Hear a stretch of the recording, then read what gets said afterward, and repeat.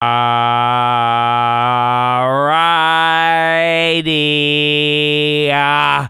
Are we live?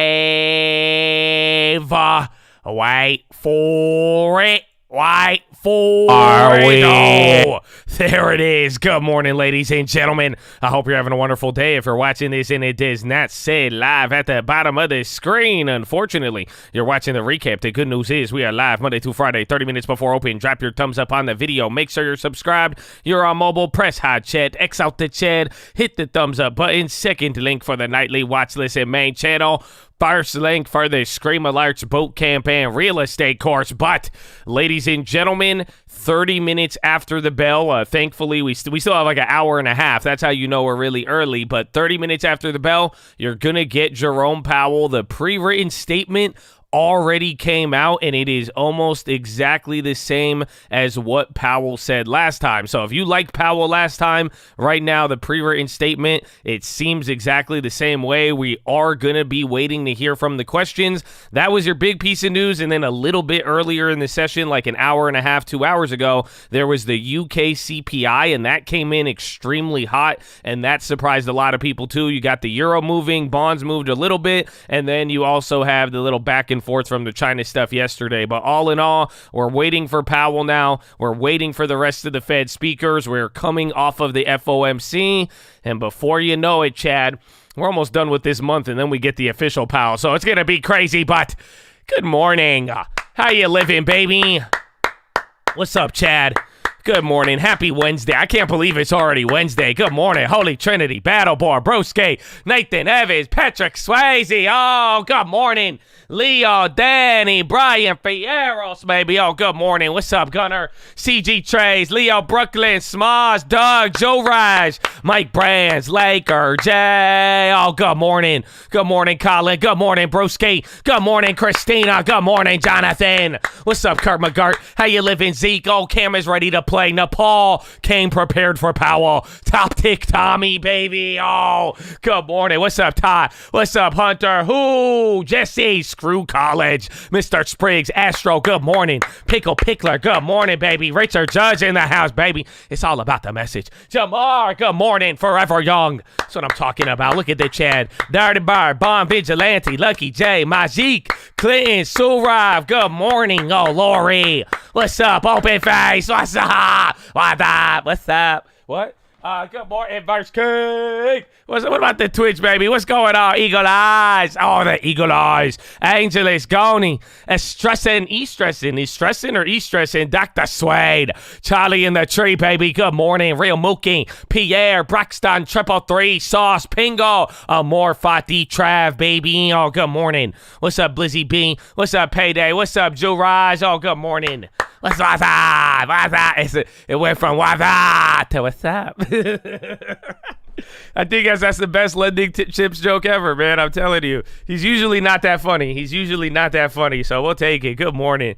Good morning, Chatadonia. So I hope you're ready for it, man. Let's go. You like waking up to the goofy air? That's good, bro. I'm telling. Honestly, though, like, amen, though, because I'm waking up in way too good of a mood. You know, like, honestly, I was just dumping my brains out not too long. Never mind. Let me just get to the new. Good morning, baby. Enjoy the fun. It's going to be a wild one, and just get ready. I hope I'm fun because you're about to listen to a bunch of old, like 70-year-olds argue for like 3 hours in Congress. So you better enjoy this while you can. You know what I'm saying? Mm-hmm. Let's see what we got. But getting into the news from Toronto, baby. Happy hump day. It's Wednesday. So, Jerome Powell. Oh, Midwest finest. Good morning, baby.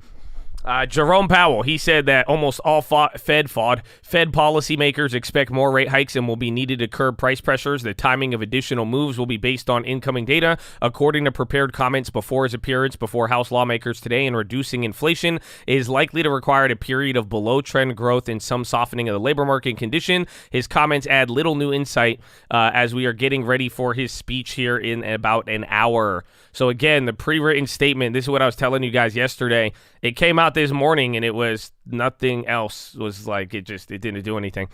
But U.S. equity futures tick lower after the Federal Reserve chief prepared remarks Wednesday signal that the central bank had further to go in the tightening cycle. Contracts on the S&P 500 dropped after the gauge notched its first back-to-back losses in nearly 4 weeks. Economic bellwether FedEx tumbled 3% pre-market after its outlook fell short of analyst consensus. Estimates on weakened demand. 2-year Treasury yields considered most sensitive to interest rates rose by 2 basis points to 4.7. Jerome Powell reiterated his warning that higher rates are needed to combat inflation. He will make his semi-annual report to Congress later this morning. Policymakers kept interest rates unchanged at their meeting last week. Their forecasts imply around 2 additional quarter-point rate hikes and 0.5 point increase. Since then, money markets have been attaching roughly 80% odds to a quarter percentage point hike in July. As far as the UK, price pressures and the resistance to the 12th consecutive B of E hikes may serve as cautionary tale to markets, wagering that central banks are close to the end of the tightening cycle, said Pooja Kumra, senior European rate strategist at Toronto Dominion. Traders ramped up bets for further Bank of England interest rate hikes to a level not seen since the turn of the century, a day before a policy meeting after a shock inflation reading. So again, getting ready for Powell, shock UK inflation, those are your things. China, they accused Joe Biden of making public political provocation by referring to Xi Jinping as a dictator. These remarks are absurd and extremely irresponsible, a spokeswoman said. Biden yesterday said that Xi had been embarrassed by the alleged spy balloon that floated over the U.S. earlier this year and wants a relationship with the U.S. Futures struggled for direction ahead of Powell's appearance. Treasuries paired gains while the dollar edged up. Gilt yields jumped across the curve. WTI consolidated above 70. Gold fell, and wheat, soybean, and corn futures extended gains. Bitcoin hit a 6-week high. U.S. dominance of equity markets is about to end, ushering in a wave of diversification that will benefit emerging markets for years. According to 95 billion hedge fund AQR, their models show that developing nation equities offer the cheapest relative valuations since the turn of the century. We keep talking about this too. Oh man, do we add emerging markets finally?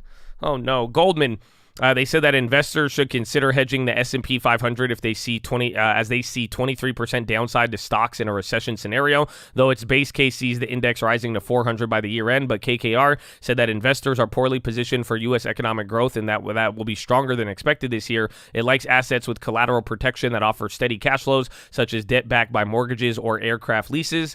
Intel agreed to sell approximately 20% stake of their IMS business to Bain in a deal that values the company at about $4.3 billion. JP Morgan cut about 20% investment banking jobs in Asia and deal flows remain muted. UBS will start their own round of cutting among Credit Suisse Asia investment bankers next month. A group of Credit Suisse European bondholders sued their former executives, pointing to a broken culture and a series of scandals that they traced to their New York-based investment banking operation. UK inflation topped estimates again, raising the risk of bigger than expected Bank of England hike tomorrow. Traders now see rates peaking at 6% in December. Headline CPI held at 8.7 in May, and the core gauge jumped to the highest since March 1992. Inflation is entrenched and will compel a further clampdown on consumption, said Mazar chief economist. The LME sleepwalked into the nickel crisis last year with no idea about a violent squeeze centered around a short position built by Zhang Guangda, a top producer in China. And then big credit traders are calling the Fed's bluff. T. Rowe Price and Alliance Bernstein are among those adding IG bond duration in a wager that reflects a belief that rates have almost peaked and cuts may be coming. While longer-dated dollar bonds have outperformed, the bet is risky as it runs counter to the hawkish stance of policymakers. Today, 9:45, ECB Schnabel and Nagel. They're speaking. 10 a.m., Fed Powell before the House Financial Services Panel. 11:30, $46 billion of 17-week bills. 12:25, Fed Goolsbee is speaking. 1 p.m., $12 billion of 20-year bonds. 1:30, Bank of Canada released the June meeting summary. 5:30, Brazil rate decision. And then India's Prime Minister Modi begins state visit to the United States. 3 Fed nominees, 2 of them existing policymakers, said tackling inflation would be their top priority. Philip Jefferson, tapped to be elevated to be vice chair, said the economy faces multiple challenges. Adriana Kugler, nominated to fill a vacancy left by the departure of Lael Brainerd, echoed his comment as inflation, as did Lisa Cook. A conservative supermajority in the Supreme Court is remaking laws on the environment, health, and firearms, even as public confidence in the institution declines. That's the big take of today. U.S. Supreme Court Justice Samuel Alito failed to disclose a luxury fishing trip he took with billionaire Paul Singer and then declined to recuse himself from a case involving the hedge fund ProPublica reported. U.S. applications for home purchases rose to a 6-week high of 1.5% last week. The contract on a 30-year fix decreased 4 basis points to 6.73.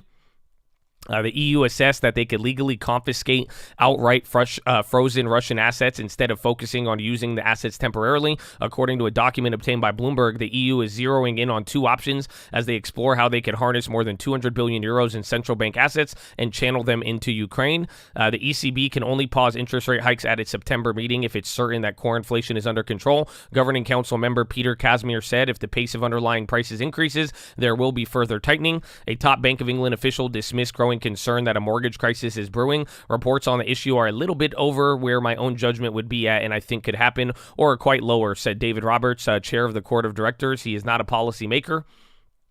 China began a fresh round of nationwide inspections to work out how much local governments owe. According to people familiar, a sign that authorities are preparing to take concrete steps to tackle a key financial risk. The assessment has been underway at least since May. Chinese policymakers are facing growing calls for economic stimulus, this time from prominent state media and top government advisors. The country's three main state-run securities newspaper ran front-page articles today, while Xinhua carried a report on discussions over potential measures.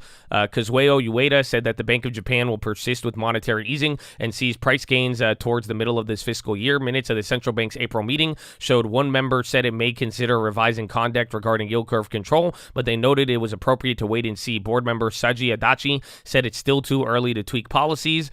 South Korean exports for the first time 20 days of June gained 5.3 from a year earlier. Wheat, corn, and soybean futures extended gains as dry weather in the U.S. and Europe raised fear over crops. Persistent dry weather in U.S. growing areas is causing grain crop ratings to deteriorate more than expected, while a German agriculture cooperative group has cut their estimates for the country's grain harvest due to drought. Prices of Middle Eastern oil have skyrocketed on emerging demand from Asia refiners. Spot differentials for August loading Oman crude have jumped more than $2 a barrel. Some key gauges of China's copper market are hinting that spot demand for the metal is outpacing supply. Premiums paid for immediate delivery rose to their highest since October, while a widening backwardation on the Shanghai Futures Exchange suggests tight supply. The rising premium is partly driven by fabricators buying more ahead of the two-day public holiday. JP Morgan and CITIC are set to replace CICC in arranging the IPO of Alibaba's logistic arm. EQT said that they're selling Elob to the controlling shareholders of Novo in a deal that people said value the company at 1 billion euros. ABRDN will buy healthcare fund management capabilities of Tekla Capital for 2.6 billion euros. Fast fashion retailer ASOS is most likely to take over Target in Europe, according to a quarterly M&A survey. Tesla shares have rallied too far, too fast, according to Barclays, which downgraded the stock to equal weight from overweight. Analyst Dan Levy said questions remain about the near-term fundamentals. Elon Musk said that the company may make a significant investment in India. Binance US now accounts for only 1.5% of total weekly trading volume amongst U.S. exchanges. That's down from a peak of 22% in March. Kaiko data shows WisdomTree is trying again for the approval to start a spot Bitcoin ETF in the U.S. less than a week after BlackRock's application. Masayoshi Son told SoftBank shareholders the company is going on the offensive soon with its tech investments. Uber rival Bolt will launch thousands of AI-powered robots with partner Starship to deliver food orders starting this year. Bolt co-founder Ati Henla expects AI robots will take over the urban logistic market. Underwater banging noises were detected in the search for the submersible that went missing near the Titanic. A Canadian plane with sonar capabilities picked up the sounds, and remotely operated vehicles are being relocated in the search. The U.S. Coast Guard said the crew probably had less than 24 hours of breathable air as of 6 a.m. Eastern. So pray for them. That's sad. Listings for new U.S. restaurants were up 10% between April 2022 and March compared to the year before, and Americans are gravitating towards more higher-end dining. Yelp data showed the growth in restaurant openings was led by pop-ups as well as options including ramen, tacos, and sushi. The world's best restaurant is Central in Lima, which nabbed the top spot of the world's best 50 ranking from Copenhagen's Geranium. The dynamic tasting menu features ingredients showcasing Peru's landscape, from sea urchins to potatoes grown in the Andes. Disfrutar in Barcelona came in second, while New York's Atomics jumped to 8th place. Signature unseated Qatar Airways and Skytrax passenger base ranking of the top airlines in 2023. Qatar did not have an ace up its sleeve. It dominated the business categories, including Best Business Airline, Seat, and Lounge. Delta was the top American carrier, rising 4 places to the 20th position. Pay for ketchup. New York City recommended restaurants and delivery services pay fines between $50 and $250 for sending utensils and sauce packets to customers who didn't ask for them. Penalties won't be issued until July next year when the anti-waste skip the stuff rules come into effect. Is that real? That's crazy. Man, they gonna hella not give you forks ever again. You know what I'm saying? If they're like, oh, you didn't ask, I would have been fined $1,000. What? It's bullshit. Piaggio unveiled a limited edition Mickey Mouse themed Vespa to celebrate the 100th anniversary of Walt Disney. For the collaboration, the Vespa Primavera 50cc, 125, and 150 have been painted black, red, white, and yellow. A matching helmet will also be available. So there's a special Disney Mickey Mouse Vespa if you're interested. Whoa, we're going way back in time. You ready for this one? On this day in history, in 1307, Kublai Khan was enthroned as emperor of China's Yuan dynasty and 7th great Khan of the Mongol Empire after defeating rival factions and succeeding his uncle Tamar Khan's death. It didn't last. He died about 4 years later and was succeeded by his brother. Yes, there it is. There it is. Kublai Khan, not Genghis Khan. Kublai. That's true. You were there. Wow. That's crazy. Wow. See, man, I told you the cult runs deep. The cult runs deep. But don't worry. I got some more for you. We got a couple of pre-market movers here. So what do we have? Adobe. ADBE, they rise 1.2 after BMO Capital Markets upgrades the software company to outperform from market perform, saying that generative AI and Adobe Express will help drive new set of annual recurring revenue and growth. Coherent, COHR, shares are down 6% as Rosenblatt downgrades the semiconductor company to neutral from buy. FedEx slips 2.9 after the parcel company gave a 24 forecast that came in below expectations. While fourth quarter revenue lagged the consensus, analysts noted that macro environment remained tough and a tepid guidance will pressure the stock. Lazy Boy LZB drops 4.8 after the furniture manufacturer reported a decline in wholesale sales in the fourth quarter. KeyBank Capital Markets highlighted the beats by adjusted earnings per share, but flagged industry headwinds. Li Auto LI leads gains in Chinese electric vehicle makers during pre-market trading. China extended tax breaks through 2027. For consumers buying clean energy vehicles, shares are up 3%.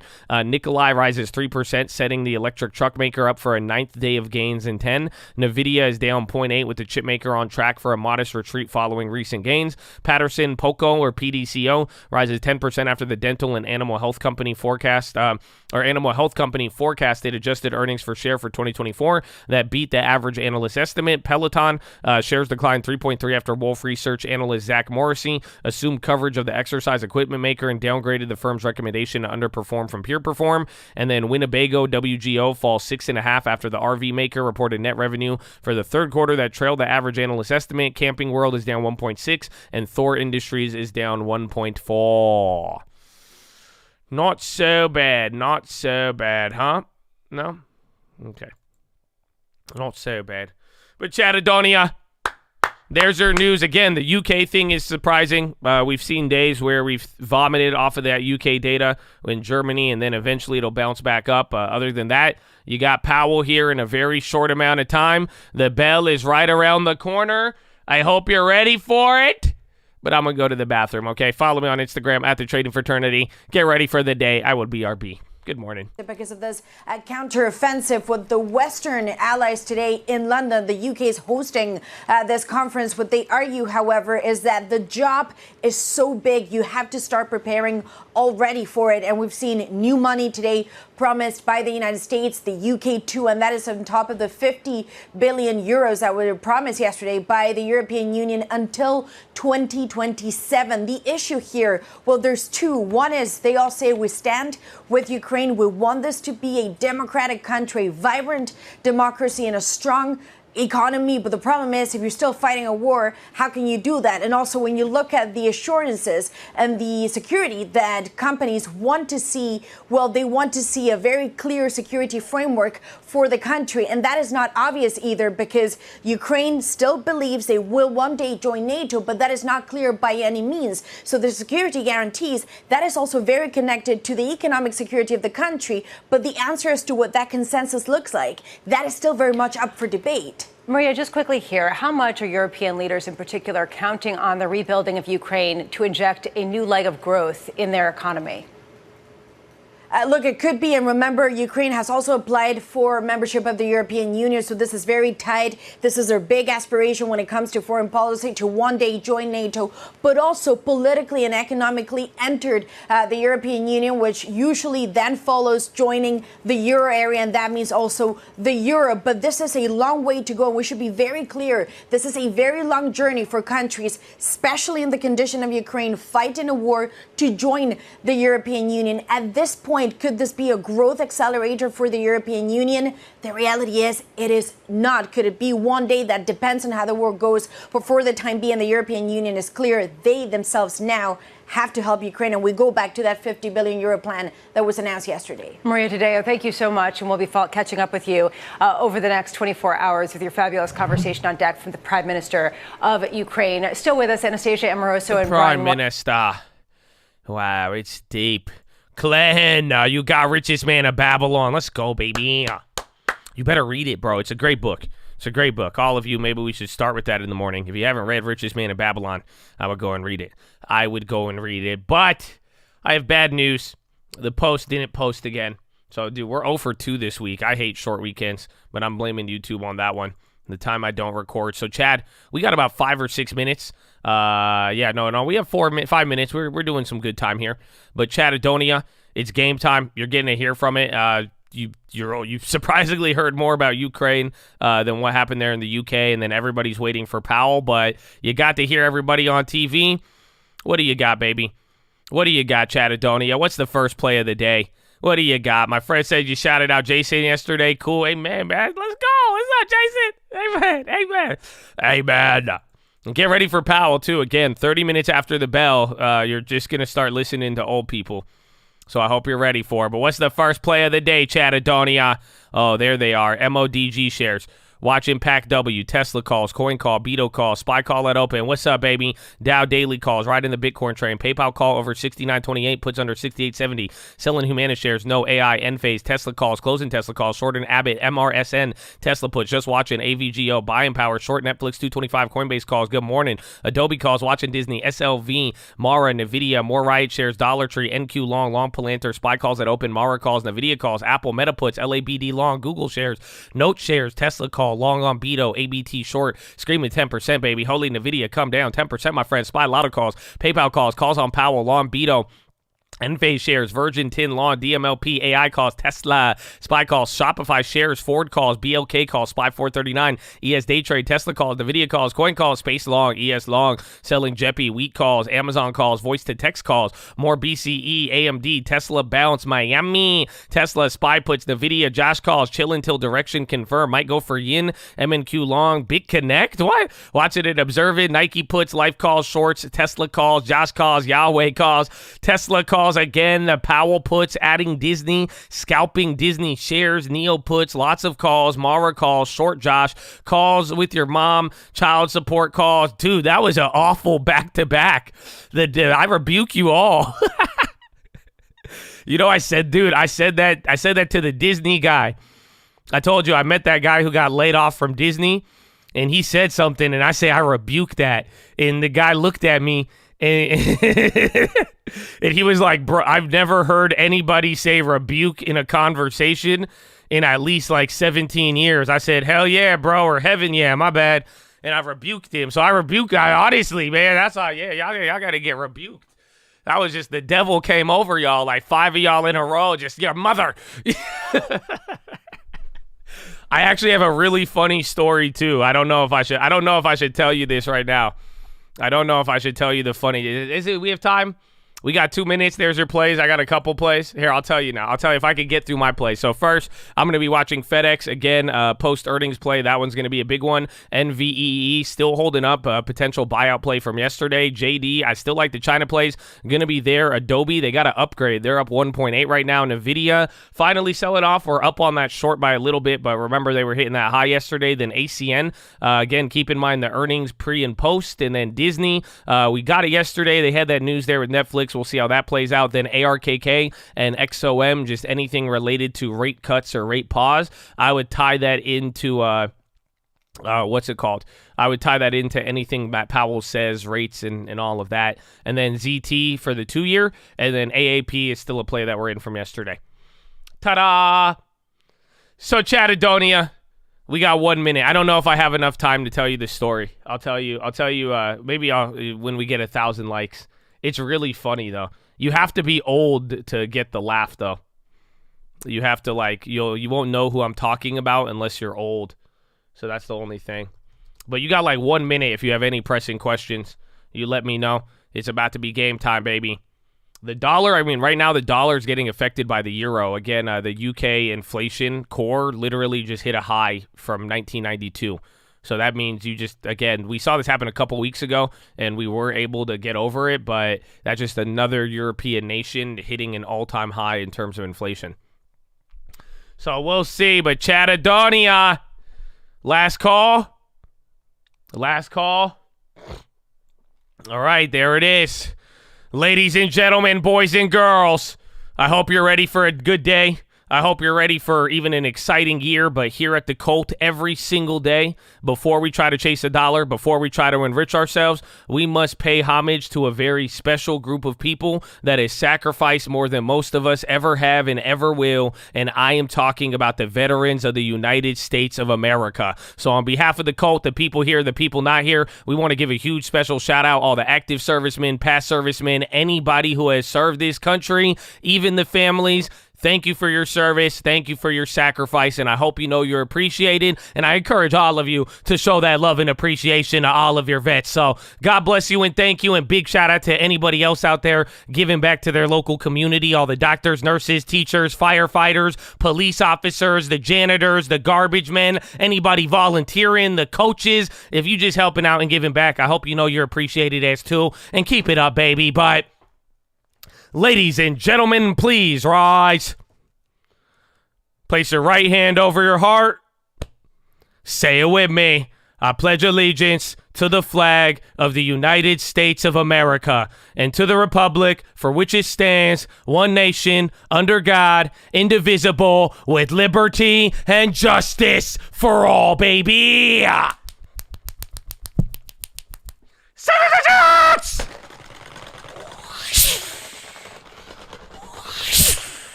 Oh, it's game time, baby. Or no. Let's go, Chad. Oh, it's game time. Powell on the way. 30 minutes after the bell, so get ready. Honestly, it's going to be 30 minutes of call-outs.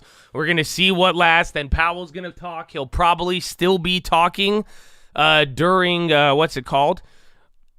during the Euro close, and then that's it. But really, you're going to have 30 minutes of hearing me, and then the next 2 hours will probably be Jerome Powell. So pre-reinstatements already came out. He didn't say anything that was different than the last meeting. So let's see what happens.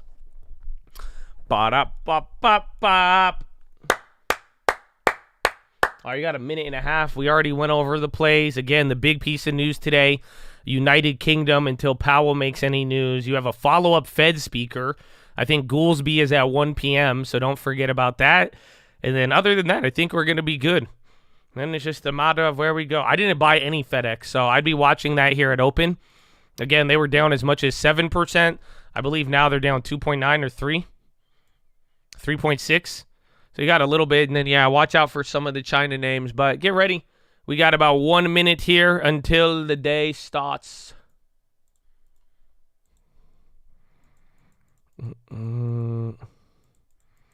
Pray Jackson Hole Powell doesn't appear.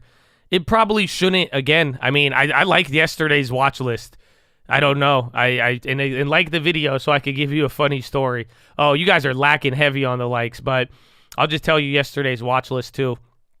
Just, dude, Powell's a dove now. That's it. Literally put it on a chart and just draw a circle. Anytime Powell has spoken, the market has gone up. The only time it didn't was because there was a massive amount of bank failures for the first time in decades. Other than that, anytime Powell has opened up his mouth in 2023, the stock market has gone up. That's it. It's sad. It's because last year, every time he opened his mouth, the market went down. So that's it. It's just, that's word to stimulus for you and quantitative easing. The ding on the FA. I wanted to make sure you saw it. That's why I never included a sound effect before. Woo! It's a loud bell. Round 1. Fight. All right, so watch FedEx again. That's a big earnings. I don't know if it's open. And keep in mind, sometimes on those earnings, if those options don't start trading, there's going to probably be a lot of, what's it called? You'll probably get a bigger move right when the options open up. Wheat and corn. Again, the crop harvest was actually, it was bad, but it was good for the assets. ON is on the high. Where's NVIDIA? Uber's going up. Again, Uber sold off towards the end. You got some money on you got $4 a share on your NVIDIA from yesterday. Yeah, Uber's on the high again. FedEx only down 2. On it, FedEx could be down 7% right now. That's why it's wild. Patterson shares jumped 13% at open to highest in over a year.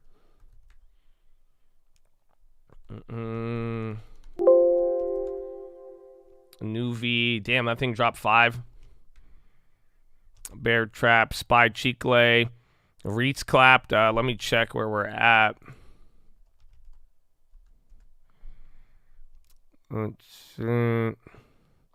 Yeah, everything's red. Staples are number 1. Real estate's the worst on the day. And then don't forget about the financials, too. Just keep that in mind. JD Pop. XLF is on the low. Watch China names, too. See if they work up. They're not dying the same way as yesterday. BG clap. Remember, we had all of that food stuff yesterday. I actually totally forgot about that. Uber, Unity on the high again. NVIDIA is actually still holding in the middle. FedEx has recovered about 1.5 there. Abivai, Big Red. Apple, AI Pop. Let's see. Apple is down. Apple's break even, about to go green. Abivai down 1%. That was a decent red. Even PayPal's on the low. Tesla green. I think Tesla was up. Uber's green by 1.5. Yeah, Tesla's at 276 and killing it. And then Airbnb is about to go. Baba's on the high right now as well. So is Baidu. Roblo, Tesla, Apple Pop. Again, Baidu and Baba are going up. XPEV is up. And then Li Auto. That was the leading China name here in the morning. I think China EVs are actually all running. Even Lucid went up. Manu and then SPY just holding 0.34. Everything's red. Every index, every industry. Actually, discretionaries are trying to go green again, but they did that yesterday because of Tesla, so keep that in mind.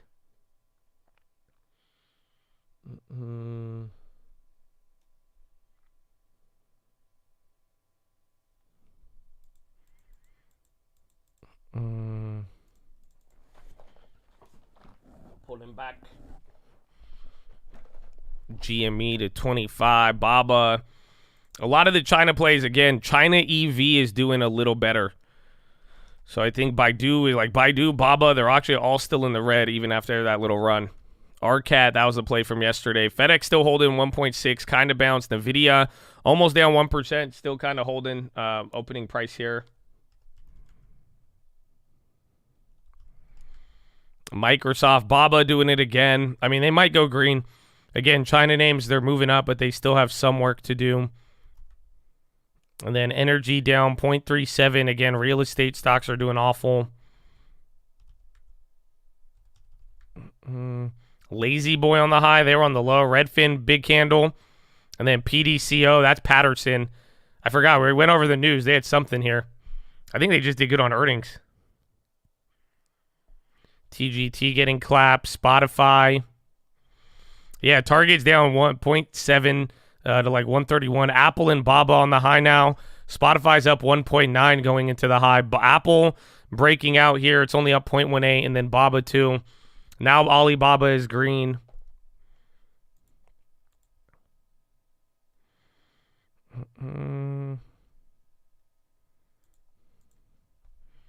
Netflix dump, TLT, Snow. And Baba's just going straight up there. Amazon too. Netflix is down 1%. It's weird. Amazon's popping into the high. Disney's barely down. And then Netflix selling off. And then China, bottom right. Nikolai going up. Again, more China EV plays moving too. And then FedEx is recovering. FedEx might go green.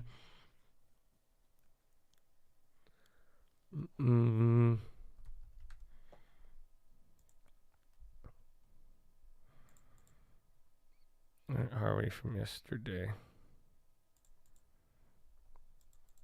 Tesla, Gamma, Rivian. Look at Baba, Shopify again, Airbnb now on the high. So even Airbnb's back into the green. Google's weak. It's weird. Netflix is weak. Google is weak. Amazon and Apple are strong. Meta's weak. INTA, what's this? INTA, Intap. It looked bigger on the high-low ticker, but that thing's moving. And then SPY is just not literally moved at all.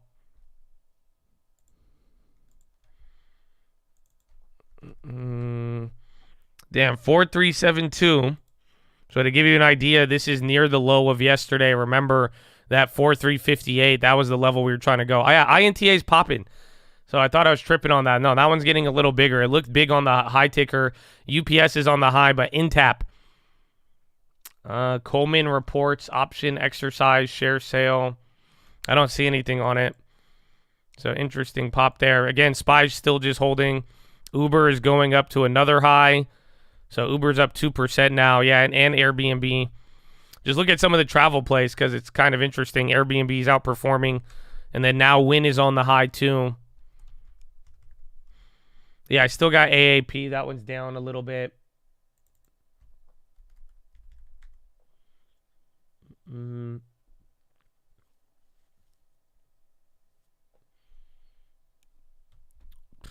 Powell did not speak, no.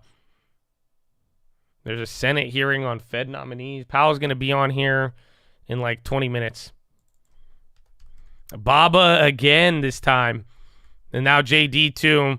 So all the China names are moving pretty big now. They're all gone green after being red.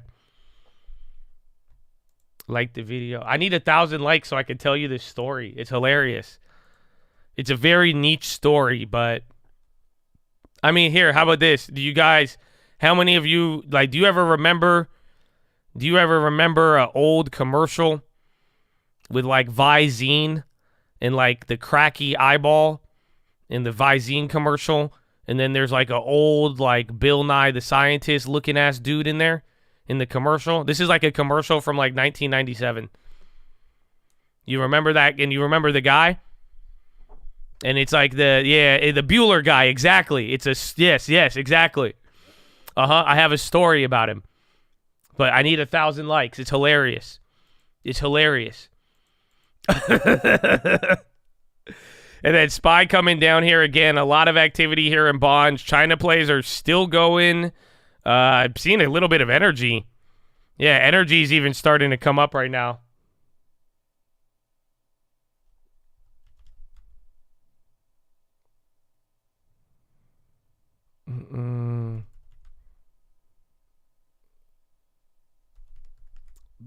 Yeah, tell a story. I need my likes, bro. I need my likes. I was gonna tell you guys in the morning before when we had a little bit of time.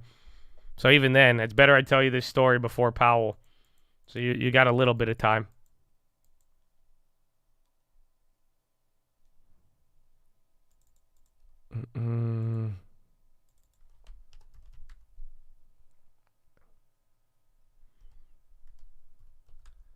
FedEx is, don't tell me that's green already. It's about to go green. I don't know why my thing's not loading. It could be break even here. Yeah, no, FedEx is only down a quarter right now.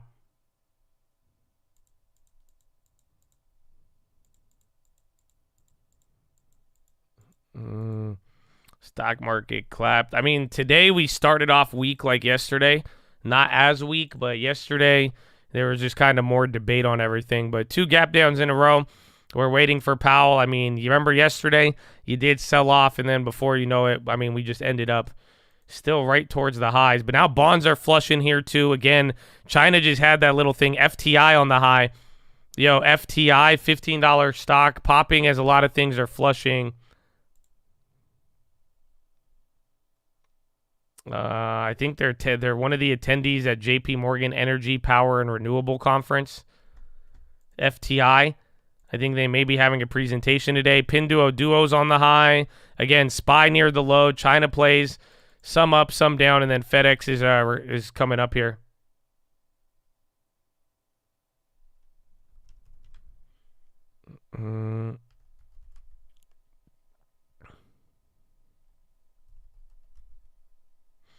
AHI, Advanced Health. That one, we saw this one a couple days ago. They're unhalted. Pinduoduo, Crocs on the high, and then SPY at the low right now. But China plays Pinduoduo. They're actually going up. Again, JD is up. Are they all doing it again? Yeah. And then AHI, we saw that the other day. Delta's starting to move here too. Uber, Tesla, even yeah, bro. Tesla is so. Keep note right now. There's a couple of names. They're either just going with the market, but like you could see it. There's other names that are red candle on SPY. They're getting green candles into the high. So see how long that lasts. UAL's on the high now too. That's the second airline. Again, UAL and Delta, they're starting to break out here over the last like 5-10 minutes. Delta's really going actually. So Delta's up 1% right now. Damn, Disney, and then SPY a little bit off the bottom. Visa, they're popping out too. It's not showing up, but they're at 226. Yeah, there it is. MO below 43. Ooh, Abivi's still down 2%. Healthcare is down 0.5. A couple of the names are still up. UNH down 0.3. Excited. Feet Locket is down. Snow, Mulan. Again, China EV plays killing it today.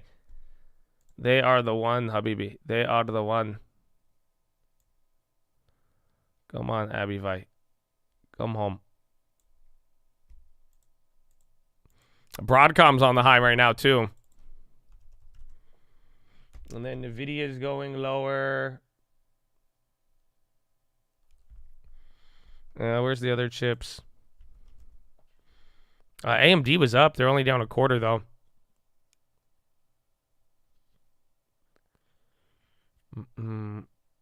This time's different because transcript this time came out pre-market, while March 7th transcript came out just as Powell went live. Huh. Good observation. I wasn't aware of that. I think the thing on top of it, too, is that this meeting, you know, March 7th was like in the middle of the SVB stuff. So remember, if you remember the March 7th Powell, I remember the market dropped, but do you guys remember why? On March 7th and then the day after, we had a drop while Powell was talking, but it wasn't because of Powell. Does anybody know? March 7th? What happened? Dollar rises to 0.6 versus yen to new year-to-date high. Oh, yeah, the yen's at 142. More banks? Nah, it was your girl. Jigglypuff,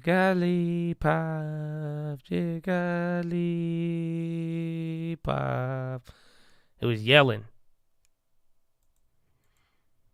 So remember, Yellen was talking at the same time as Powell, and then she said something about the banks and what was going on, and people reacted more to Yellen and the banks than they did to, we didn't even care about what Jerome Powell was saying in Congress.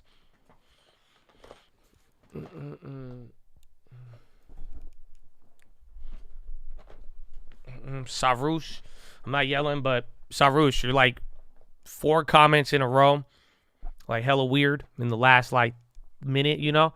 So just I don't know what happened. You wait, it's like the wake up troll mood, or like it's a mood you woke up in. It wasn't in drive. But this is the final verbal warning, and then we will have to eliminate you. Which, that sounds so much more serious than it is. Not going to eliminate you, but like, you know what I'm saying, bro? Just calm down, bro. We got Powell. Save the jokes for Powell. Save the jokes for Powell. I'm going to eliminate you. My bad, bro. I'm not going to eliminate you. That's so aggressive.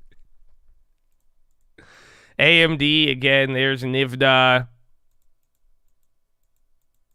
Mulan, they're all up, bro. They're all up. Again, Li Auto, Mulan, and then even the rest of the China plays are doing really, really good.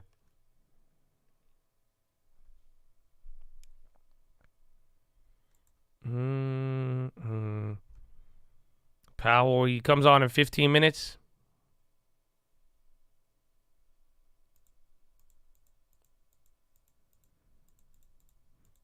Morning from Japan. What's up, baby? How you living?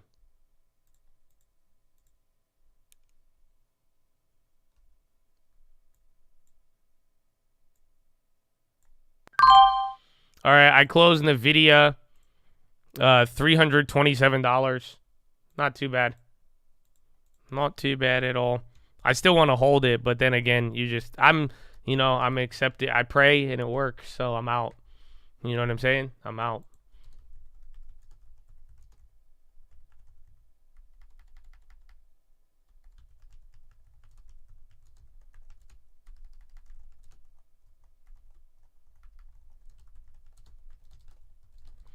But that's the thing. If you're still holding it, if I sell out too early, it's gonna go down to $100. So I like it, but that one's a good one. That's like what, almost $10 a share. It's like $6 or so. Any companies in India worth investing? I would just buy the ETF. I wish they paid more dividends and yields to it, but in general, I think broader exposure would help you out because you don't know what will end up being the best or not. Big Red and Amazon. Oh, even Big Red on, what's it called? Even Big Red on the video right when I got out. It's another $1. Amazon is coming down. Even the whole market, it's weird though. You're getting a couple of names on the high ticker. So take a look. We're like kind of playing this little dance, but high-low ticker, slightly more names on the low side that are tech-related. But then FedEx now, Altria, Cigna, a lot of healthcare names are actually starting to pop up here.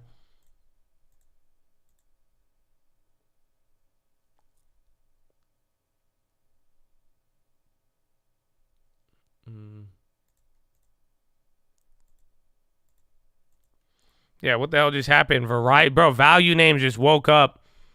So watch. I don't know if the tech is going to keep selling because I saw Google on the low prior. So you're getting big candles into value, and then tech names are getting some reds here. You guys are calling that out too. Yeah, wheat's doing very, very strong. Again, you had crop stuff. Disney keeps dropping. Disney even down to 88 right now. Docs on the low. MO's trying to go again. Healthcare starting to pick up again. Even 3M, United Healthcare, Altria, anything with a value play is actually going crazy. HPE, remember they had AI news yesterday. OIH is on the high too. Kohl's, another one. They're all going crazy. Bro, what the heck? What in the name of value just happened? I think that's a weird shift. All value plays. That's it. All value plays. Not Disney. We'll buy it like 82. I think we'll give it a couple dollars after we bought it. If you want to rebuy back in, $82 is the next level. So it's kind of like PayPal. When we bought it, like 68, 60, or 62. Then it's like you could let it go to like 60, maybe like 58. But then it did go there for like a day or two, and then it eventually never came back. But that's the price point I have on it. Nah, bro, the value plays just went crazy. Bro, Altria, Walgreens.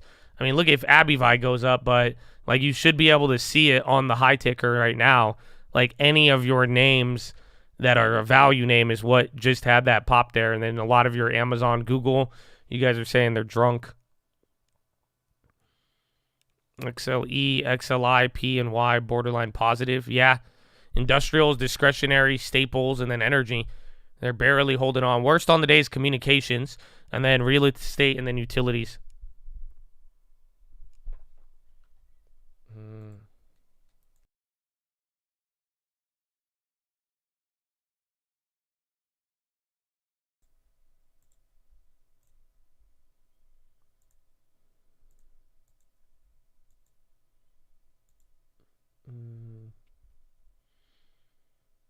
AP.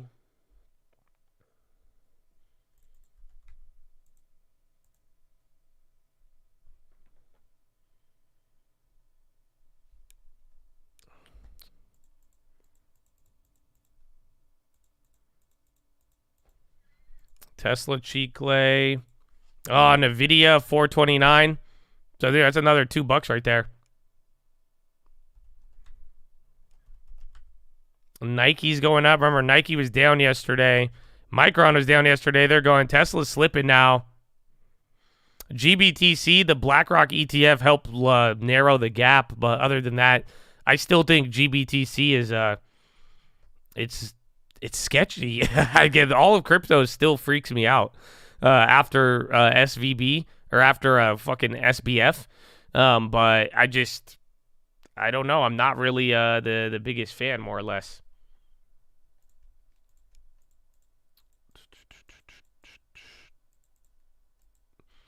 at least for the ETF. And what I mean by that is that there's just, we don't know. I mean, till this day, I asked the question about a year ago almost, does Barry Silber and GBTC, do they actually own the Bitcoin? Now, I'm not assuming anything because I don't, but the point is that question is still heavily in debate. Like, where are the Winklevoss bros? Like, what happened to their little beef with all of them? They were even saying the same thing. So there's a lot going on with it. So I'm not really scared of, like, I still like crypto, but I'm just saying, ever since SVB or SBF, like, there's a lot of shady shit going on. And unfortunately, if Sam Bankman gets his charges dropped, and we don't know, again, the fact that, I'm not saying, oh, we need to bring, and actually, well, I think justice should be given to everybody fairly, but it's not as much as it's a ode to Donald Trump to say that, bro, Donald Trump is going to court faster than SBF. They are trying that man on a way bigger crime way faster than anything with SBF. But the whole point is since SBF, there's been a lot. There's a lot in that industry, again, with the banks, their relationships. I don't trust it. So I'd be concerned over any sort. What I'm referring to is like these assets that are saying, yo, we're on the stock market, we own this, we own that. All these people in crypto, everyone's saying they own certain things, but until we like really know who has the assets, who has the liabilities, I mean, go look at even the whole Binance thing now. Like, what the fuck's going to happen to CZ too? So all of those things at once is just, that's what has me worried. So GBTC, all of that being said, I think if you want to trade it, you go for the arbitrage. That's it. It's a long-winded answer to tell you, hey, you could have faith if you want. I used to just go read the Bible. But if you want to, go ahead, have faith if you want. But if you want to play this thing, I would keep the skepticism in mind and go for the arbitrage.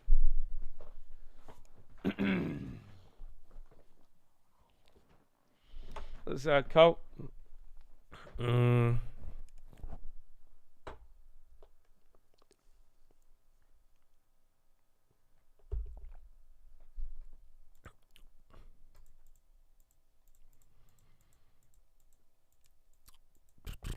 I have at least 10 wallets.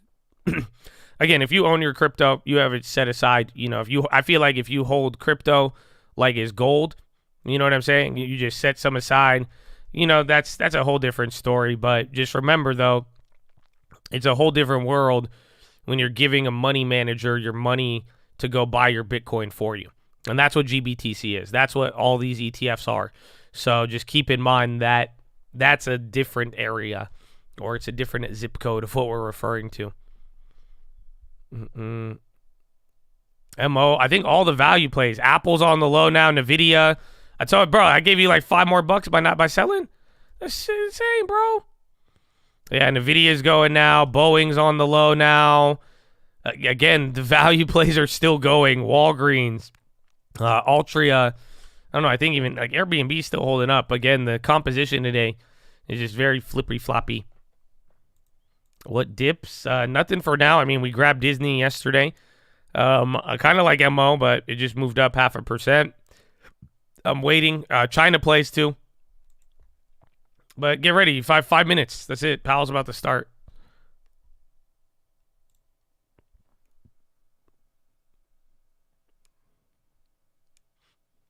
Sketchy B booking. Well, Barry Silber, the guy who invented the GBTC ETF, he's like a billionaire in crypto. He was one of the wonder kids of crypto, right? So I don't think he's booking anything, but just the fact is people question how much they have in that's it. It's just the fact of the matter is, since Sam and everything else, people question it. Whether he is booking and lying about it or not, nobody knows the answer yet. Again, they've kept their claims, they've showed their evidence. Other people have argued against it, like the Winklevoss brothers. But for the most part, it's just the fact that the question remains is what makes, again, it's literally trading It's kind of like the bank stocks. It's like if the banking system is so sound and resilient, why are the regional banks still down 20%? It's the same thing with GBTC. Like legitimately, GBTC, it's going up because of this BlackRock stuff, and that's part of that arbitrage there, but it's still trading at a discount to what they say they are holding. So if you have like something like this, and they're saying we own $10 billion of Bitcoin, but then the market's pricing it at $4 billion of Bitcoin, that's a very big signal. They don't have liquidity. Well, it brings up a lot of questions. That's the whole point. That's what I'm saying is the fact that the market's willing to trade it at such a big discount. It's just like MPW. It's just like there's quite, whether you like it or not, whether you agree or disagree, there is some questions you got to be asking right now as to why that's occurring. PayPal dump in rotation. It could be if these value plays keep going. PayPal is going down. Again, GBTC is going crazy. Corn is up. Again, corn, wheat, Tesla, Google on the low now. So that's the flip-flop there. And then value plays still holding. And then Nikolai pumping. Then Lee Auto.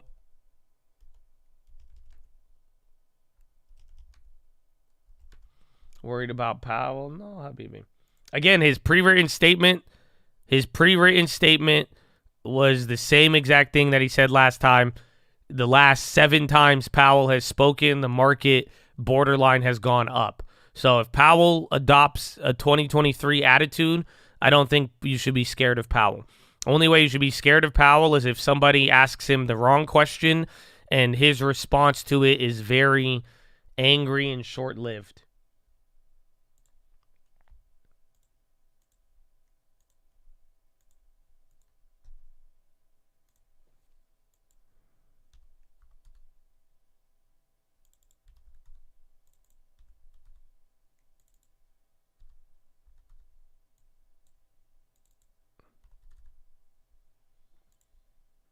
They got this guy. This is a very weird shot.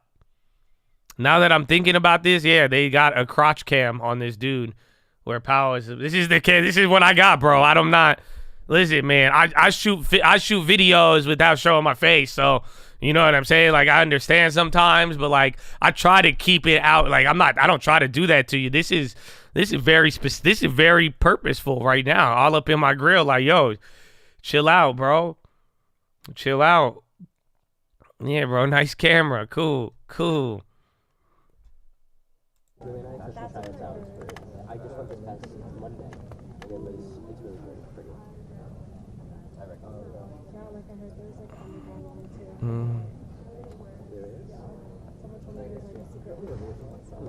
I have not heard of that.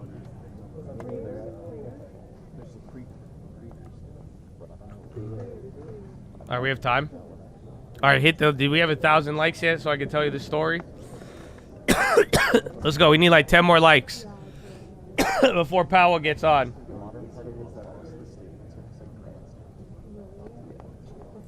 You want me to start today's watch list like this? You want me to start today's watch list with the crotch cam? Dude, I'll make the OnlyFans. $29.99 a month. I got you, bro. All right, I got 1K likes. Do I? I want 1.1 now. Because you guys lagged. All right, Dan, you gave me 1.2. All right, fair enough. All right, so you know the Clear Eye guys? So you know the Clear Eye guys? The with that old commercial, Ben Stein? So you guys know Ben Stein, right? So the other day, me and my girlfriend were chilling at a restaurant, right? We're waiting for our car. And Mr. Clear Eyes are waiting there. And then Mr. Clear Eyes pulls up in his whip. So as we're about to leave, Mr. Clear Eyes pulls up. He gets out of his car. I didn't know he's in a wheelchair now. So he had assistance, and then he comes up to us. He looks at me, looks right by me, looks right at my girlfriend, and Mr. Clear Eyes starts hitting on my girlfriend. My man He's like 90 years old in a wheelchair. He gets out of the whip, looks at me, looks straight to her, wheels his way over, and he starts fucking just looking at her, and he's like, what's up? He's like, how are you? It's a beautiful evening outside, isn't it? And I'm fucking geeking though, because I love this at this point. You got to realize I'm not as offended as you think, because I'm like, what? And she doesn't even know. So then she doesn't like even realize what's going on. He like tries talking to her. She like barely speaks English and shit. You know what I'm saying? She's foreign. She's like, no hablo. But then she she doesn't really like interact with him. He looks kind of like weird, and I'm just dying. I'm like, do you know who that is? And she's like, what? I'm like, you don't know who that was. You do not know that guy just hitting on you right now. You have no idea what all that was. She's like, what do you mean someone hitting on me? I'm like, oh my God, you missed all of this. It was the best thing in the world. It was the funniest shit ever. Mr. Clear Eyes tried to steal my girl. Isn't that crazy? This is a real story, bro. This is a real story. I was shocked. And she was oblivious. This is humorous. This is real. Bro, imagine me. I'm like, oh, it's the Clear Eyes dude. And within 30 seconds, this dude starts trying to spit game at my girl. And I'm like, what? And like in a wheelchair, and it's Ben Stein too. There was just so much going on. I'm like, that guy I like him. I like him. I respect it. I'm like, you're a bold individual. You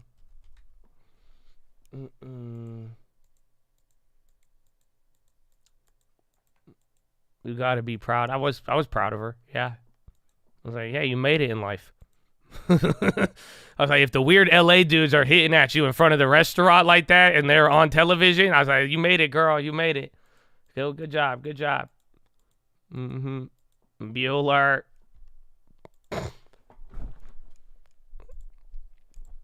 Dude is a legend.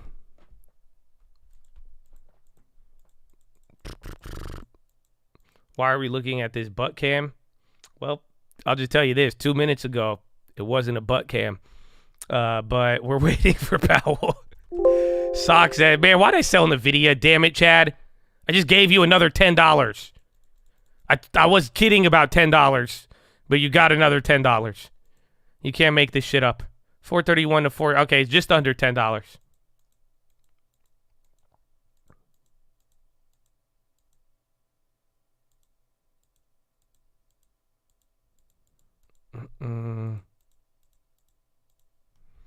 Market's not. I think the market's spooked over the United Kingdom. That's it. Like you got, it's like Powell's a big deal, but we already got Powell's. Like we got his pre-written statement already. I think this has to do with the UK CPI. I don't think. I feel like if you asked a bunch of damn dude, everything is just printing red right now. So again, I don't know if it looks like a lot of red here when I'm looking at these names now. Bro, even the banks are going down here too. Adobe's starting to drop. Yeah, wheat is still up. But I think this is all about the UK CPI. Again, I feel like if you asked most people right now, they wouldn't even know what happened today. So like legitimately, the core CPI for the United Kingdom is literally the highest today since 1992. So that would be like our core CPI going back above like 6.5 or 7% or something like that. So it's crazy. That's why I think that has more of effect today than Powell until Powell speaks. So especially when you're like, oh, we're pausing and then all of that, and then we see UK core CPI go through the roof. You've had all the other pauses. That's not good data. But then again, I think the market could easily ignore it because we have ignored hot German data before. So don't even, you know what I'm saying? I think it's literally, I think it played out the same way. Last time German data came in hot on inflation, we were down in the early part, and then we ended up bouncing, and then, or by next day, we were recovered.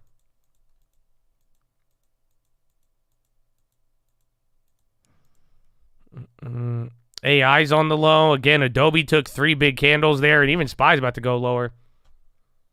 The crotch, I have no idea. There's Powell. No, that's not Powell. It's a blonde chick. Never mind, sir. Sorry for confusing you, Powell. Oh, wait, no. Get this dude's ass out of the screen, legitimately. I don't even mean that as it's not hyperbole. Seriously, get this guy's ass out the camera. So I mean it, serious, not hyperbole. There's a butt. How do you get him off here? What the fuck are you zooming in at, camera guy? Tell him to move. What the fuck is wrong with you? Why did you zoom in? You tell him to move. You say, hey buddy with the leather belt, fucking move. What is this? Look at Powell. I've never seen Powell this deep in his eyes. I've never looked Powell this close in his eyes. Holy shit, this is magnificent. Oh my gosh. You guys see this? I've never stood this close to a Powell. Hold on. Wow, thank you. They blocked it out. I started to cry. Wow, you saw that. He was looking at me. I've never zoomed into to Powell's eyeball like that. Man, you camera guys shocked. Photography crew can come to order as well. Thank you. Without objection, the chair is authorized to declare a recess. The committee Nice, and photography crew, get the fuck out the way. Titled the Federal Reserve Semi-Annual Monetary Policy Report. Not the most inventive title, but traditional. We call Humphrey Hawkins. Without objection, all members will have 5 legislative We're starting with smiles and laughs. Extraneous materials to the chair. In a very deep zoomed Powell. I will note AI's that this dumping. hearing has a hard stop at 1 p.m., which we will strictly observe. The chair would further announce to committee members that the chair's intention is, in the second week we return in July, we'll have a markup, and that markup will include 2 important bills. One is giving digital assets a market structure and federal regulatory remit, and the second is a federal stablecoin regime. It is the intention of the chair to have that as 2 pieces of our committee markup in the second week we return in July.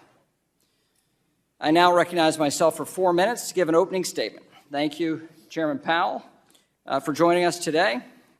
Inflation remains broad-based and persistent, 2 troubling trends the Fed expects will continue. As you said last week, the process of getting inflation back to 2% is a long way to go.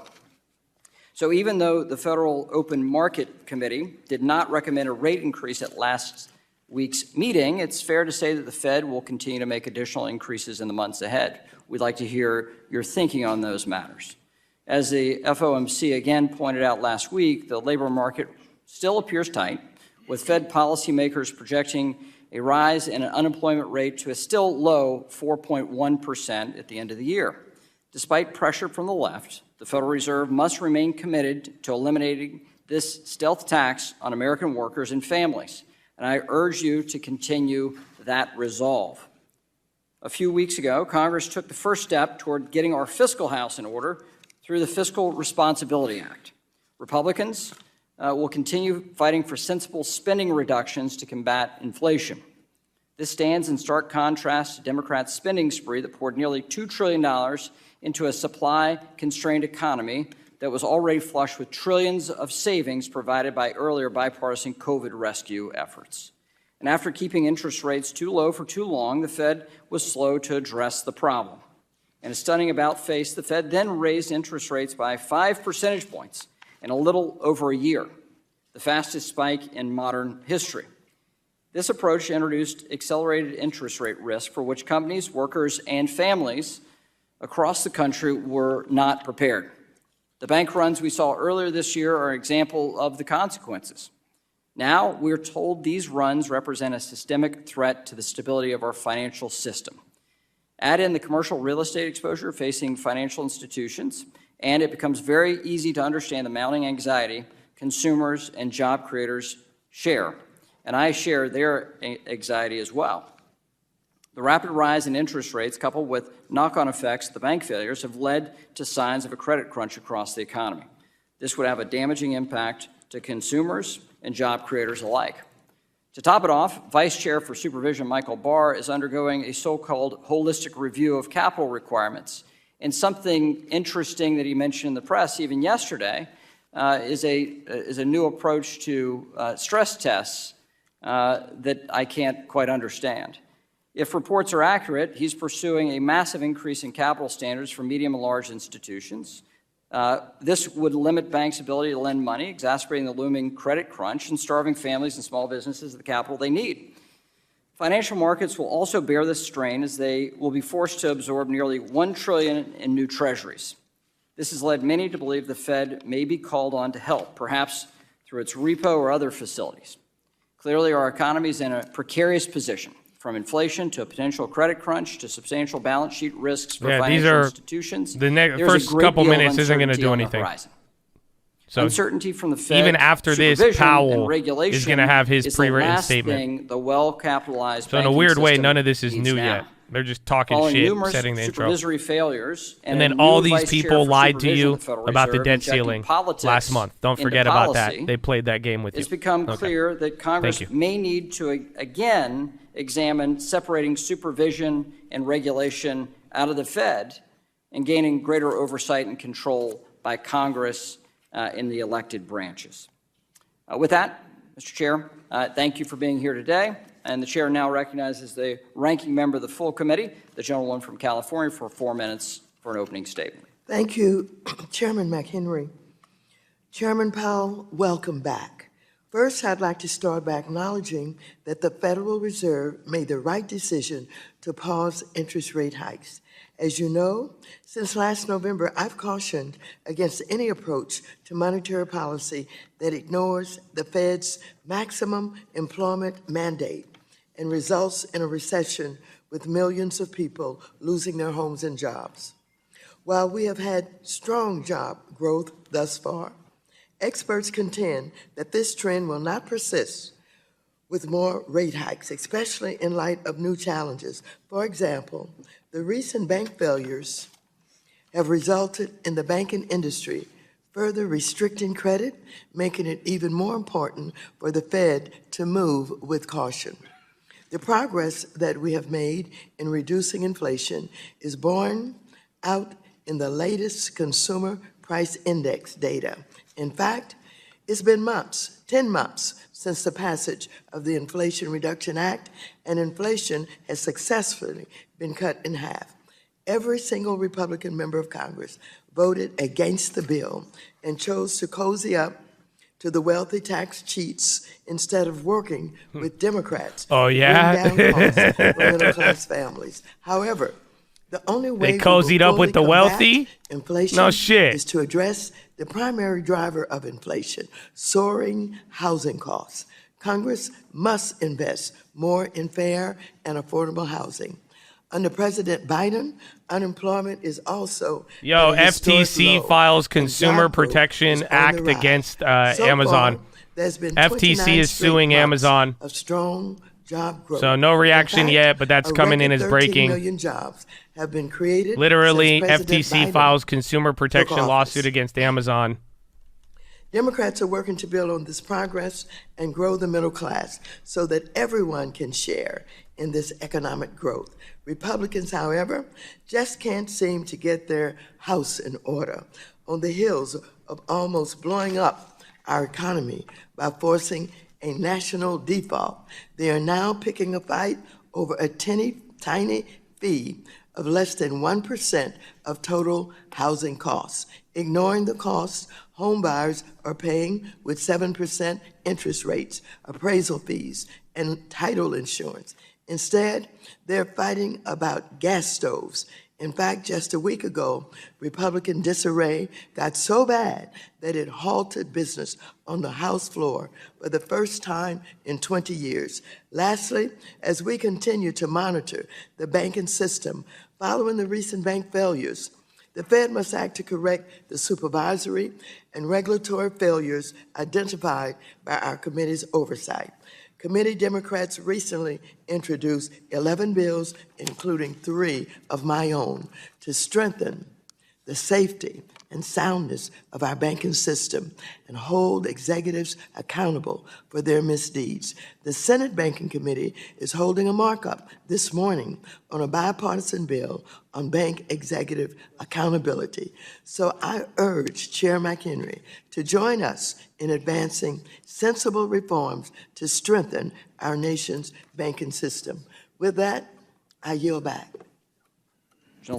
Generally yields back, and now recognize Bro, the, energy's flipped. Mr. Energy's Barr, green Chairman now. of the Subcommittee on Financial And Institutions, industrials Monetary and Policy for staples. 1 That's a minute. big shift here from the opening. We expect proposals from the Fed's Vice Chairman for Supervision that could increase capital for financial institutions as much as 20%. Our already well-capitalized banks withstood the COVID shock and severe Fed stress tests as the economy is facing headwinds from the Fed's own rapid rate hikes. Now is not the time to be engineering massive new regulatory changes or hindering regional banks, which have already been under stress. New onerous one-size-fits-all regulation by the Fed needs proper vetting and transparency. I would ask you today to commit to providing us with analysis done so far by the Fed on the Vice Chair's new proposals. I also respectfully ask that the Chairman revisit Section 1107A1 of the Dodd-Frank Act to observe that the Vice Chairman for Supervision is authorized only to develop recommendations for the Board and oversee supervision and regulation. The law does not give the Vice Chair special abilities to unilaterally write his own preferred regulations. It does not say that the Vice Chair should unilaterally write public-facing book reports on bank failures or results of climate scenario experiments. Again, I think we're getting energy. And dude, they haven't even said anything new, but you're popping back up to open now. Policy, Mr. Foster, for 1 minute. Again, I think this value Thank you, Chairman rotation and then Henry, tech is Mr. coming Powell into for it being too here now. today. In the wake of what seemed to be endless novel problems and disruption, I believe the Fed and Congress have done a reasonable job given the cards that we've been dealt. And indeed, He's it a looks beautiful like the sounding widely man. anticipated recession from the So end just game of COVID vibe. disruptions, if it occurs at all, will continue to be more of a soft landing than a disaster for our economy. Well, there is certainly more work to be done, but in the immediate term, we can reflect with satisfaction on the historically low unemployment, 11 straight months of slowing inflation since the passage of the Inflation Reduction Act. However, I recognize that the necessary monetary policies put forth to combat inflation have not been without stress, including on the fraction of our banks that chose to ignore the Fed's clear forward guidance on that interest rate hikes were in the pipeline. We on this committee remain committed to alleviating the financial stress for everyday Americans to pay rent and get food on the table. I look forward to discussing how recent policies have performed and what else we should do going forward to ensure a strong economic rebound. Thank you, and I yield back. Today, we welcome the testimony of the Honorable Jerome H. Powell, Chair of the Board of Governors of the Federal Reserve System. Chair Powell, we thank you for your time and being here. We'll recognize you for 5 minutes to give an oral presentation of your written testimony. Without objection, your written testimony will be made a part of the record. Chairman Powell, you're recognized. Thank you, Chairman McHenry, Ranking Member Waters, and other members of the committee. I appreciate the opportunity to present the Federal Reserve's semi-annual monetary policy report. Chairman Powell, if you'll pull the mic closer. Thanks. We at the Fed remain squarely focused on our aggressive dual today. mandate to promote So again, this maximum is all employment and pre-written. stable prices for the American So this people. shouldn't move too much. We My had the colleagues pop and I leading into understand it. the hardship that high inflation is Again, causing, keep an eye on energy, and we too. remain strongly committed to bringing inflation back down to our 2% goal. Price stability is the responsibility of the Federal Reserve, and without it, the economy does not work for anyone. In particular, without price stability, we will not achieve a sustained period of strong labor market conditions that benefit all. I will review the current economic situation before turning to monetary policy. The U.S. economy slowed significantly last year, and recent indicators suggest that economic activity has continued to expand at a modest pace. Although growth in consumer spending has picked up this year, activity in the housing sector remains weak, largely reflecting higher mortgage rates. Higher interest rates and slower output growth also appear to be weighing on business fixed investment. The labor market remains very tight. Over the first 5 months of the year, job gains averaged a robust 314,000 jobs per month. The unemployment rate moved up but remained low in May at 3.7%. There are some signs that supply and demand in the labor market are coming into better balance. The labor force participation rate has moved up in recent months, particularly for individuals aged 25 to 54. Nominal wage growth has shown some signs of easing, and job vacancies have declined so far this year. While the jobs to workers gap has narrowed, labor demand still substantially exceeds the supply of available workers. inflation remains well above our longer-run goal of 2%. Over the 12 months ending in April, total personal consumption expenditures prices rose 4.4%. Excluding the volatile food and energy categories, core PCE prices rose 4.7%. In May, the 12-month change in the CPI came in at 4.0%, and the change in the core CPI was 5.3%. Inflation has moderated somewhat since the middle of last year. Nonetheless, inflation pressures continue to run high, and the process of getting inflation back down to 2% has a long way to go. Despite elevated inflation, longer-term inflation expectations appear to remain well anchored, as reflected in a broad range of surveys of households, businesses, and forecasters, as well as measures from financial markets. With inflation running well above our longer-run goal of 2% and with labor market conditions remaining tight, the FOMC has significantly tightened the stance of monetary policy. We've raised our policy interest rate by 5 percentage points since early last year and have continued to reduce our securities holdings at a brisk pace. We have been seeing the effects of our policy tightening on demand in the most interest rate sensitive sectors of the economy. It will take time, however, for the full effects of monetary restraint to be realized, especially on inflation. The economy is facing headwinds from tighter credit conditions for households and businesses, which are likely to weigh on economic activity, hiring, and inflation. Yeah, this is all the same. Of these effects remains uncertain. I think it's 99% the exact same as the last FOMC policy. The uncertain lags with which monetary policy affects the economy and potential headwinds from credit tightening, the FOMC decided last week to maintain the target range for the federal funds rate at 5 to 5.25% and to continue the process of significantly reducing our securities holdings. Nearly all FOMC participants expect that it will be appropriate to raise interest rates somewhat further by the end of the year. But at last week's meeting, considering how far and how fast we've moved, we judged it prudent to hold the target range steady to allow the committee to assess additional information and its implications for monetary policy. In determining the extent of additional policy firming that may be appropriate to return inflation to 2% over time, we will take into account the cumulative tightening of monetary policy, the lags with which monetary policy affects economic activity, inflation, and inflation economic and financial developments. We will continue to make our decisions meeting by meeting based on the totality of incoming data and their implications for the outlook for economic activity and inflation, as well as the balance of risks. We remain committed to bringing inflation back down to our 2% goal and to keeping longer-term inflation expectations well anchored. Reducing inflation is likely to require a period of below-trend growth and some softening in labor market conditions. Restoring price stability, again, is essential to set the stage for achieving maximum employment and stable prices over the longer run. Before concluding, let me briefly address the condition of the banking sector. The U.S. banking system is sound and resilient. As detailed in the box on financial stability in the Monetary Policy Report, the Fed, together with the Treasury and the FDIC, took decisive action in March to protect the U.S. economy and to strengthen public confidence in our banking system. The recent bank failures, including that of Silicon Valley Bank and the resulting bank stress, have highlighted the importance of ensuring that we have the appropriate rules and supervisory practices for banks of this size. We are committed to addressing these vulnerabilities to make for a stronger and more resilient banking system. We understand that our actions affect communities, families, and businesses across the country. Everything we do is in service to our public mission. Bro, this is literally how he ends we can to achieve before taking questions. Employment and price so again, Thank you. This shouldn't have moved the market. You, this is exactly like the last meeting. I recognize myself for 5 minutes. Okay, so this is where it should get good. Jerome Powell, as I laid out in my opening statement, inflation continues to be broad-based and persistent, both of which are concerning. Last week, the Federal Open Markets Committee decided to pause rate increases.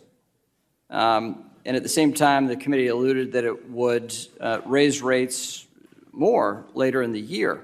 And so how should the FOMC's posture at the June meeting be interpreted? Will the will the committee continue to raise rates later this year? What's the thinking of this? What are we to understand? Thank you, Mr. Chairman. So you're right, of course. We did decide to maintain the federal funds rate at its current rate at this meeting. At the same time, participants submitted personal forecasts suggesting that almost all of them thought there would be additional hikes. And I just want to say those two things are entirely consistent. The point being that the level to which we raise rates is actually a separate question of the speed with which we move. Earlier in the process, speed was very important. He's answering the question the same way. The sense of the summary of economic projections and the decision bringing really up the speed versus where you land. Given how far we've come, it may make sense to move rates higher, but to do so at a more moderate pace. That's really it. You know, we were at 75 basis points for several meetings, then we were at 50 basis points, then 50 basis points, 25 basis points. He's even answering the questions exactly the same. And now we're moderating that pace, much as you might do if you were to be driving at 75 miles an hour on the highway, then 50 miles an hour on a local highway. Be like, officer, it does not matter that I'm going 100 miles an hour because I plan to stop. Even further. Okay. I think you're overreacting. So it is more data is necessary for the Fed to make these decisions. You're telling me we need data? And that's Is that one what- interpretation. Okay. But thank you for a broader view there. I also want a broader view on this question of the vice chair for supervision is performing his own personal holistic review of the Fed's regulatory framework for bank capital and liquidity. In an interview yesterday, he discussed some version of a new type of stress test even, striking complete confusion in his description of it. And at the same time, we have testimony from you, even from the Vice Chair of Supervision, saying that we have a sound banking system that is well capitalized. You will sit in judgment of this proposal that the Vice Chair for Supervision will bring to the full board on this holistic review of capital.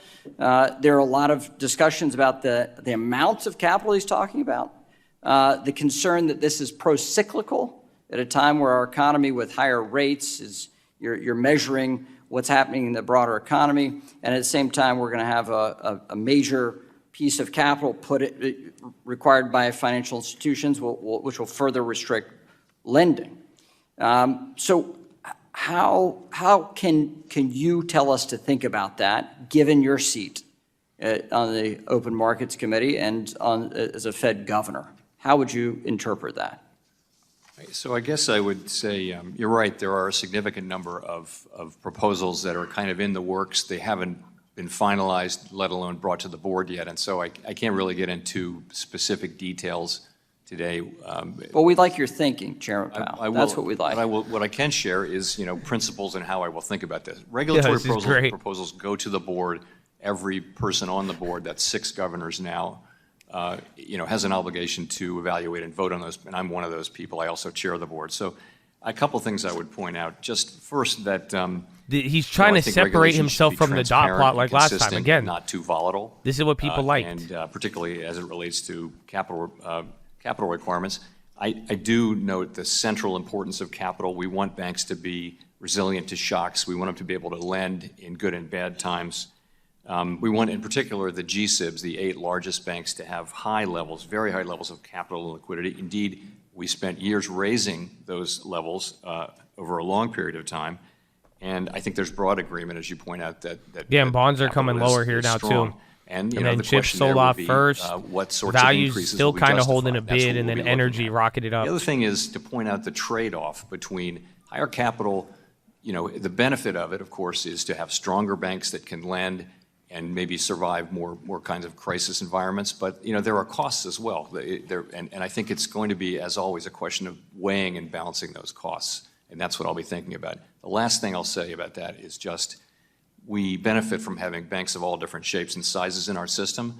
And we want to be careful not to regulate the smaller banks to the point where really their business models are challenged for all but the largest banks. Well, this committee would expect to see a quantitative analysis of whatever the capital charge is going to be. We would expect that from the Fed, as we do from other regulators. With that, we'll now recognize the ranking member of the full committee, Ms. Waters, for 5 minutes. Thank you very much.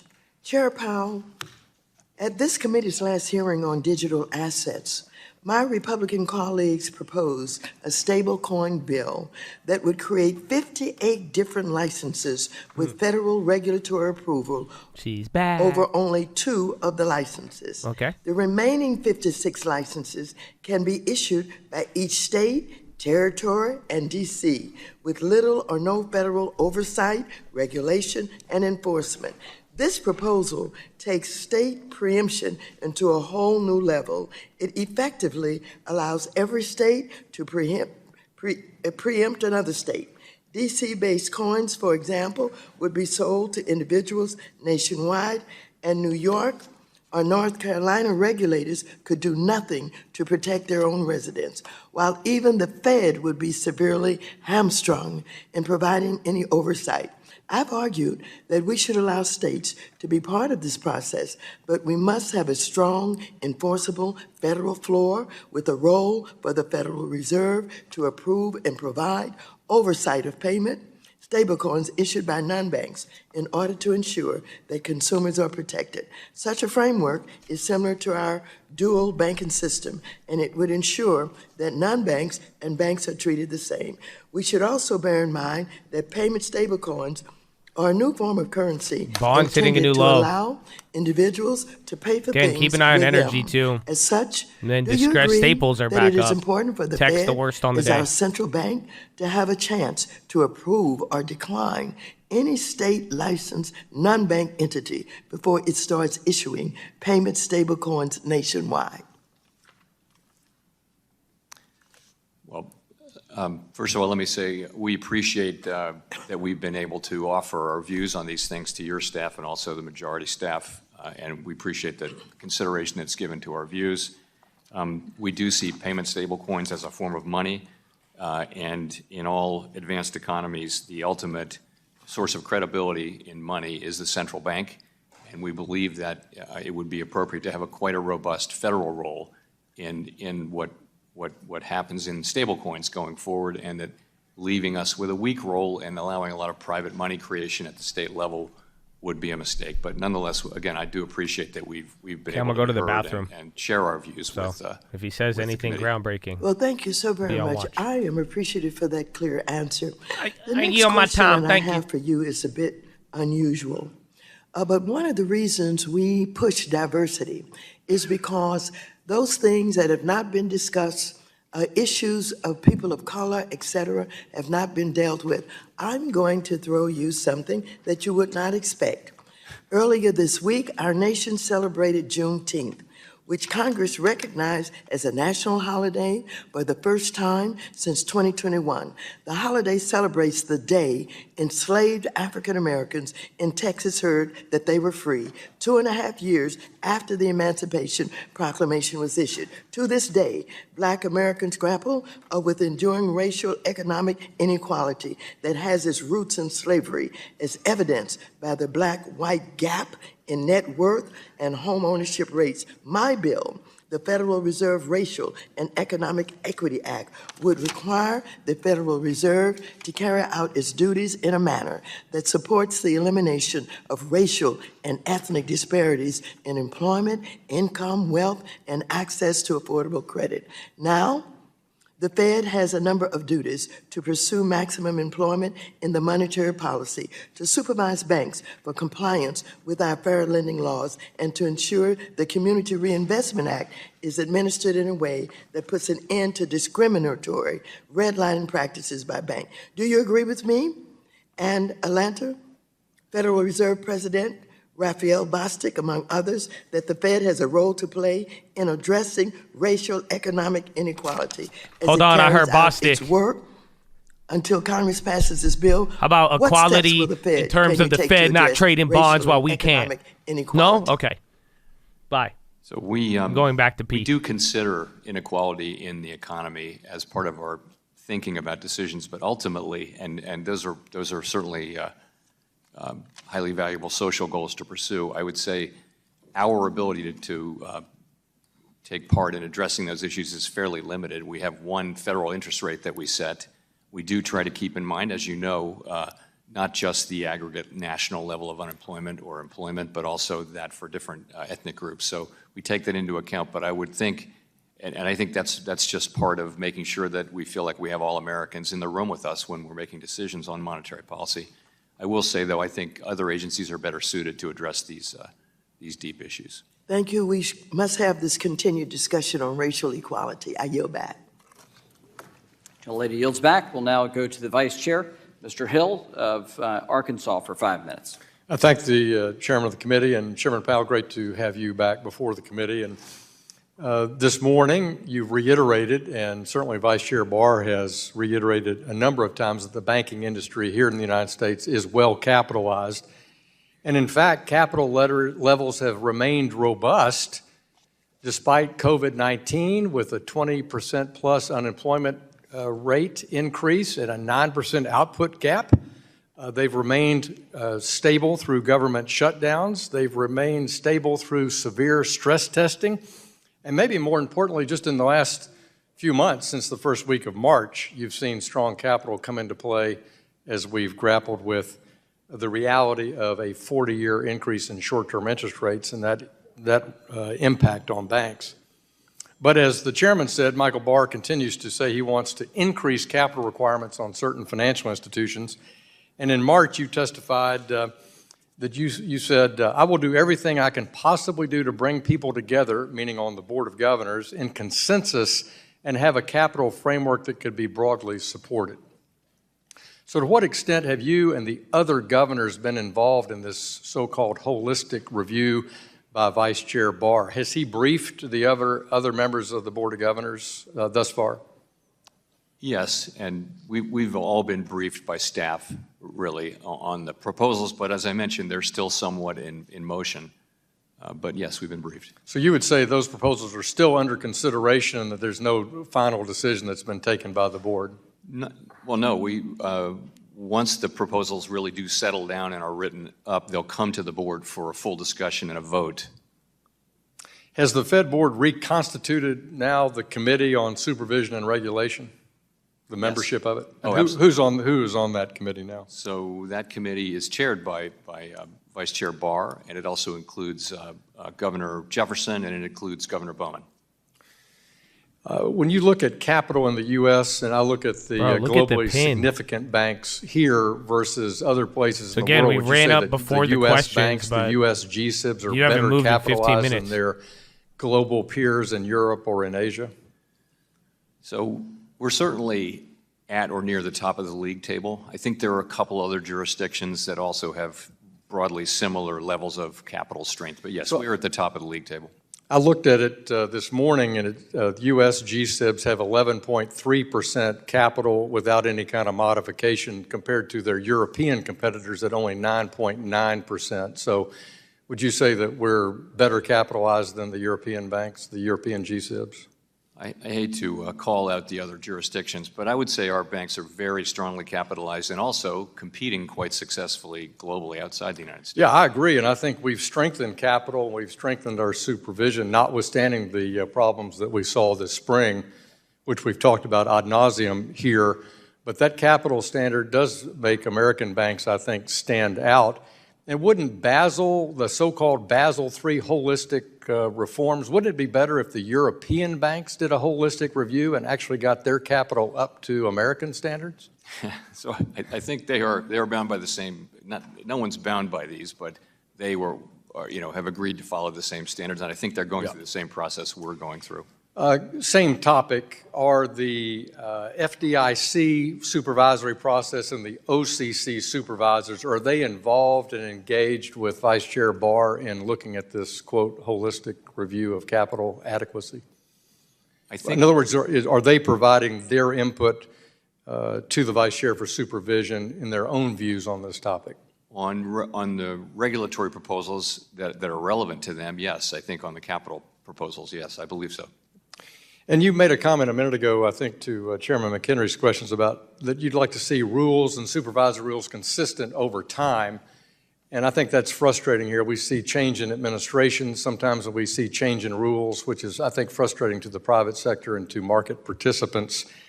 I note that the Biden administration says that the Financial Stability Oversight Board should now base their decisions on size as opposed to activities. Chad. And for several years now, we've had an activities designation and a cost-benefit analysis. Do you think the... Okay, 5-second moment of silence for the Peach. Usually we scream. I know all of you guys. Yeah, I was yelling Peach while I was muted. So moment of silence. God bless you, Bradley Frizzle. Moment of silence. Peach Nation. Okay, return. In other words, is size alone, should we be looking only at size, or should we look at cost-benefit analysis and activities? And my time's expired. If you'd answer in writing, okay, I would appreciate it. I think this is an important issue. I yield back, Mr. Chairman. We'll now go to Ms. Velasquez of New York for 5 minutes. Thank you, Mr. Chairman. Chair Powell, at your press conference last week, you stated, and I quote, "The committee is completely unified in the need to get inflation down to 2% and will do whatever it takes to get it down to 2% over time." Some analysts have interpreted this statement as the FOMC's willingness to trigger a recession in order to get inflation to 2%. How would you respond if this is a fair and accurate interpretation? So our statutory goals are price stability and maximum employment, and we are dedicated to using our tools to achieving those. In the case of employment, we still have historically low unemployment rates and high employment rates now, high participation, a very strong labor market. We're very far from our inflation target of 2%, and we're very focused on getting back to 2%. And how does the FOMC takes into consideration the impact of rising interest rates on LMI communities and small businesses when determining monetary policies?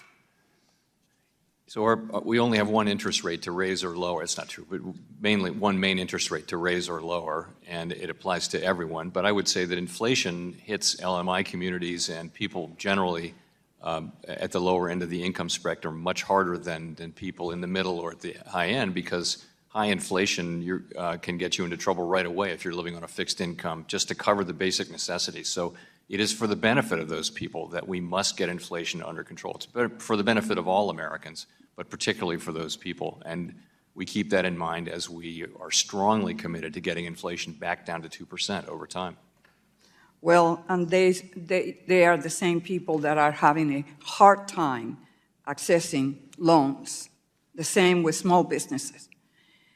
Chair Powell, Vice Chair Barr's report on the Fed's review of Silicon Valley Bank states that while there was regulatory tailoring conducted in response to S-2155, there was also, and this is the part that really concerns me, a cultural shift at the Fed under the direction of the previous Vice Chair for Supervision, Randy Quarles.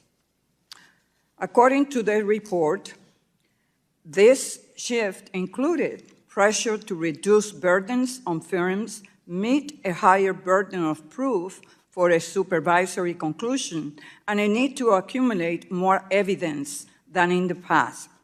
As chair during that period, were you aware of this cultural shift and the impact it was creating? So I think we learned from the Silicon Valley failure and the others that there is going to be a need for stronger supervision and also regulation for banks of that size. And I'm committed to learning the right lessons from this exercise and to forthrightly implementing changes. Were you aware of the cultural shift? So I can't really characterize it that way. Certainly, I was aware that we were trying to avoid excessive regulatory burden. That so is you always disagree with Chair Barr's report in that respect? I'm sure that the people who wrote the report were accurately reporting what they heard from back in the day. How often were you meeting with Vice Chair Quarles? I reasonably frequently. We sat quite near each other. And never discussed the cultural shift. I didn't say that, but I don't remember it. The way you're describing it is not what I recall. I recall Vice Chair Quarles talking about things like focusing on the really important issues and not getting diverted into other. So the way it was described by Vice Chair Barr is not what you recall it. Well, So what I had no steps, part in. I said I had no part in preparing the report. I'm confident that the staff who worked on the report reported accurately what they heard. I'm sure that that's right. so what steps did you take proactively to meet with regulatory and supervisory staff? Well, I think we're taking significant steps now. We're, as you know, under Vice Chair Barr's leadership, we're looking carefully at these events and asking ourselves, what do we need to do with supervision? And I think there is a point to be made that there are situations in which we need to be more forceful and more proactive. Not in all situations, but in some. In regulation, I think we're learning that we need to update our thinking around liquidity regulation, which was based on a certain speed of bank runs, which now looks to be outdated. My time has expired. The gentlelady's time's expired. We'll now recognize the gentleman from New York, Mr. Garbarino, for 5 minutes. Thank you, Mr. Chairman. Chairman Powell, thank you for being here. I just want to start off by asking a few yes or no questions. Was the Silicon Valley Bank failure a result of a liquidity issue? I'm sorry. Was Silicon Valley Bank failure a result of the liquidity issue? Among other things. He's just diving yes. into it. I can't wait till I can't wait till our buddy come up here and Yes, ask I mean, him. that's not. Hold on. There's also a lot of very bad management decisions being made here. But liquidity. First Republic, was that a failure result of a liquidity issue also? Among other things, yeah. I mean, I wouldn't say just liquidity. Well, all right. Were any of them a failure of having too low capital levels? So let's go to Silicon Valley Bank. You know, the issue that triggered the run initially was the presence of significant losses in their securities portfolio. Yes. And that is that is a capital issue. So they had too low a capital, the requirements. So what? They weren't required to, as you know, they weren't required to take that into account in their capital. But I think if you remember, what people were focusing on was these portfolio losses, and then what people weren't focusing on was the fact that they had in excess of 90% uninsured deposits, and that's what caused the run. So would increasing capital requirements for Silicon Valley Bank or any of these other banks or all banks together, would that have stopped these banks from failing? That's a hypothetical, unknowable question. I think it might have helped. I think it might have helped, but How much then? Increasing it by how much would have helped? It's very hard to say. Very hard to say. I mean, clearly the main issue there was a failure of management to follow up, a failure of supervision to require them to follow up, and really the liquidity regulation was just not appropriate. We needed to have stronger regulation around liquidity and uninsured deposits. So last year you said the banking system is very strong, well capitalized, highly liquid, does a much better job of understanding the risks that it runs and managing them. And just today you said the banking sector seems to be strong. Do you still stand by those statements? I mean, just said it today. Yes. So, yep. Last month, Vice Chair Barr appeared before this committee, and he agreed with you. He said overall banks have a strong capital and liquidity. Secretary Yellen has said similar things.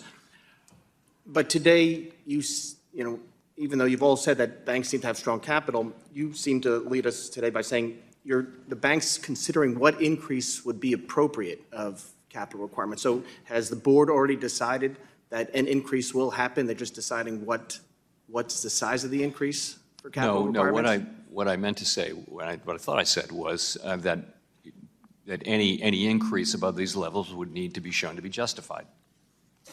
So I understand, and you have a vote as whether or not what this proposal you'll vote on whether or not. Do you personally think that an increase is necessary at this time? Do I think that an increase in capital requirements is necessary at this time? Look, I'm going to react to whatever the proposal turns out to be in the end, and give it my best assessment. And also, that's what I'll say. Okay.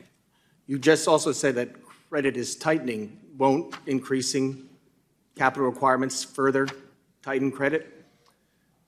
Over time, I mean, the thing about capital requirements is if we put a proposal out this summer, let's say, it'll be quite a while before that proposal is, agreed and among the agencies and then voted on, and then it'll take some years to come into full effect. So I would think, whereas interest rates, for example, have immediate effects on financial conditions and then reasonably quick effects on economic activity, capital requirements are a much more sort of medium-term, longer-term thing.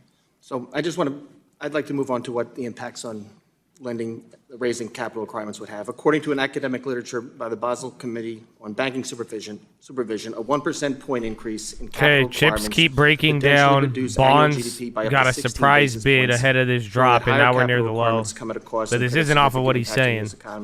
I discussed this with Vice Chair Barr last month, and expressed my concerns about what the impact of increased capital on the real economy, but he didn't answer the question directly. We just need to, we're hearing from all sorts of industry that these increased capital requirements at any level would have a further tightening on lending. And if that happens, and I'm hearing from everybody, if that happens, it's going to be a real disaster. So I think anything that the committee proposes, if you could come back and brief us on before it's finalized, we would appreciate that very much, sir. Gentleman's time has expired. The gentleman from Missouri, Mr. Cleaver, is now recognized. Thank you, Mr. Chairman. Welcome, Mr. Chairman. Thank you very much. This is probably Economics 101, but a lot of people in my district You're approaching the level now, too. This is lower than yesterday by 7 points, 101, and now 3 points to the 4158. In May of this year, unemployment remained at 4%. For the 16th consecutive month, and at 3.7%. This means that unemployment remained at or below 4% for the longest stretch in 50 years. In the U.S., the job openings rate has fallen by more than 1.5 percentage points from its peak, while the unemployment rate has crept slightly lower. In other words, the job openings decline, but so does joblessness. And I'm wondering if there was any expectation that this would occur. There is an expectation that the ratio of job openings to unemployed people has been in historic territory, all-time highs for a while now, in the last year or so. And there is an expectation that it will come down. There a while ago, there were 2 jobs for every unemployed person. Now we're down to 1.7, I believe, or 1.6. And that still speaks to a historically tight labor market, where their demand for labor still very substantially exceeds the supply of available workers. So we do expect as things, and that, by the way, that's a way that the labor market can become less tight without having unemployment go up. I'm sure you're hearing this all over, as I am, and that is business people. I have a good friend who has number of barbecue restaurants in Kansas City, and he is constantly telling me how difficult it is to find workers, to the point where he did something he thought I'd never do, put a sign out in front of his restaurants, job openings. And he thought he would never have to do that? There are particular That's amazing. Industries or sectors of the economy on the next episode, we would business owners have to put up hiring particularly signs true. in a sign of the economy. No, and that is right. That is, there's still a significant labor shortage. The surveys at the aggregate level show that it's not as bad as it was 2 years ago. So gradually, businesses are reporting that they're having better able to find workers. Workers are reporting that they're not quitting their jobs as much as they were. That's a really good sign of how tight a labor market is how much people feel free to quit their jobs voluntarily. So those things are all suggesting a gradual cooling and a gradually getting supply and demand back into alignment. But we're not there yet. We still have a significant excess of demand over supply. Are we also finding that you know, well, I know in Missouri, that in spite of the fact that there is some, you know, jelly-like movement with the economy, people are still willing to go, in our community, still willing to go out and buy homes. I mean, we're not having difficulty in terms of people going out getting loans, even with the interest rates rising. If all of this continues, if the consumers are constantly paying whatever the interest rates might be, are we going to get stuck just continually going up? Well, no, I don't think so. So in housing in particular, there is the housing sector nationally has flattened out and maybe ticked up a little bit, but at a much lower level from where it was with rates as high as they are. So supply and demand there are getting back into alignment. And I do think that, you know, housing inflation is set to come down as we move forward. There's a particular way that the inflation is calculated there, so that you're really only looking at you're waiting for leases to come due and roll over at much lower levels of increase. So we think housing inflation will be coming down significantly over the course of the rest of this year and next year. Thank you, Mr. Chairman. Gentleman's time has expired. The gentlewoman from California, Ms. Kim, is recognized. Thank you for recognizing me, Chairman. That's why Powell really and believes the Chairman real Powell, estate's coming down comparatively because of base effects. And then Fed Jefferson is commenting right now. Jefferson says monitoring for additional credit tightening. So you have another Fed speaker going on right now who's a voter. The 10,000 small businesses survey of 2,000 small businesses found that 77% were concerned about their ability to access capital. So with that in mind, do you think it's appropriate for the Federal Reserve to increase capital requirements at this time? And I know this was discussed earlier, but what specific analysis has the Fed conducted so we can determine the impact of this warrantless regulatory action on small businesses and other marginal borrowers? So with capital standards, it's always a trade-off. The more capital means a more stable, more sound, more resilient banking system, but it also at the margin can mean a little bit less credit availability, and also the price of credit can be affected. And there's no perfect way to assess that balance. Obviously, the answer is not zero capital, and it's not 100% capital, so it's somewhere in the middle. Thank you. You know, there are estimated about 1.5 trillion of commercial real estate loans that are maturing in the next 3 years. And declining demand and the prevalence of work-from-home policies are putting a strain on commercial real estate market. The bulk of commercial real estate loans are held by smaller and regional banks. So is the Fed thinking about policies that could provide time for commercial real estate loans to be refinanced? And could an increase in capital requirements reduce liquidity in the commercial real estate loan market? We're very focused on the commercial real estate situation. You're right, of course, that a good portion of the commercial real estate loans are held in smaller banks. And supervisors are very much engaged with those banks, and it's particularly banks that have a high concentration. That's what we look for among the smaller banks, and there are some of those, but there's a playbook for working your way, working your way out of these loans. And it's particularly in the office sector where, work from home is still a pretty material factor in some areas, as you know. Thank you. So the next question has to do with the board process and procedures. What are those procedures that govern consideration and potential adoption of matters like the proposals that Vice Chair Barr is, about to present to the board?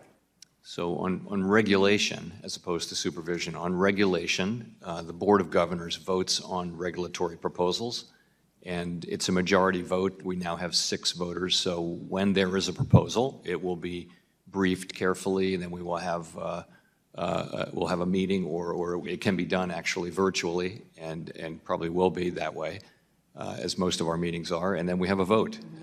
On supervision, it's different. Most supervisory matters are really under the authority of the Vice Chair for Supervision under the law. So most of them don't have to go to the board for a vote. So what percentage of the governors must vote in favor?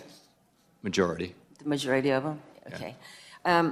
The California governor, prior to the depositor bailout for SVB, reportedly identified that he had literally have been two in Fed touch speakers right with the now. highest So levels Cook of comments are leadership at coming the in White House too. and the Treasury. The governor, also the bailout was announced, issued his own statement praising that action. There have also been reports that the governor and his wife, with respect to their business and perhaps other interests, may have had depository interests in SVB.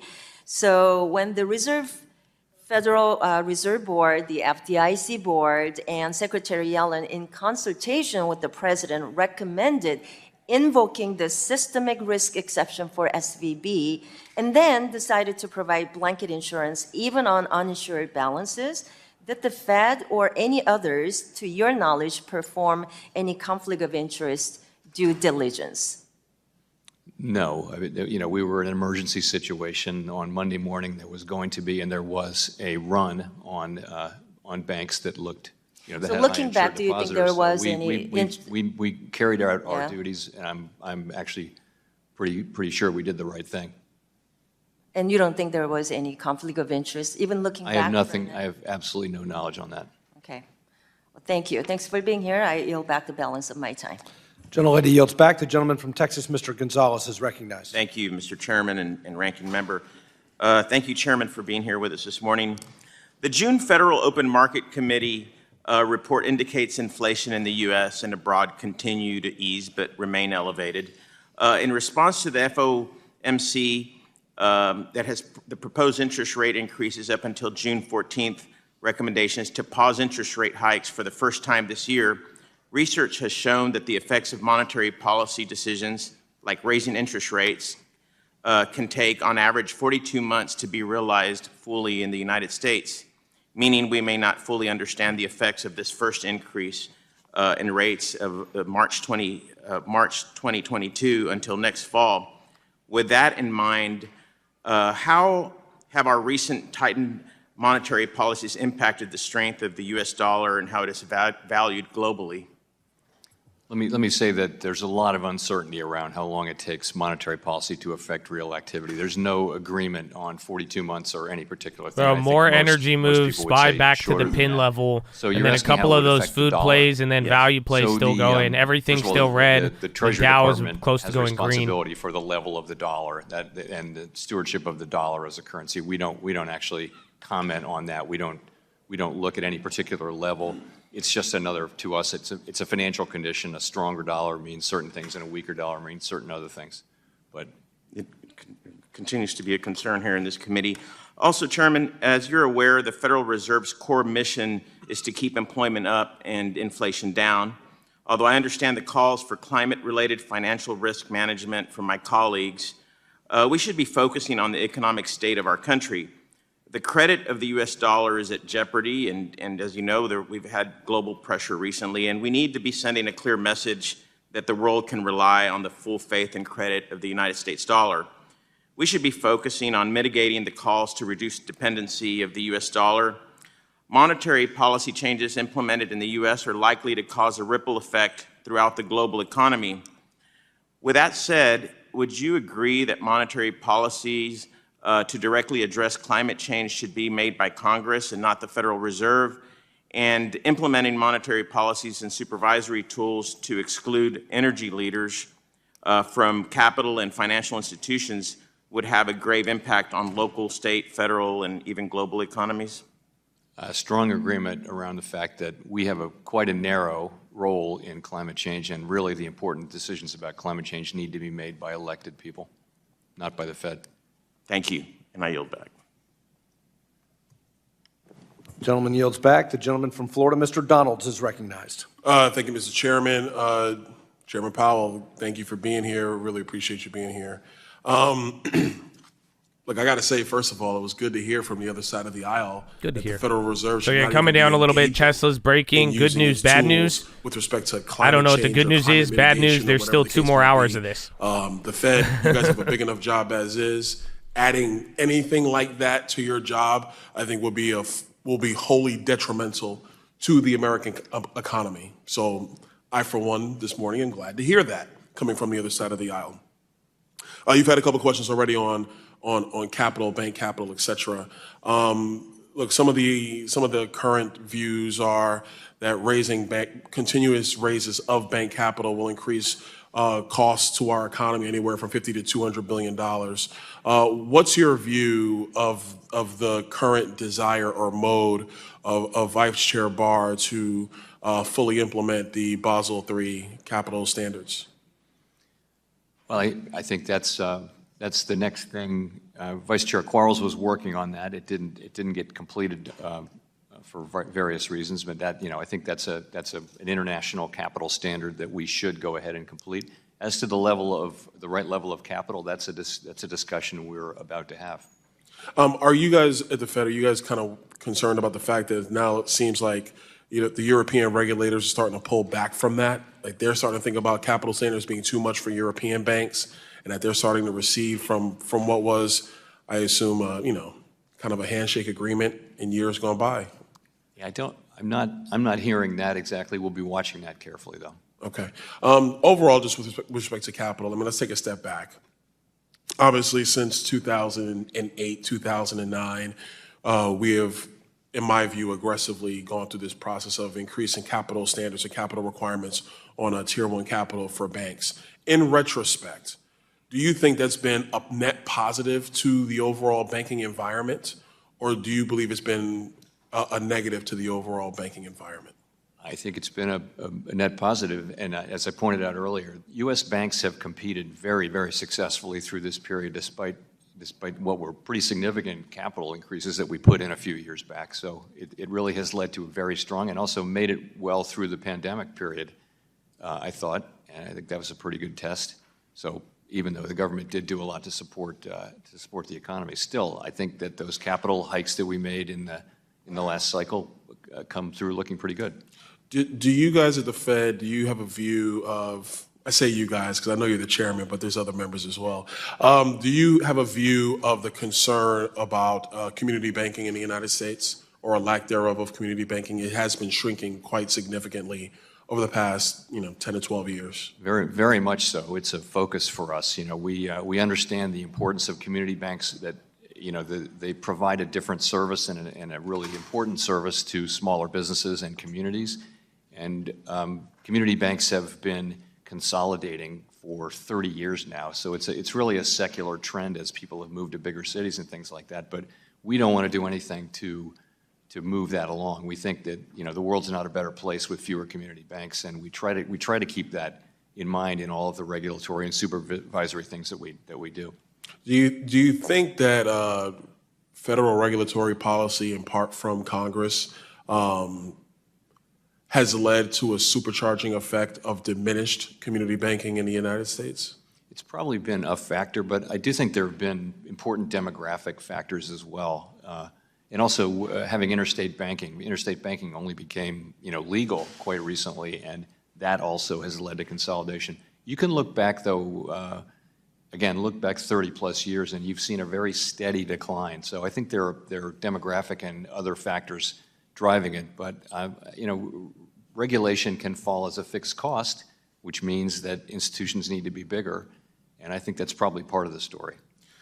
Look, I don't disagree with your conclusion. I'm just concerned about the trajectory. I think just having larger financial institutions, larger banks overall, with a diminishing smaller community bank infrastructure is detrimental to lending to small businesses, mom and pop businesses. It also could be parochial. I started my career in community banking, so I saw a heartfelt situation. Last question, running out of time. The SEC has proposed a rule that would, among other things, require banks to segregate client cash held in custody, upending custody bank balance sheets, and by extension, the bank custody model. Are you guys at the Fed concerned about this proposed rule from the SEC? The gentleman's time has expired. The chairman can I'll respond to in that. writing. Okay, fair enough. Thank you, Mr. Chairman. The gentleman from New York, Mr. Torres, is now recognized. Thank you, Mr. Chair, and thank you, Chairman Powell. As you know, the U.S. has foreign adversaries, particularly the CCP, that seem intent on de-dollarization. How seriously should the threat of de-dollarization be taken, in your view? Well, the status of the United States, of the dollar as the world's reserve currency, is a very important thing to us. I think the reason we have that status is largely due to our great democratic institutions, the rule of law, and the fact that we have, generally speaking, had strong levels of price stability. And I think that the dollar will remain the reserve currency as long as those things are in place. Well, I want to explore that answer, because commentators often speak of the dollar as the world's reserve currency as the cause of America's economic dominance. Do you think of it as the cause of America's economic dominance or as a consequence of it? To me, it's more of a consequence. And also, there tends to be an equilibrium where one currency becomes the accepted global standard, and that has been the dollar for some time, and I expect that it will be for some time. So again, we're near the lows. It's crazy. It's often said that the Fed has a dual industries mandate of went maximum green. employment and So you're price getting stability. rotation on this. Do you view these mandates as It's equally just tech is selling binding off. upon the Again, Fed, or Dow's does not one down, supersede the NASDAQ other? and SPY in the They middle. are perfectly equal under the law. And I'm curious to know what it means in practice to have a 2% inflation target. The latest pause notwithstanding, does it mean the Federal Reserve will continue raising interest rates until the 2% target is reached, even if doing so comes at the expense of maximum employment as well as financial stability? No, it doesn't mean that. It does not. So the way we think about it is most of the time the two goals are aligned in the sense that if you're achieving one, you're achieving the other, and if you're a little bit off, the other one, they move in the same direction. Today's situation is unusual in that we are overachieving, in effect, the maximum employment goal, but we are far from achieving the inflation goal. So in our system, we have a constitutional document, and what it says is that when that's the case, you look at how far you are from the goal, and you look at the speed with which you would move back to the goal. And so that would tell you today that we should focus heavily on inflation, but as it becomes closer, as the two things become more aligned, then they go back into perfect equality under the law. So the Fed engages in a delicate balancing act between employment and inflation. Yes. To what extent do you factor in financial stability, safety, and soundness when raising interest rates? So you're right. We do have a financial stability mandate, but we try to. Well, you have a financial stability mandate with respect to your role as a bank regulator.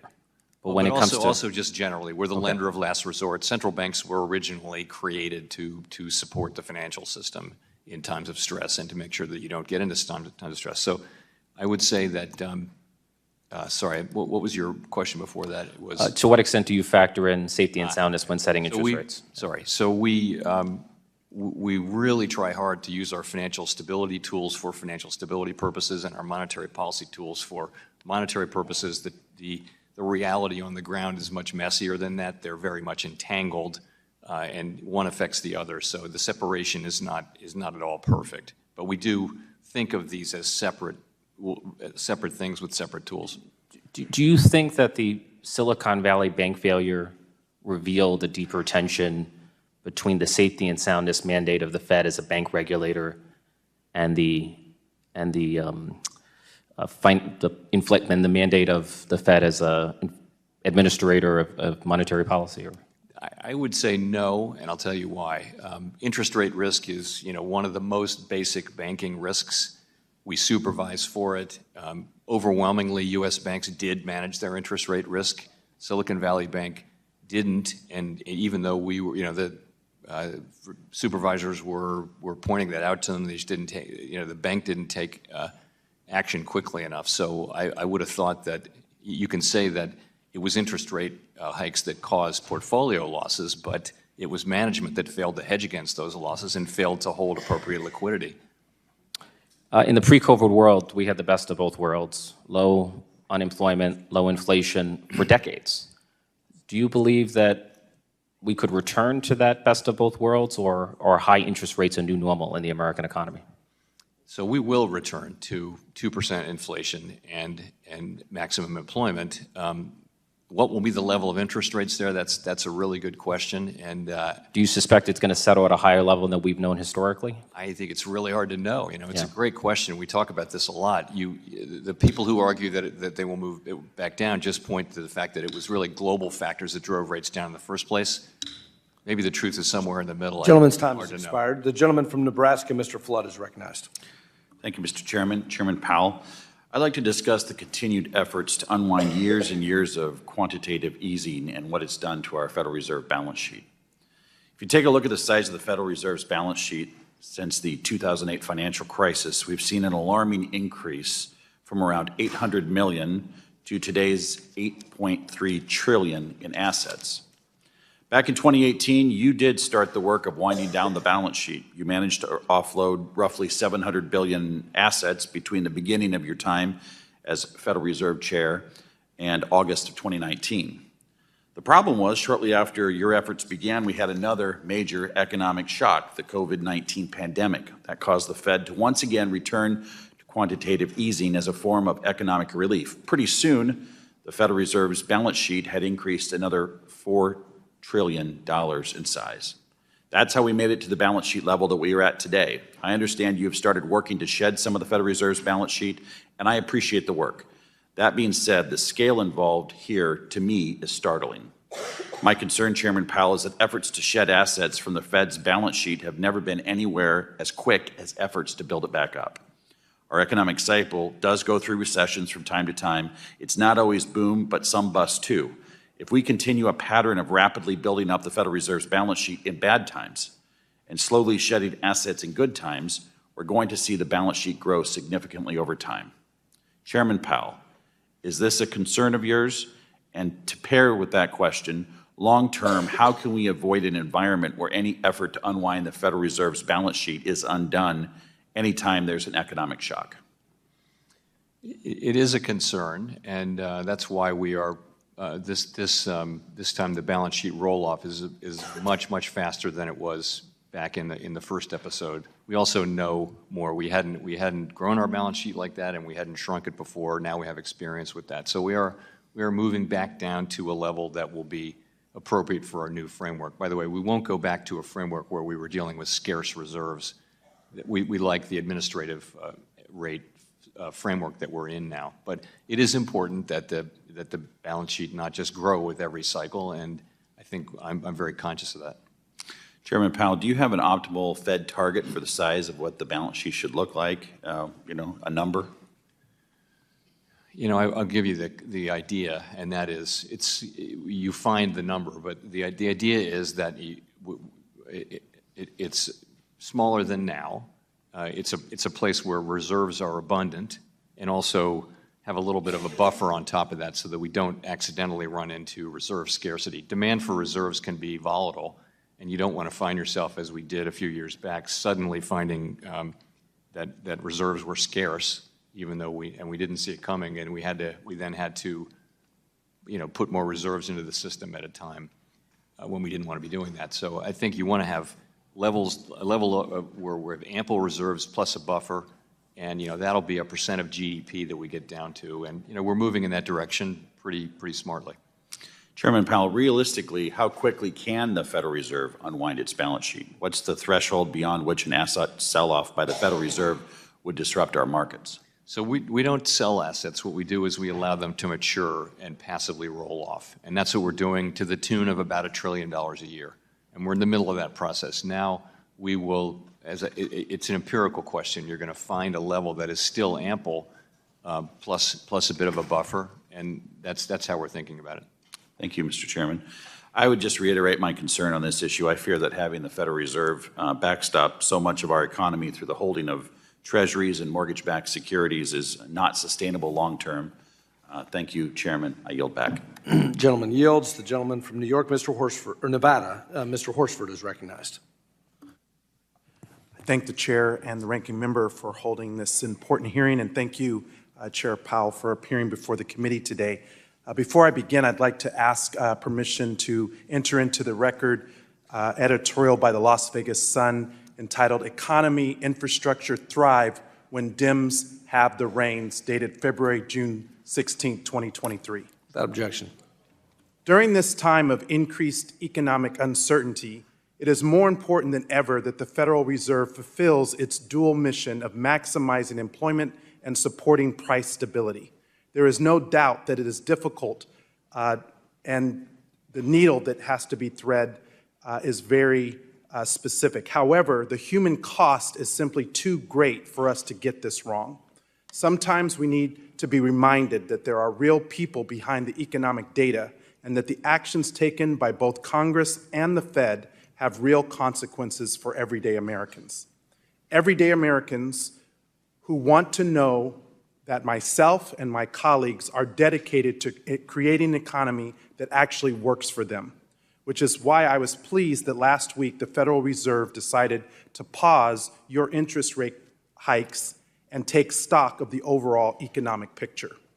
Now, don't get me wrong, there's certainly more work ahead of us, but with 13 million jobs added since President Biden took office, we should be rooting for America to succeed and not to fail. The strength of the labor market continues despite the multiple concurrent shocks that continue to reverberate throughout the global economy. And I believe our economy remains resilient thanks to the historic investments that were included in the legislation passed last Congress and signed into law by President Biden. These beneficiaries of these investments were the people, the middle class, not special interest. The bipartisan infrastructure law is creating construction jobs and projects that will help ease supply chain challenges and ensure safer transportation for everyone. President Biden and congressional Democrats are investing in technology that will define the 21st century, components to generate solar and wind energy, semiconductors, and electric vehicles that will all be made here in America. Just last week, Treasury Secretary Yellen was before this committee and described how the transformational investments from the Inflation Reduction Act are ushering in a renaissance of domestic manufacturing. These are good-paying jobs, union jobs, that are expanding our production capacity here at home while reducing our reliance on goods imported from abroad. As I indicated in the editorial by my hometown newspaper, the Las Vegas Sun, remarks that annual investments in manufacturing construction has more than doubled its pre-pandemic levels. Furthermore, when we narrow the focus to the region, including Nevada, the U.S. Census Bureau estimates that in just 2 years, private manufacturing construction increased almost tenfold. So if we want to rebuild the American middle class, we must do so from the middle out and by investing in modern infrastructure and modern manufacturing facilities. But this does not mean that everything is improving equally. I've heard time and again from my constituents about the cost of housing being one of their biggest pain points. The Monetary Policy Report points out that housing services prices have risen a shocking 8.5% over the 12-month period ending in April, and in my district, it's even worse. So, Chair Powell, at a time where it has become increasingly difficult for working Nevadans to purchase a home, I worry that rising mortgage rates will put working families even further behind on accessing the wealth and equity that a house provides. While higher rates have cooled some housing markets across the country, what do you see as the biggest remaining upward pressure on housing services, and what can we do in Congress to incentivize new home starts to hopefully moderate the imbalance between supply and demand in the housing market? I think you're talking about largely longer run factors here, and I think there has been for some time a shortage of housing. It's harder to get lots, it's harder to get workers, and in the pandemic it had been harder to get materials and things like that. So there's certainly a need for more housing. I think during the pandemic you had people wanting to live in houses rather than downtown in apartments because of COVID. You had low rates, and so you had 2 or 3 years of very, very high price increases for housing, and now that is flattened out a lot as we've raised rates. And Gentleman's time has expired. The gentleman from New York, Mr. Lawler. Thank you, Mr. Chairman. Chairman Powell, you, the Fed's Vice Chairman for Supervision, and many others have indicated that the banking system is well capitalized. Bank capitalization remained robust during the COVID shock and related shutdowns of economic activity. and in severe Fed stress testing. Nonetheless, the Vice Chair for Supervision wants to increase capital and other requirements on financial institutions. This will have substantial economic effects that will begin immediately while you are still focusing on bringing inflation back to the Fed's 2% target. Excessively high capital requirements will constrain credit provision to the economy, costing jobs, incomes, opportunities, and living standards. As my colleague Mr. Garbarino pointed out, a 1% increase in capital requirements could potentially reduce GDP by up to 16 basis points based on the Basel Committee literature. On January 21st, 2021, 30-year fixed-rate mortgages had an interest rate of 2.77%. Now, for the same loans, individuals are looking at a 6.69% interest rate for a 30-year fixed-rate mortgage.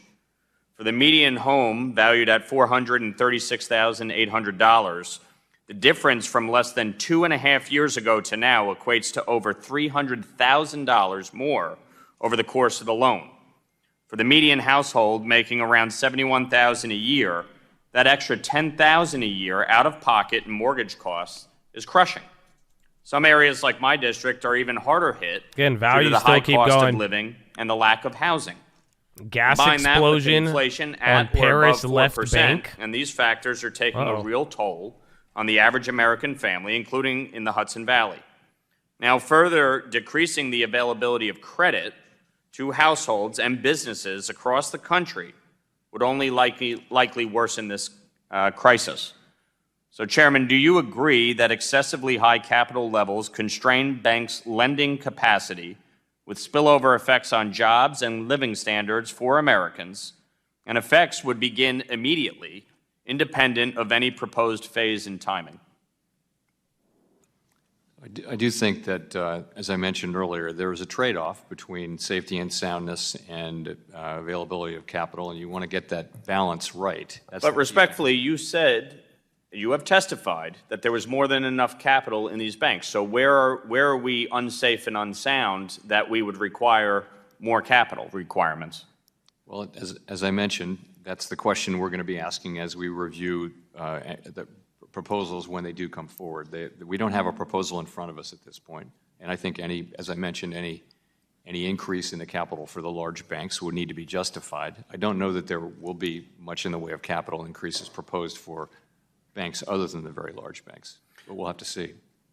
So you don't believe regional and community banks will face the same requirements? Very different requirements, I would think, as they do now. But you're not looking to increase the requirements on them?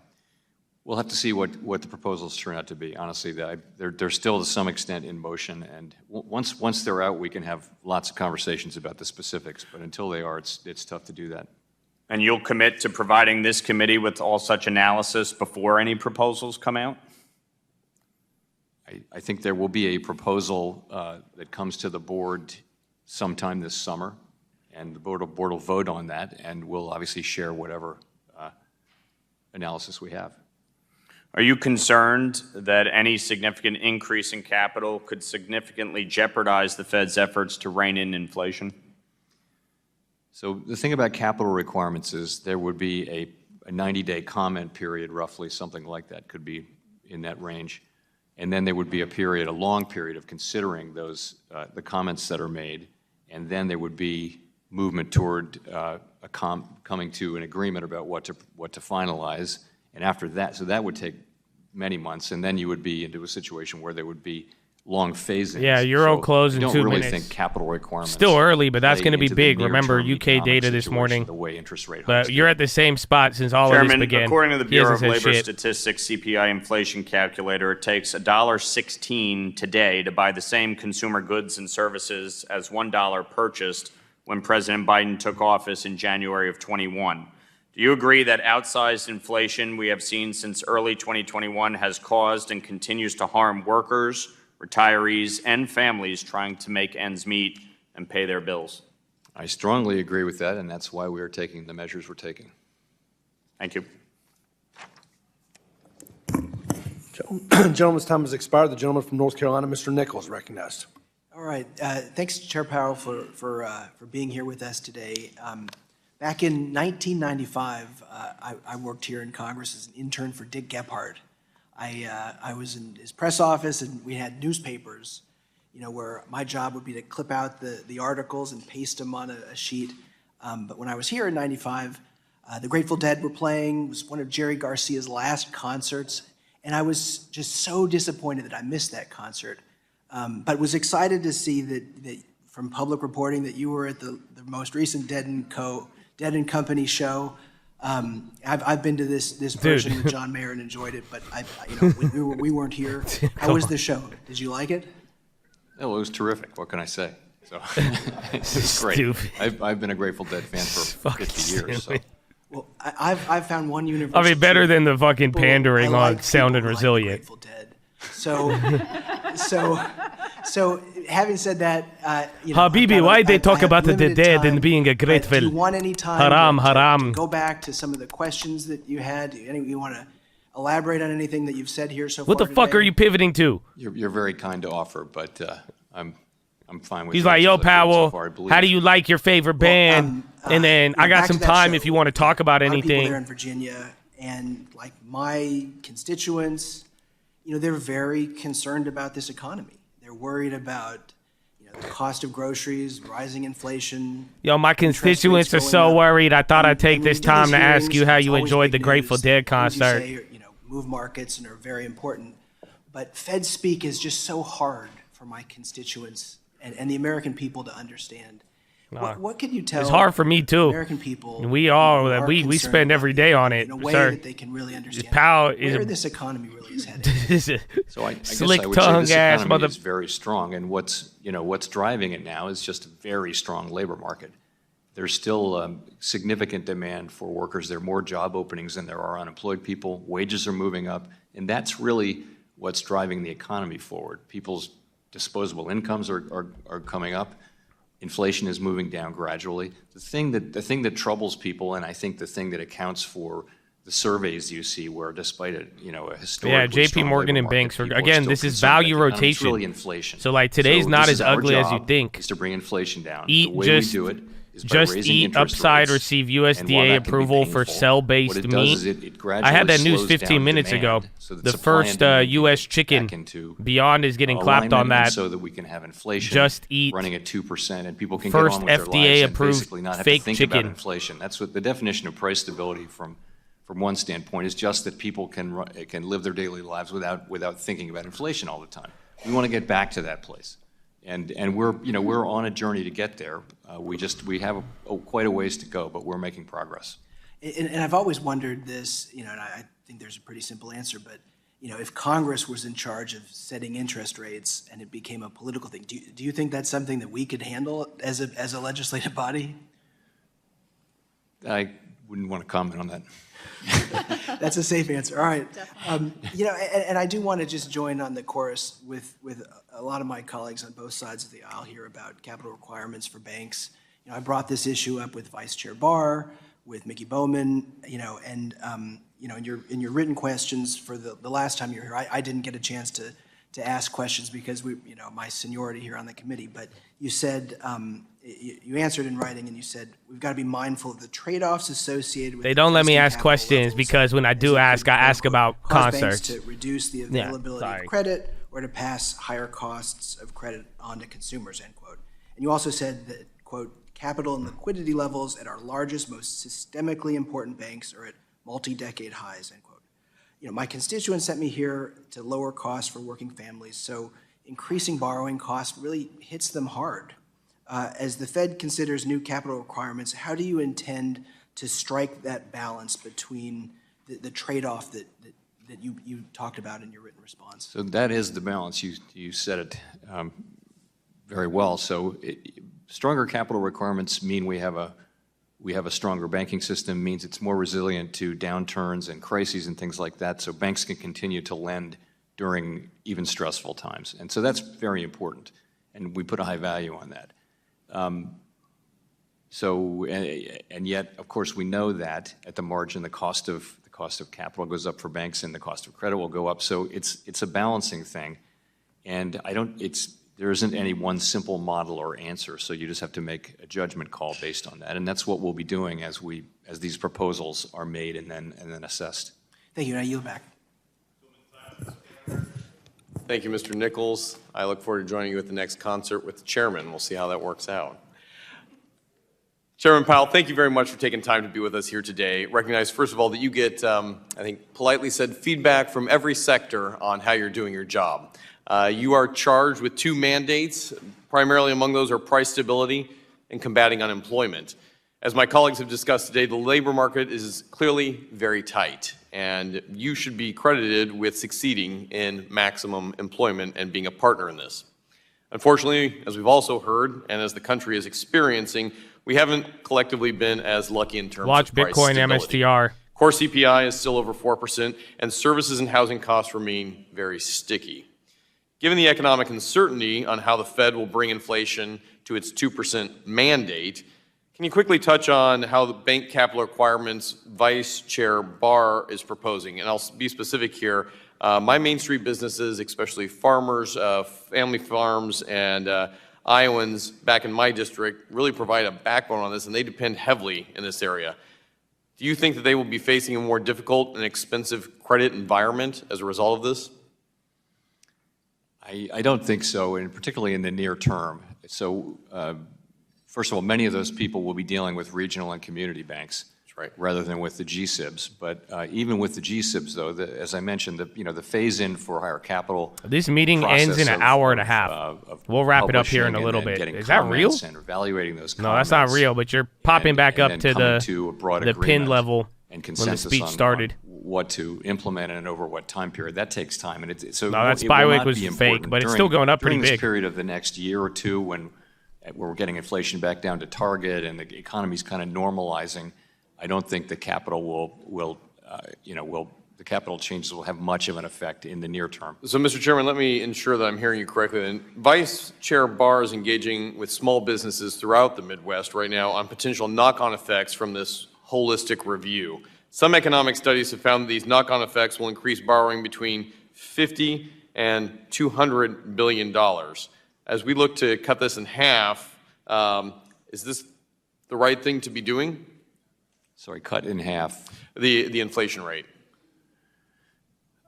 Honestly, I don't think the two are really in conflict. We have an obligation to bring inflation back down to 2% over time, and we will do that, and we'll use our tools to do that. But I think the question of bank capital is real. I don't see it as a key factor in how we think about inflation, because again, it'll take quite a while to decide what to do and then to implement. Some of the changes we're talking about will have multiple year phase-in periods, for example. So, Mr. Chair, let me ask you on that implementation timeline, particularly for new capital standards. You said it would be some years before it would go into effect.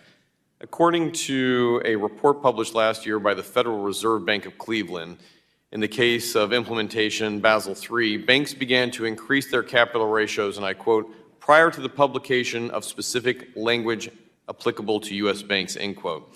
And that bank responses, we estimate, to take place well before Basel III rules started to come into force after 2014. Do you agree with the Cleveland Fed, and do you believe that our banks will begin to adjust as soon as the proposal is released? Yes, I do. It's not an absolute thing where they'll wait until the effective date. Right. They will certainly, and they may even be starting, but I would think the earlier you start, the more gradual the path will be. Very quickly, I want to turn to a different subject. It's been brought up by a number of my banks back home relating to a central bank digital currency, or any federal issued coin. We have seen how this administration and the last Congress wanted to require anyone who made more than $600 on a third-party settlement organization like an eBay purchase has to report that to the IRS. The existing threshold before the law was modified was $20,000. That is how far this administration wants to peek behind the curtain of what my constituents are spending their money on. And $600 in Iowa doesn't go a long way. It's the equivalent of a PlayStation or paying for your kids' dance classes. I'm a dad of 6. I digress on this, but I do want to know specifically, for my constituents back home, the thoughts of creating a central bank digital currency. Here's the dollar. Again, a lot of currency moves. If the Fed were to offer a direct individual accounts to citizens, wouldn't this be a direct threat to the financial privacy of many Americans? Potentially, and that's why it's not something we support. We would not support accounts at the Federal Reserve by individuals. That would not be, if we were to, and we're a long way from this, if we were to, support at some point in the future a CBDC, it would be one that were intermediated through the banking system and not directly at the Fed, for exactly the reason you point out. I'm very happy to hear that. I think that's a good partnership with the individuals there and a respect for Americans across the board. With that, I yield my time and recognize the gentlewoman from Colorado, Ms. Peterson, for 5 minutes. Thank you, Mr. Chairman, and thank you, Chair Powell, for being with us again today.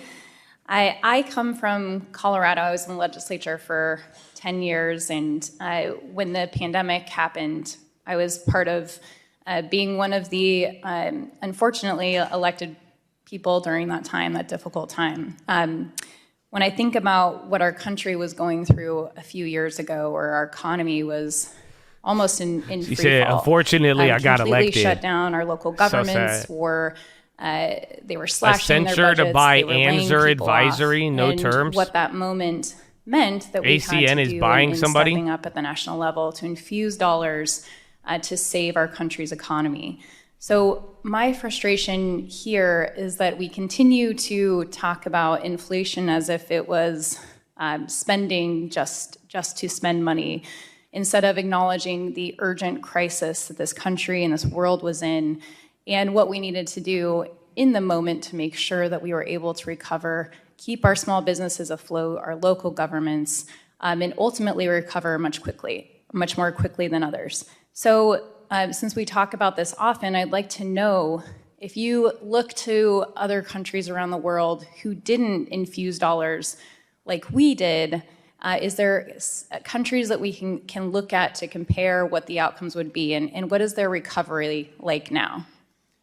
Our recovery is by far the strongest of any country. And I would say, because every country failed. Inflation that so we they all have raised, actually, paused, then got back to raising. Everybody has very and now high setting inflation. The more EU, decade the highs. Bank of, so yes, United we are Kingdom, doing a lot better. Many Amen. countries within Europe as well. Amen. Amen. Thank you. That was my next question, is how we compare to other highly developed economies on our recovery. So it sounds like in the emergency that we were in, the hopefully once in a century global pandemic, you're climbing, that the United though. States ultimately so again, met bonds the stop moment, moving. and that Bonds are at the pin level a little bit, but SPY is now, this is the highest point besides the opening. We should feel opening. really good about where we are, but we know we have a long ways to go. And so I also want to acknowledge that something that comes up often is that rising debt leads to increase in higher rates of inflation.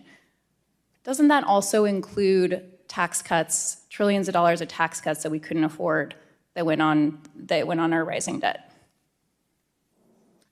In terms of today's inflation? So I think if you look, to your point, you look around the world, there's a common factor that has driven inflation very high in lots of advanced economies, and it's the pandemic, and it's everything about the pandemic, the closing of the economy, the reopening of the economy, the fiscal support, the monetary support, all the things that happened went into high inflation. And inflation is coming down. We'll look back on this, and we'll be able to look back at period of very high inflation. But I think it's not just monetary and fiscal policy. It's also just things to do with the pandemic, various shocks. Absolutely. It's hard to believe where we were a few years ago and where we are now, although we do have challenges ahead. Another frustration that I have here is our failed policies around immigration reform and providing legal pathways for workers here in this country. When I talk to business leaders across the country, they say that the number one thing that we could do to address inflation is address legal pathways for people who want to work here. And so, while I recognize you say your job is to address inflation, you are still limited only within the tools that you have. So my question to you is, would an increased labor supply help supply chain issues and inflation in this country? So we're seeing that now very much. A little bit to our surprise, we've seen a bounce back in labor force participation and also a significant return to the prior trend in immigration. And that we believe, and most analysts would say that that's part of why employers are finding the labor market to be a little bit less tight now. It's still extremely tight, but that more labor supply is helping the labor market get back into balance, including through immigration. Great, thank you. Another concern that I have is not just now our inability to address legal pathways to work in the United States and the consequences of not doing that to our economy. I really worry about in the long term if we don't address our labor shortage. So I'd like to know if we are unable to provide these pathways looking at the needs of this country, do you see this contributing to the rising costs and inflation here in the United States in the long term? I'm not sure about the long term, but I would say that, right now still employers are reporting a very significant excess of demand for workers over the supply of workers. And so there's a lot of demand out there for people to work. Thank you, Mr. Chair. Ladies, time has expired. I now recognize the gentlewoman from Texas, Ms. Dela Cruz, for 5 minutes. I thank the chairman for holding this important hearing today. It is critical that this committee continue to explore how the Biden administration's ill-conceived policy and regulatory approaches are harming our nation's economy. And thank you, Chair Powell, for appearing before us today. I'd like to lead off with a question that I posed for Vice Chair Barr when he recently appeared before this committee. As representative for a largely rural district where my constituents, of which 86% are Hispanic, heavily rely on smaller institutions or community banking institutions for their financial needs. I am concerned about Mr. Barr's focus on factors that aren't necessarily material to the recent bank failures. His report on Silicon Valley Bank seemed to go out of its way to advocate for higher capital levels as a cure for the recent bank failures, instead of the failures of regulators and bank mismanagement. In fact, one of your other colleagues, Federal Reserve colleagues, Governor Bowman, echoed these concerns in recent remarks when she said, "The unique nature and business models of the banks that recently failed, in my view, do not justify imposing new overly complex regulatory and supervisory expectations on a broad range of banks. If we allow this to occur, we will end up with a system of significantly fewer banks serving significantly fewer customers. Those who will likely bear the burden of this new banking system are those at the lower end of the economic spectrum, both individuals and businesses." Just a couple moments ago, Rep. Donalds asked you a couple of questions, and your response was that you mentioned how important community banks are and that you are keeping them in mind with all that you do. As I speak with my local community and regional banks, they say that the increase in regulation and in capital requirements will really hurt them. With that being said, what I find as being an outsider in politics, new to the political arena, I find that people here in Washington, people who hold leadership positions, are often out of touch. And so I want to ask you, Chair Powell, do you personally bank with a community bank? I have over time, not currently, but yeah, the last mortgage that my family and I had was you would like the story, I can tell you someday, but we had a very large bank which sort of failed at the last minute to come through with our mortgage, and we went to the local community bank, and they knew my family and they knew the house, and they were able to give us a mortgage without difficulty within a few days. So I have very positive experience with community banks. So with your relationship with community banks in the past, how do you feel that increasing regulatory burdens would have consequences to these community banks? So I really think that the things we're looking at are not about community banks. They're about the very largest banks, and to some extent, banks in the Silicon Valley Bank range is sort of 100 billion to 250 billion. So that's far larger than I would consider a community bank to be, under 50 and probably under 10 billion in assets. So those are not the focus of the regulatory reforms, I believe, that are going to be proposed to the board for consideration this summer. And I will also hope that that be true because, as I said, in my district, we have a lot of community and regional banks that would suffer with increased regulation and capital requirements. And so with that, I have very little time, so I will yield back to the chair. Thank you. The gentlelady yields back. I now recognize the gentleman from California, Mr. Sherman, for 5 minutes. I want to comment on one success story.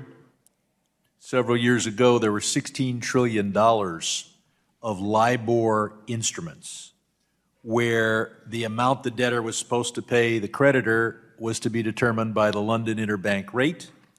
And as of June of this year, that rate will no longer be published. Something happened unusual here in Washington. A year and a half before the LIBOR hit the fan, Congress acted. You published your regulations in February, and the problem is solved. I want to pick up on the ranking member's comment that it's critical that we deal with housing. There's a lot we can do in Washington, but we also need to get cities to allow the construction of apartment buildings and condos. Someone here has talked about the de-dollarization.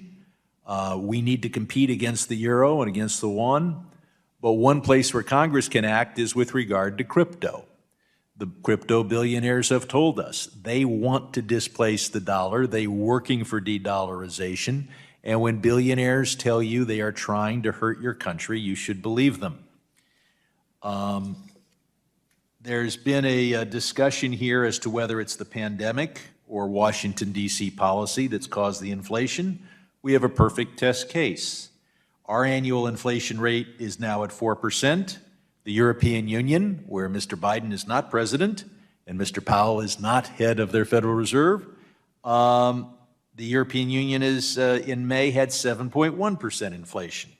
The unemployment rate in the United States is 3.7%. The European Union is at 6%.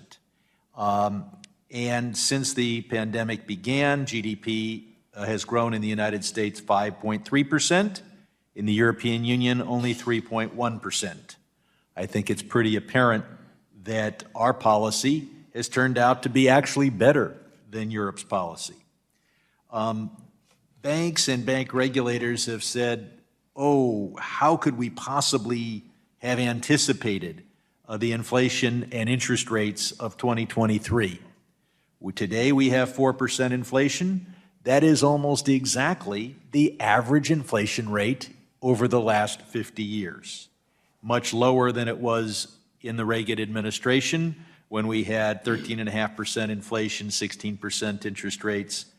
And that's why I blame the management and also the regulators at Silicon Valley Bank for telling us that this RAD was is going up, unanticipated. and then Google accuses Microsoft of unfair cloud practices. It's certainly one of the things they could have Google makes anticipated. complaint on Microsoft to the I'll point out that FTC. both the Congressional Budget Office and the University of Pennsylvania Wharton School of Business's models both show that the estimated effect of the Inflation Reduction Act on inflation will be statistically indistinguishable from zero. So we'll accomplish a lot for the environment and not increase inflation. Of course, the recent action by Republicans to take away IRS enforcement will lead to higher deficits and higher inflation. The chair of the committee tells us we don't need regulation of our well-capitalized banks. Why are they well-capitalized? Because of our regulation. And I do want to focus on whether our banks really are He said, we made you, banks. We made Mr. Powell, are our banks well capitalized? Bottom right was Rite Aid. If I just switched you value their Meta's assets getting the headlines too right now. Today's fair market value. Again, and then Google and where Microsoft. We have beefing. experienced higher interest rates and the value of the debt declines. And are they well capitalized, even if you assume that depositors are not just going to leave their money lying in the banks, but that the obligation the bank has to its depositors is valued at full face value, but the marketable securities and loan portfolio is priced at today's interest rates. Under those circumstances, do we have a well-capitalized banking system? So I think you have to take the capital requirements as they are for purposes of this. Well, question. that's the problem. Our capital requirements are hide the facts that are unpleasant.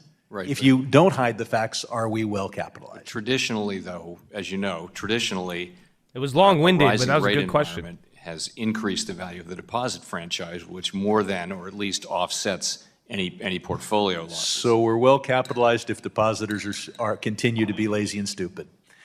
The gentleman's time has expired. Powell nodded to Chairman that. Powell can submit any He noticed he additional didn't response. say anything. He nodded to that, With that, though. we recognize the gentleman from Tennessee. Dude, he Mr. capitulated to that Opals. answer. He said, "You're right, yeah."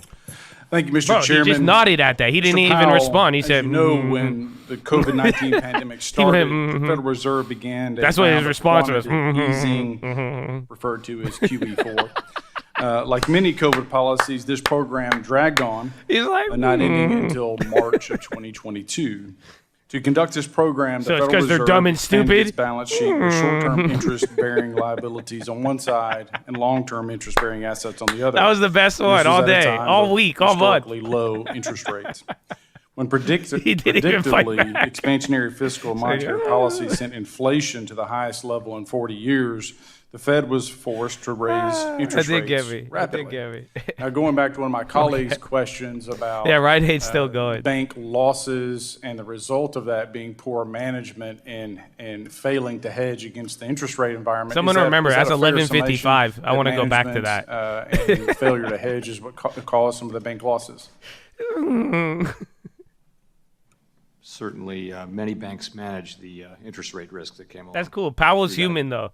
He's getting tired. But some did not. Is that correct? Powell is just getting tired of did not. all this. At least we're In not the October, only the ones. Fed suspended its remittances to the Treasury. Even due he's to trying to go losses. home right now. He's like, fuck Mercatus this. Center estimates that the lost revenue for the Treasury will result in $760 billion over the next 10 Sir, he years. just- And so it does concern me that He just agreed to the whole Treasury banking is system being like a blaming Ponzi banks for scheme mismanagement and calling when everybody stupid. You It was yourself great. had to stop remittances. Ubisoft disclosure and of trading will in own suffer shares. losses. Now, when the Fed prepared its and I said Treasury Fed, but semi-annual monetary policy reports through the time of QE4, none of those reports mentioned interest rate risk would impact the government's finances. So should that have been disclosed, or did the Fed not understand its own risk in correlation to the interest rate environment? Well, so what we do, we remit all of our profits, right? And in the era of QE, those profits were enormous. We remitted something like $1.2 trillion in profits to the Treasury Department because, you know, we're funding purchases of long-term assets with issuance, as you pointed out, of overnight. So again, remittance means the Fed made profit, you know, like a lot of money. In a way, that's what was happening. He's during talking about the QE Fed era. making bank in the we past. now enter an era of raising rates. That'll turn around a little bit. But ultimately, though, we don't manage at all for fiscal reasons. What we're managing to is maximum employment and price stability. That is and kind of using the funny. tools to Nobody achieve asks that. So about we don't think of what ourselves happens. as Remember, everybody as was trying to worried attain about some kind of Powell fiscal draining goal the one way or the Treasury, and everybody was tripping out about But that. what about with quantitative as tightening? far They're like the as- Fed was going to lose money. I guess I'll ask this question. When You haven't look heard at, about that in a while. the roughly $700 billion in blow to the Treasury, how's that going to impact the President and Congress's kind of economic plans and policies going forward? I mean, is it going to impact negatively? It's not. It doesn't affect spending, right? It doesn't affect. Congress appropriates money. The executive branch spends it. It affects. So it will mean that more borrowing has to take place, and that could raise rates very marginally at the margin. But that's how it would affect the budget. But it wouldn't be a major effect on the budget. Well, I didn't ask about the budget moreover than our overall economic goals. And I think what I think a lot of us are getting at is when you look at Main Street America, when you look at mortgage rates and how it's impacting, you know, families' abilities to get a mortgage. And so someone who was eligible for $300,000 to buy a home now is no longer eligible for that home. You have people that are now upside down due to this, expansionary, interest rate environment. And I have concerns about, future raises and the impact that's going to have on small businesses, availability of credit, and again, your average homeowner. And the people that pay that or bear the burden of that are your lower income and your middle class families. Now, when you look at Silicon Valley Bank, which is supervised by the Fed, again, I get back to when you look at the interest rate increases, why there was not more warning or hedging from you as the impact it may have on the fiscal system, the financial system, and the banking system, because as we Powell warned you 3 months before he raised rates. But Damn, the that's awful. regulators and the communication from the government was lacking. And Mr. Chairman, had I am a out year. of time. Mr. Powell, They thank just you the for banks giving me didn't the respond, and then the Fed didn't enforce it. With that, the chair There was a recognizes year. the gentleman from Stop it. Massachusetts. And where is Sam Bankman? Thank you, Mr. Chairman. I thank the ranking member. Welcome, Chairman Powell. Good to see you again. Chairman Powell, I heard some of your comments the last couple of days about the Fed seeking a softening in the labor market. And as a former union president for the iron workers, I always took a dim view of a softening of the labor market because it, reduced bargaining power and that sort of thing. But I do admit that right now, unemployment rates are historically low all across the country. I think Massachusetts, the Fed numbers at 2.8% unemployment. Arkansas, even less. Alabama, even less. So I understand the need for your position. But when you look at the Black and Latino unemployment rates in some of these major cities, they're double that. And I can't help but seeing this as an opportunity to perhaps redouble our efforts to pull workers who aren't traditionally have strong connections to the job market and make things happen. At the federal level, we fund about 25,000 job training programs. And according to the GAO, we don't do a very good job. I think the average program produces about 3 workers per year. But I am aware of the work that the Boston Fed is doing with the Gateway Cities program. Susan Collins is running that in the Boston area. And the Fed actually helps us with data and coordination, and cities like Brockton, Massachusetts, my district, but also Fitchburg and other more rural areas, the Fed comes in and actually provides a great amount of expertise and has done wonderful, wonderful work. And I'm just wondering, are there other tools in our toolbox that the Fed could use to help? You could soften the labor market by adding workers as well. And I'd rather see that on the supply side than simply restrict credit and squeeze companies into a position where they have to lay people off. And I'm just wondering if there are other tools that you think might be available to us to accomplish that.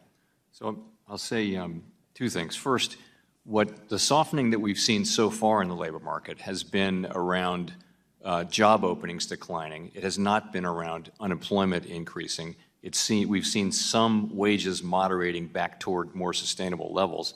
You'll remember well the labor market before the pandemic, where we had 2% inflation and a really tight labor market with no inflation, and a lot of the gains were going to people at the lower end. That's where we all want to get back to, because what we have now is a very tight labor market, but inflation is so high, it's eating up the wage gains that these people make. So we need to get away from that. In terms of other tools, I visited East Hartford, which was another one of those cities, and I agree with you. We're not spending taxpayer money on this. We don't have the authority to do it. We convene people who have private sector funds, and we focus on a city.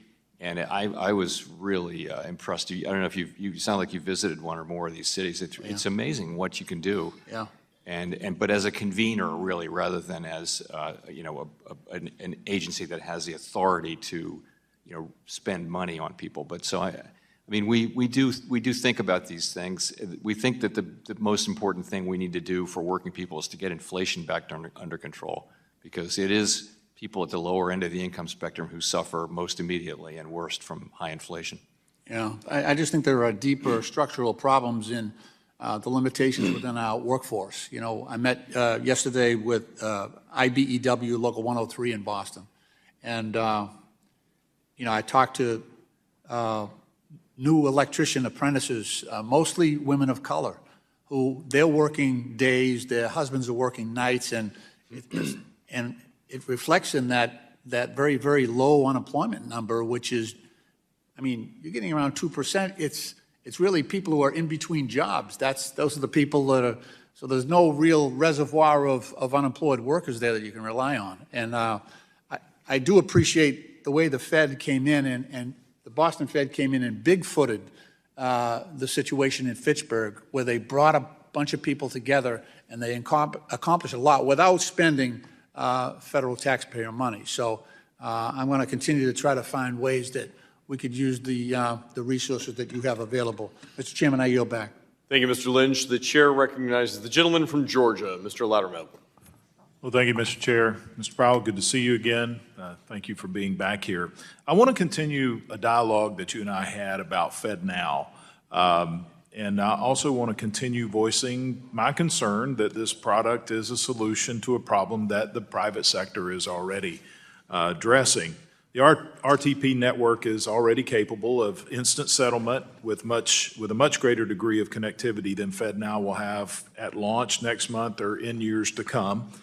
And my concern is also that the Fed has an undeniable advantage over the private sector in the payment space, as it can clear transactions through Fed master accounts.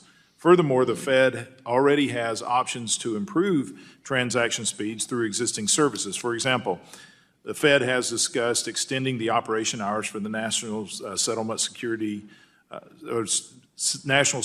Service since 2015. So first question is, why not respond to industry demand by improving existing services instead of launching a new one that can compete with private industry? Well, we, as you may remember, we surveyed all of the banks, not just the large banks who stood up RTP, which was a very positive development that we supported. And overwhelmingly, the smaller banks wanted us to set up FedNow. This was a very overwhelming view among smaller banks. They wanted a Fed alternative to RTP. So we set it up.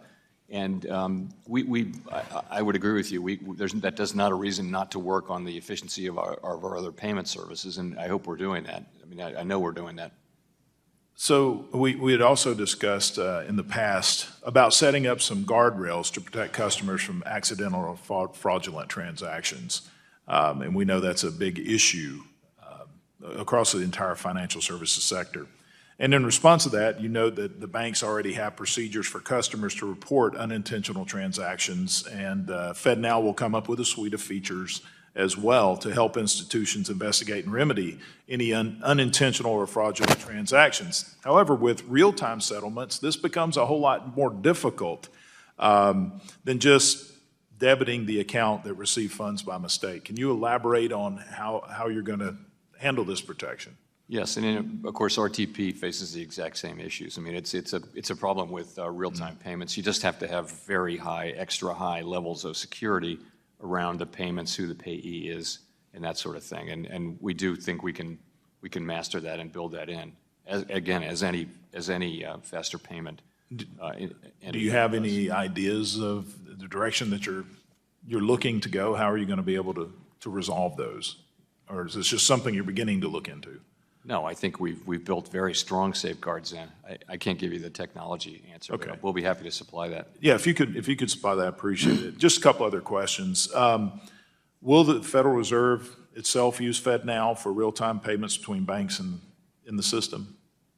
I'm sorry, will it? Are you going to use the FedNow for real-time payments between banks within the system? Yes, I mean, that's what it's for. It's supposed. Right. It's an interbank payment system that allows banks to offer real-time payments to their customers. Okay, so with that, I'm going to diverge just a little bit. I've dealt with in the past at state level with government competing with private industry. And we run into this problem where the government has an undeniable advantage. In this case, it had to deal with internet services, where city governments had gotten involved in internet servicing and started competing against private providers. And the issue came that the city governments were undercutting the private providers because of the pole access fee. So we passed legislation in the state of Georgia that required that any municipal government that provides a service that competes with private industry has to assess themselves the same fees. So with that in mind, will transactions between Federal Reserve banks be subject to the same rules and fees as other banks? Are you going to charge yourself the same fees that the private industry and abide by the same rules? We have an hour left of this. I don't know the But it's answer to good. that. You're at the same I will spot say, since you're a little higher than your old clothes. I wouldn't advocate. Same spot in the since when payment you first space, ran there up. are many instances of Everything's still red except the Dow. Shout out to the boomers. Side by side with And that's the about private it. sector one. It was not Still something I Powell. would The advocate other Fed broadly speakers for didn't in do the anything. economy. You think about ACH, you think about FedWire. You know, there are private sector and public sector payment utilities operating next to each other in the United States and around the world. Okay. Thank you. My time's expired. I yield back. Gentleman yields back. The gentleman from California, Mr. Vargas, is now recognized for 5 minutes. Well, thank you very much, Madam Chair. I appreciate the opportunity. I want to thank the ranking member, too. Thank you. Mr. Chairman, I've always had great confidence in you. I told you that personally. Now that you're a deadhead, though, I'm not quite sure. Especially after 50 years. But anyway, again, thank you very much for being here. I appreciate the service you've done for our nation. One of my colleagues was talking about the difference in inflation rates in the United States and Europe, on both sides, actually. One of my colleagues on our side talked about that. I've heard Grateful Dead more than pausing. I was wondering if you saw the headline today. I could probably name a lot of different words, but inflation wow. rate. And you saw that they're running, I think, at 8-something%. Yes, I did. Man, I want tomorrow. And, I can't. We need to get our boy. A question by now, on the Mr. other side Powell. of the aisle. Man, on the other side of the aisle. Wait. When the Biden administration took over, what you could buy for $1 now. If you could take $1 and buy something for $1.16, how does that make any sense? You said, and I want to quote you, I strongly agree. But the question obviously inferred that inflation was the fault of the Biden administration. I mean, that's the whole point of the question. That wasn't the question I answered, by the way. That's right. And I was going to say that, I'll give you an opportunity Are you to loving answer this, that. Powell Because you speech? later said that the pandemic was the issue all around the world. So is the Biden administration the cause of all this inflation? So just to be clear, the question I answered was, is inflation hurting people? Bitcoin tops 30,000 for the first time since April 26th. But it's inferred, Mr. Chairman, when you say that this has happened during the time of the Biden administration. I think the question clearly infers that. I think you understand the question I was really answering. So I guess I would say again, people are going to be unpacking the causes of this inflation. Many academic careers will be built on new ways to look at this. Former Chairman Bernanke delivered a paper with a colleague just a couple of weeks ago at Brookings on this. And I just think you see inflation everywhere in the world. There's a common factor here, which has to do with the pandemic. There's also a room for fiscal policy. There's a room for monetary policy in the explanation. And I just think it's very hard to unpack that. And I wouldn't. It's not up to us to make a judgment about. We don't render judgment on fiscal policy. We don't support it. We don't criticize it. We take it as something that arrives at our front door. No matter who is president, no matter what fiscal policy is, it's not something we play a role in commenting on or criticizing or praising. I wanted to give you an opportunity. I appreciate the answer. I wanted to give you an opportunity just to make sure if there was any confusion about that, the confusion was cleared up, and I think you've cleared it up. Now, I want to answer a question that you didn't answer, that you passed on. The question was if Congress should be in charge of setting the federal rates fund. I can't think of a worse idea. The only worse idea, I think, might be another idea that was set forward earlier, that maybe we should be involved in supervising the banks, Congress. That'd be We crazy. can't even figure out appliances here, for God's sakes. We closed down the government over appliances. We can't even figure that out. I don't know how in the world we'd be setting rates. Yeah, and let how me in the figure. I world tell you, raise we'd your, be cut the supervising rates. Banks. Cut, raise it. Fuck it. Fuck. Again, I think you guys can do But a figure tighter it out, job of Nance. supervising banks. I mean, I do think that there were, and you guys have admitted to that with the Silicon Valley Bank, and I hope you do. And I know you're looking at these regulations. It was brought up that since 2008, 2009, the capital requirements have gone up, and the banks generally have done well in the stress test. What was the law that caused the rates, the capital requirements to go up? It was a combination of Dodd-Frank and also the Basel Committee.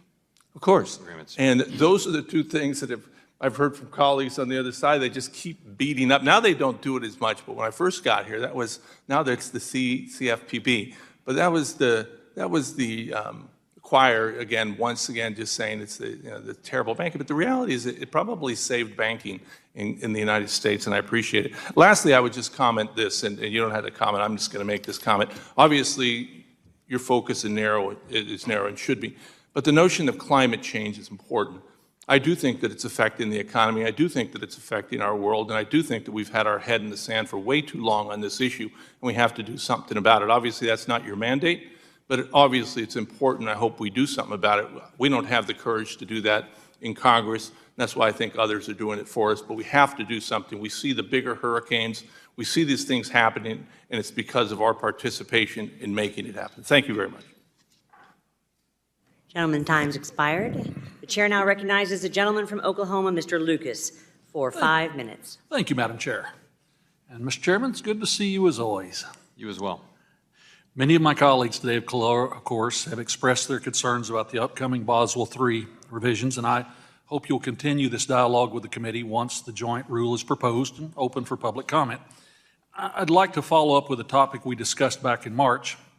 I'm sure you're keenly aware of how important it is for banks and companies to manage interest rate risk. Participating during the last several years, the Silicon Valley Bank made that very clear. Could you speak generally to how hedging interest rate risk is an important risk management tool for U.S. banks and companies? Well, I think you see the reality of it here. When rates go up, banks are encouraged by their supervisors and their own internal personnel and risk committees that they need to manage that risk. And most U.S. banks did a good or adequate job of that, I would say. But it's a fundamental risk of banking, one of the most basic risks along with credit risk. Exactly. And on that point, I've heard concerns that the Fed's Basel III revisions could increase costs for derivatives end users, whether hedging interest rate risk or commodity price risk. I'm optimistic that these concerns will be addressed. Having said that, these revisions to capital requirements do not exist in a vacuum. The SEC is proposing major changes of their own.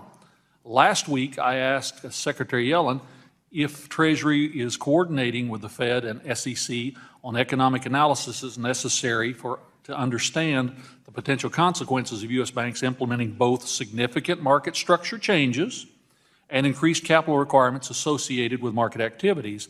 The Secretary responded that the Fed is, in fact, coordinating with Treasury on this analysis.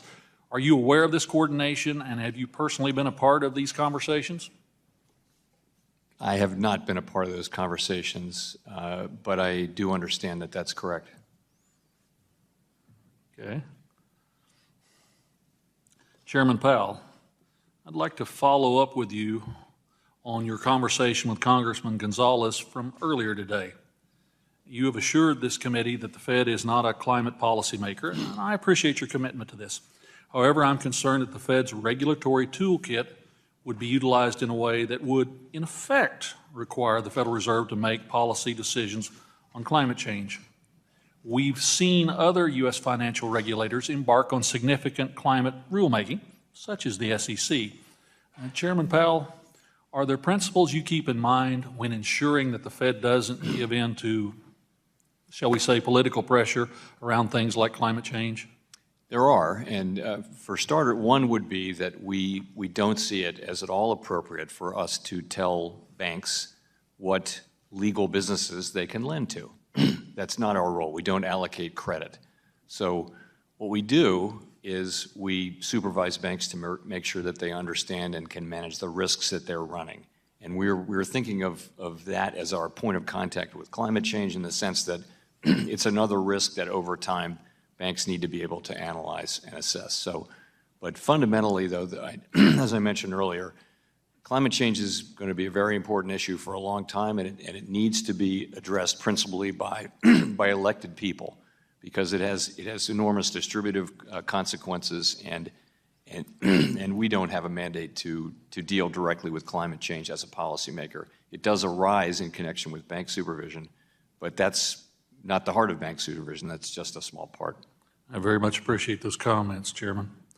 On another topic, I'd like to discuss the Fed's balance sheet, which currently stands at around $8.5 trillion. Oh, as you know, the size of the Mr. balance Odom, sheet more than doubled as bringing the in Fed some worked hype. diligently to stabilize markets. I see you, baby. God bless you. Pandemic. Happy Powell Day, 1 of 2. Now, as the Fed begins to reduce the balance sheet, We're could you almost explain done. this process and describe We the got levels nothing. of securities that Nothing the Fed from it. would look to maintain in the long term? So the way the process works is securities mature, and they roll off our balance sheet, and that's the way it works. And there's a cap for MBS, mortgage-backed securities, and also for Treasuries, so it doesn't get too large. And if you hit that cap month upon month, it works out to roughly a little less than $1 trillion a year in shrinkage, which is a whole lot faster than what we did in the last cycle. But then again, the balance sheet is that much bigger. In terms of the level, we're thinking about a level that will allow us to operate our abundant reserves regime with enough of a buffer on top of it so that reserves won't accidentally become scarce. I can follow up more with you on this. Thank you. My time has expired, Madam Chair. Gentleman yields back. The gentlewoman from Ohio, Ms. Beatty, is now recognized for 5 minutes. Thank you, Madam Chair. Thank you, Chair Powell, for being here today. I have 2 questions I'm going to try to quickly get through. The first question on the U.S. dollar dominance is kind of a follow-up to I sold Congressman AAP. Torres's We got question. $100, 2.5%. Chair Powell, in the I'm National out. Security Subcommittee, which I'm the ranking of, we've been discussing the importance of preserving the U.S. dollar's status as a global reserve country.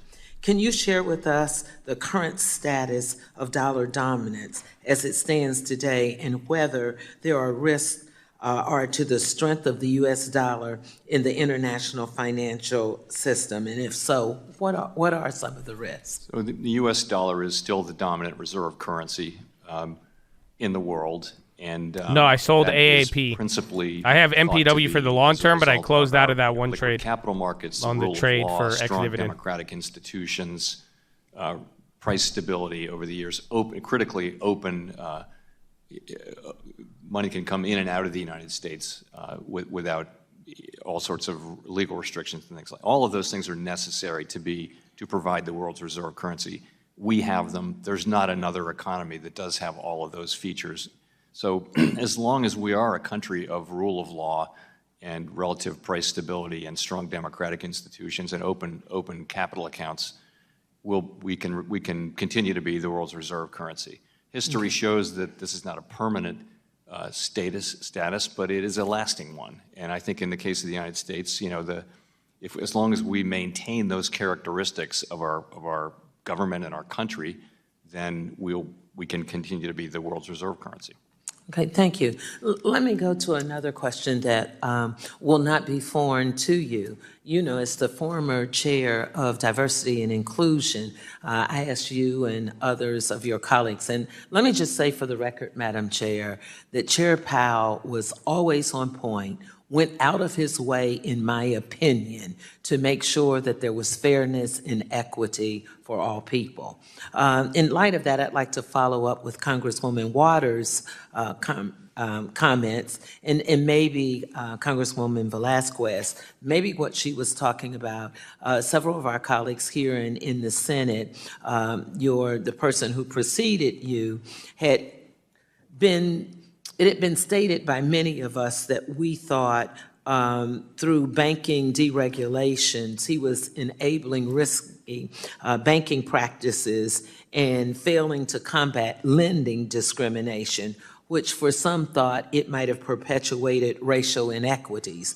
A few weeks ago, Chairman Powell, on June the 7th, to quote, you said that we understand at the Feds that our actions affect communities, families, and businesses across the country. And everything we do at the Fed is in the service to our public mission. So could you maybe elaborate, or the time ran out with Congresswoman Waters, on, is there anything you'd like to share with us that you do at the Feds that would dispel that there are things that you're not looking at that causes one or members of Congress to think that it is perpetuating racial inequities? Well, as you know, we do consider, we call out disparate economic characteristics of different demographic groups, including by race, and we want those facts to remain present in the room as we're making our decisions. We try to think of maximum employment we do think of it as a broad and inclusive goal, meaning we're not just looking at the aggregate level. I think it's important to keep those facts in your head as you think about monetary policy. I will say, though, that we have one federal funds rate, and we don't really have tools that address distribution and historical inequities and things like that. Really, the Fed is not an agency that has those things. The best thing we can do for everybody, including in particular low and moderate income communities, is to maintain price stability and over a long period of time, and on top of that, a very, very strong labor market. Those strong labor market conditions are the single biggest contribution we can make on this area. Thank you. And let me end by saying I appreciate your comments that you said you realize that high inflation imposes hardships as it erodes purchasing powers for food and housing from the least of us. Thank you so much for being sensitive to everyone.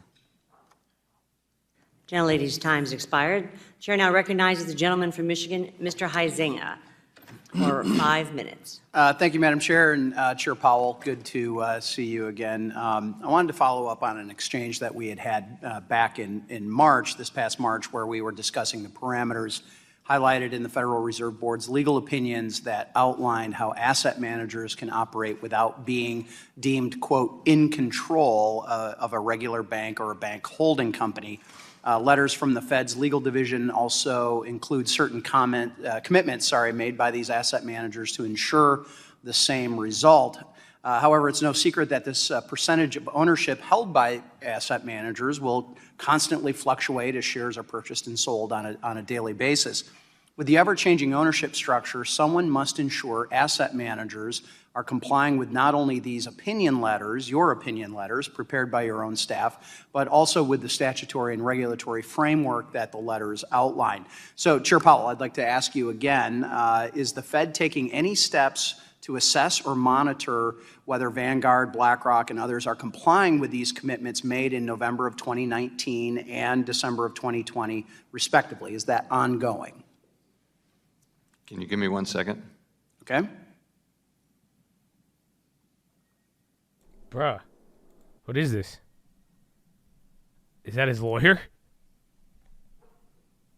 Sorry, that's a very specific question. I didn't know the answer, but so I would say this: we're broadly monitoring the situation. I don't know that we have a particular focus on the asset managers. Okay, well, those were opinion letters put out by your folks outlining very specific things that could or could not happen. And back in March when I brought this up, and now again today, I'm looking to find out who's actually minding the store on that. And, we have to rewind that. So I'm rewinding that for concerning. Sure. What the fuck just happened? That we don't. I've never have an seen answer Powell on that. ask for I guess phone a friend. We'll continue this conversation, and maybe you can answer this: what division at the Fed is responsible for reviewing and monitoring an asset manager's compliance with these opinion letters issued by the board's legal division? So it would be the general counsel's office. We don't have any reason to think that they're not in compliance, by the way. But nobody's checking. Well, we'll check, but Okay. I think we know what we're going to find. I'd like to know what you're going to find, not what you think you're going to find on that. So thank you. I'll be following up with a letter to include some more detailed questions on the topic, and I assume you will commit to getting us a timely answer into that. I think we offered your staff a briefing on this, by the way. Yes, and there was a briefing, and let me be clear. Yeah, appreciate the Powell's cooperation. like, fuck you, that bro. That was a great. I'm rewinding it. I'm getting ready We've for this also to had some end. I other want to briefings. hear There's been that. a number of briefings that we've requested, and frankly, your division of government has been more helpful than others, shall we say. So I'm going to quickly pivot to a committee's investigation of the SVB, the Silicon Valley Bank failure. Your staff has been working to get us some answers on our outstanding questions. Powell does not You did like your own this. report. Now it's our turn. And can you appreciate that our committee is conducting its own independent review of what happened in March? Yeah, very much so. Okay, thank you. Will you commit to producing the interview notes and allow us access to the staff who participated in the interviews conducted for the Fed's own internal review of the bank supervision report? I'm not in the middle of that discussion. I don't know where that stands, so I don't want to make commitments that I can't back up. So I'll be happy to understand where that discussion is and try to work with you. We're going to be following up for sure on that.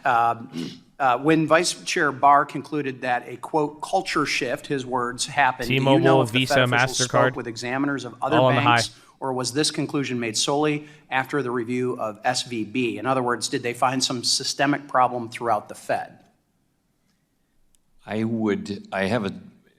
thing is, I didn't play any role by design in the preparation of the report, and I'm reluctant. I think I know the answer, but I don't want to guess. So we can give you a 100% clear answer on that, but Okay. I'd rather not speculate. Corn, or are you guys talking Bitcoin, All right. or both Well, of them? Along with the Everything, FDIC and actually. Department of Treasury, you invoked the systemic risk exemption, the SRE, for both Silicon Corn. Valley and This Signature corn. Bank, guaranteeing all depositors would be made whole. For example, Both. regulators could have used orderly liquidation authority, the very tool Dodd-Frank was intended to resolve the, quote, too big to fail institutions while protecting taxpayers.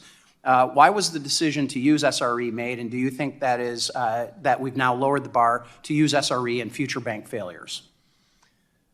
I hope we don't have to face that question again. We all do. As long as I live. But has a new bar been set? I would No say pun this. intended. So this happened with no warning on in the middle of the night, Thursday night, and less than 12 hours later, we're on the phone with the FDIC, and they're deciding to close the institution and to haircut uninsured depositors. So it was an emergency situation over that weekend. We could see that there was an electronic run building up, and we did what we had to do to address that, and I think successfully. Gentleman, time has expired. Chair now recognizes the gentleman from Illinois, Mr. Foster, for 5 minutes. Thank you, Madam Chair, and to Mr. Powell for appearing. Now, Gosh. wars have historically Fucking been associated beautiful with elevated voice. levels of inflation worldwide, although the relationship is complicated and wars can have impacts Okay, we got to on go both back, supply though. and demand. I'm sorry, you beautiful Higher voice, inflation man. And December of 2020, respectively. Is that ongoing? Can you give me 1 second? Okay. Hold on, that was the question. Hold on, this is the question. I'm going back to it. With the ever-changing ownership structure, someone must ensure asset managers are complying with not only these opinion letters, your opinion letters, prepared by your own staff, but also with the statutory and regulatory framework that the letters outline. So, Chair Powell, I'd like to ask you again, is the Fed taking any steps to assess or monitor whether Vanguard, BlackRock, and others are complying with these commitments made in November of 2019 and December of 2020, respectively? Dude, look at Is his that ongoing? Can you give me 1 second? Yeah, bro, that's crazy. Who's that guy? He's like, I don't know what the fuck he's asking, man. I don't know why he said that. Just say you don't know. You have a right to remain silent, Jerome. So just don't. Sorry, that's a very specific question. Yeah, I don't know, sir. I didn't know the answer, but so I would say this: we're broad prices and Very commodity prices crazy, went very up crazy. at the beginning of the war. Okay, It this is certainly live now. was. Yeah, well, and certainly it's an important factor for Europe still. Yes. The disruption particularly. Well, just more generally, you have been trying to deal with this question of how you balance your dual mandate. And so whenever you're trying to optimize simultaneously two different things, the first step is to put them into common units.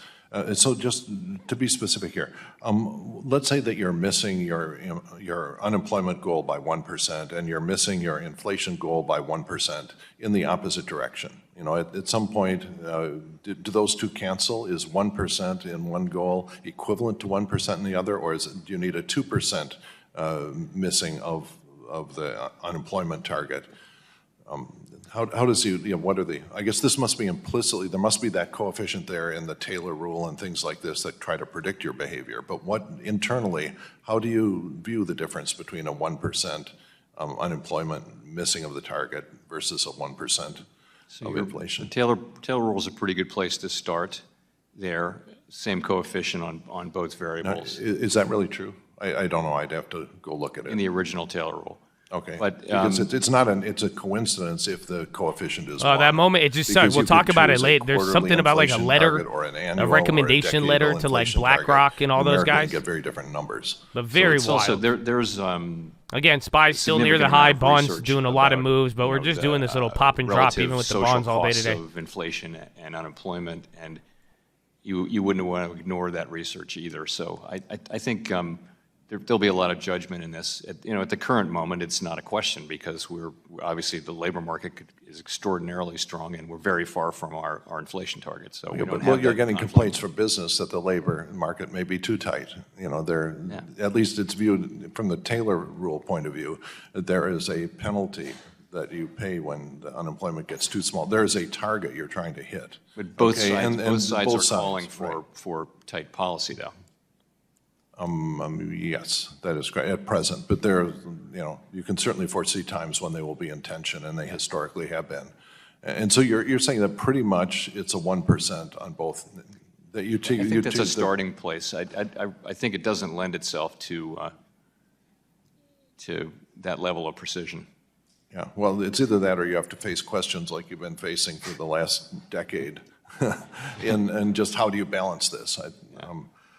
Let's see, in terms of the internet or electronic runs on banks, it seems like that's a new thing that's going to have to inform bank capital and liquidity provider. The first question is, if you get a significant electronic run on a significant sized bank, is there anyone but the Federal Reserve that can provide that emergency assistance? Or do you pretty much have to be the only line of defense against big internet runs? Well, I think regulation and supervision can play a role in that as well. And that's in stopping the run from starting, right? But yes. But part of that stopping the run from starting is knowing that if it starts, that there is someone or some entity that can stop it.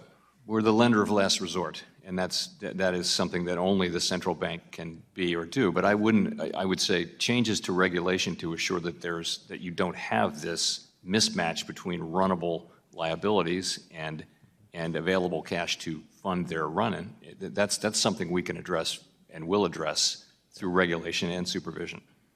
Thank you. Yield back. Gentleman's time has expired, and the chair now recognizes herself for 5 minutes for questioning. Welcome, Chairman Powell. I'm going to start asking about the FOMC, the Federal Open Market Committee's latest forecast.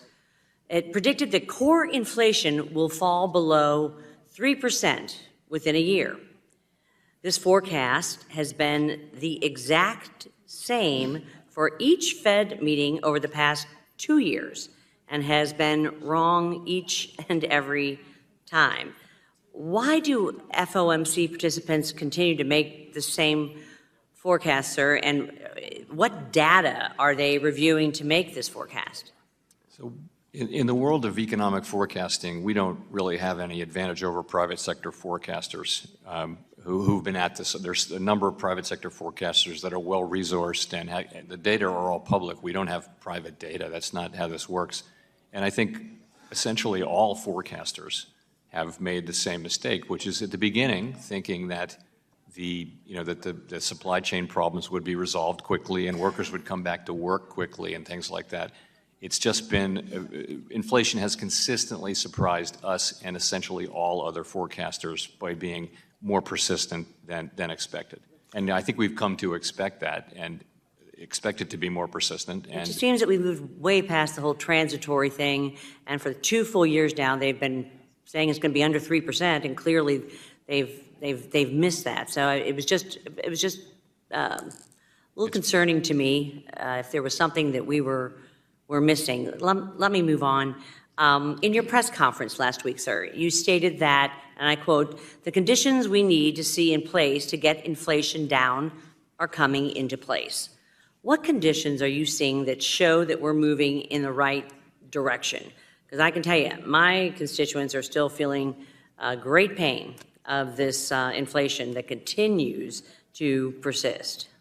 So there's underlying conditions that I'll mention, but the point is you get them in place, and then the process of inflation moving down will take a significant amount of time. And we've been consistent in saying that. And the conditions I mentioned would be, first, we need economic growth to be slower to be modest, and it has been at modest levels, so that's happening. Secondly, we need the supply chain bottlenecks to go away and get better and improve. And thirdly, we need the sort of mismatch between demand and supply in the labor market to diminish. And that has been happening. So all of those things are happening much later and much more slowly than we would hope. And my committee and I do believe that the process of bringing inflation down is going to be a relatively lengthy one, longer than we expect. Well, it's clear that the spending on consumer services, for example, a car oil change, a haircut, or a concert ticket, remain almost unresponsive to rate hikes. Do you have a projection for when we might see this spending go down? So non-housing services, the broad service sector is famously less responsive to and less focused on rate hikes and the cost of capital. So what we think, and that's about half of core inflation, a little bit more than. So we think, and I think broadly, this is what forecasters think, is that it will take some softening in labor market conditions, because in that service sector, it's very labor intensive. By far the largest cost for most service companies is labor. So what you want to see is rebalancing so that demand for labor and supply, a lot of that can happen through fewer job openings and things like that, and we do see it happening. The Consumer Price Index, or CPI, which measures the price of everything from groceries to cars to rent, has in fact declined from its peak. But this personal consumption expenditures, this is the PCE index, which measures as we were talking about, consumer spending, remains historically high. Don't worry, Chad. We're almost over. How else can you 20 more account for minutes. this difference when it comes to Don't get a old, rate OJ. hike pause? Well, we never used the word pause, and I wouldn't use it here today. What we did was we agreed to maintain the rate at that meeting. Almost every single of the 16 of the 18. So that's another, again, Powell repeating it's not a pause. They do believe it'll be appropriate to raise as if and a big majority believes closest thing to a headline twice we've gotten. But again, he said that last time. Pretty good guess of what will happen if the economy performs about as expected. Yeah, I think you're right. More rate hikes likely are needed to bring inflation back down to the 2%. And we're concerned about a hard landing, about recession. So anyway, my time has expired, and I now recognize a gentleman Jack, I'm worried from about a Illinois hard landing, so you should raise the rate, for sir. 5 minutes. Thank you, Madam Chair. Thank you, Chair Powell, for being here. He said I wouldn't call it a skip. So in June of 2021, or he said I wouldn't call it. He said I wouldn't call it a pause.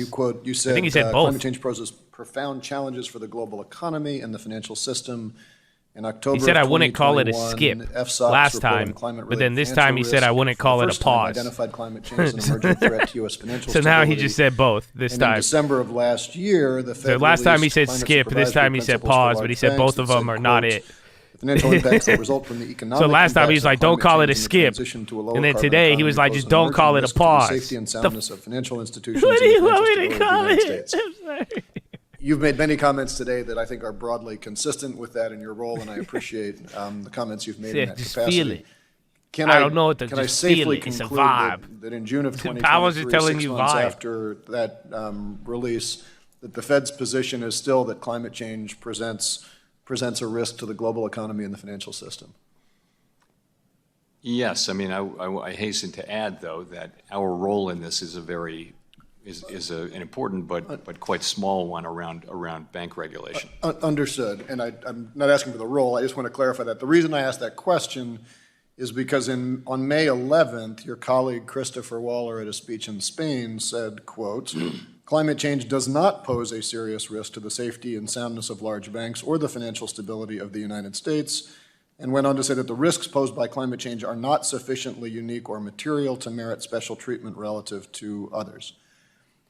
Should we understand as we sit here that Mr. Waller was speaking in his personal capacity and not as a designee of the Fed, if indeed Fed policy hasn't changed since December of 22? So I don't comment on the things that my colleagues say.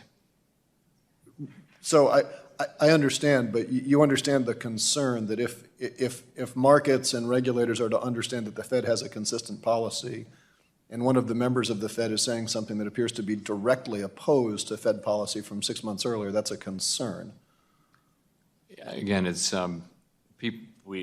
governors have always had the ability, and Reserve Bank presidents as well, the ability to have their own views on things, and that's going to happen, and that's probably a good thing that we have a diversity of perspectives. I think there may be less in that difference than you suggest. I mean, what I'm saying is that banks, to the extent we have a role, it is to assure that banks understand and can manage the risks that they do face from climate change. Okay.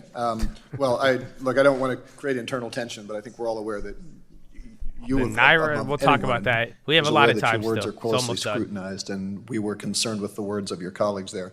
Madam Chair, I'd like to introduce for the record a working paper from the European Central Bank, the impact of Again, global this is your warming on pause inflation. statement. I don't know if you saw this report that just came out recently, but it says, among other things, that climate change poses risk to price stability by having an upward effect on inflation, both food prices and headline inflation.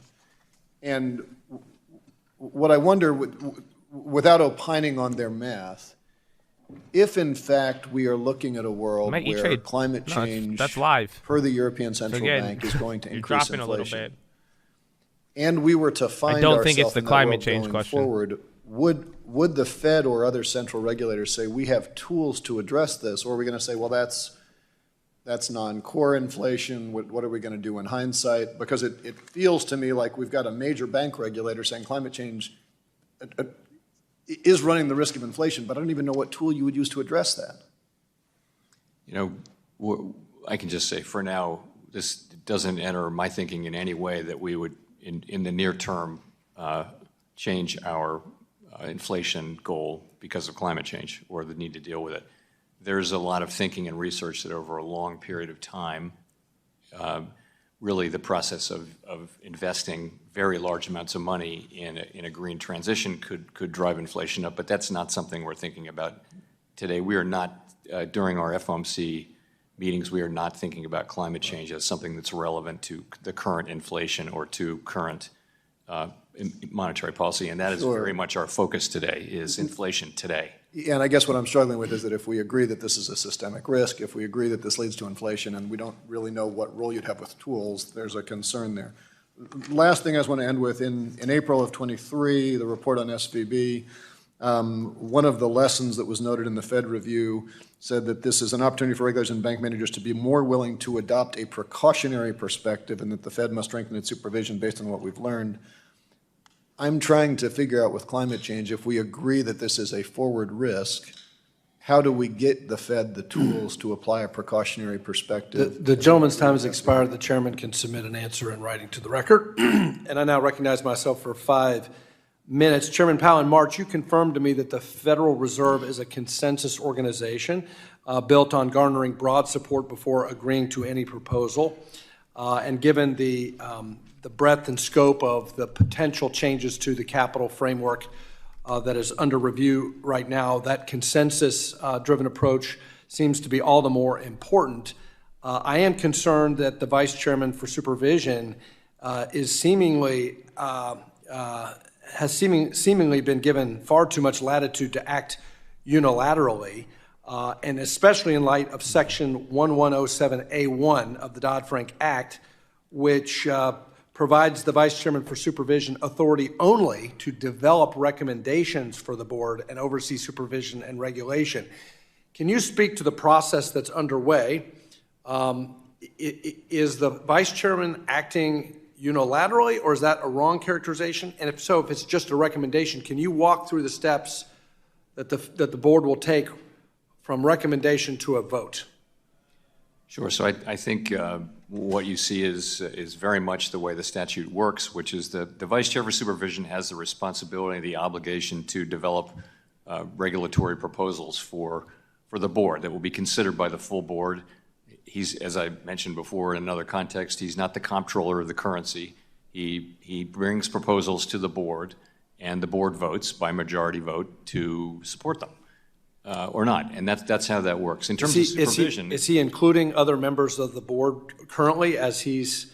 So I think all of us have been getting briefings on what's developed, but ultimately the job is to present something to the board for consideration by the board. And how long will that, once he presents his recommendations, how long will there be debate, deliberation, and is that transparent for the public?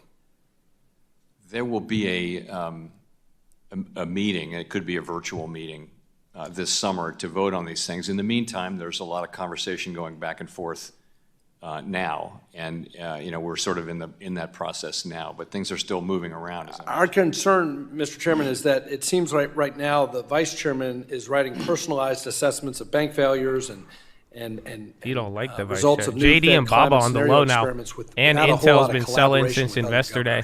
That's actually wild. Baba flipped. Intel's back to 33. Given that this new scheme could raise capital requirements by as much as 20% in an already well-capitalized banking system, and that the cost of such changes could be $100 billion or more in lost GDP, I am concerned with your testimony that this would only be a virtual vote.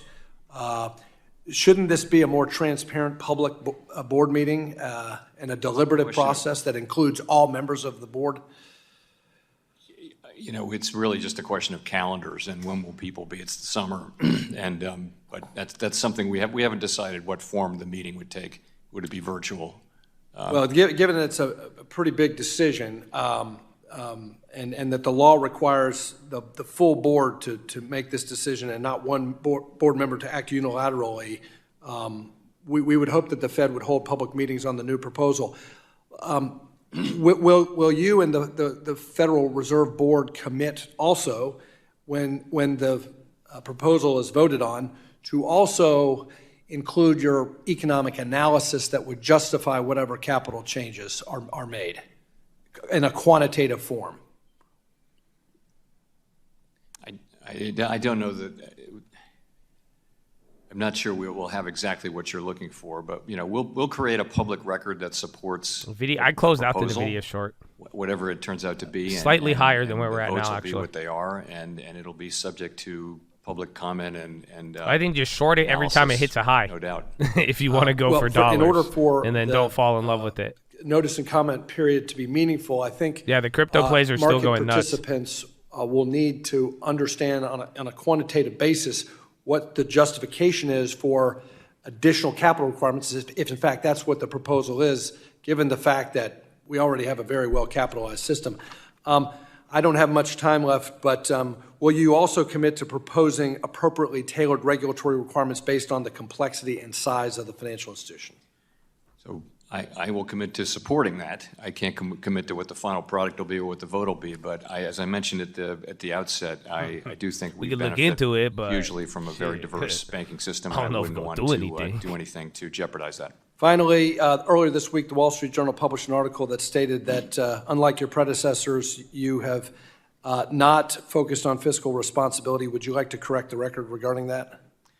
I would. Thank you very much. So it was just an op-ed, but it was factually incorrect. I mean, there are countless times, and you've heard me do this, I've said the same thing that my predecessors have said, which is that the United States federal budget is on an unsustainable path.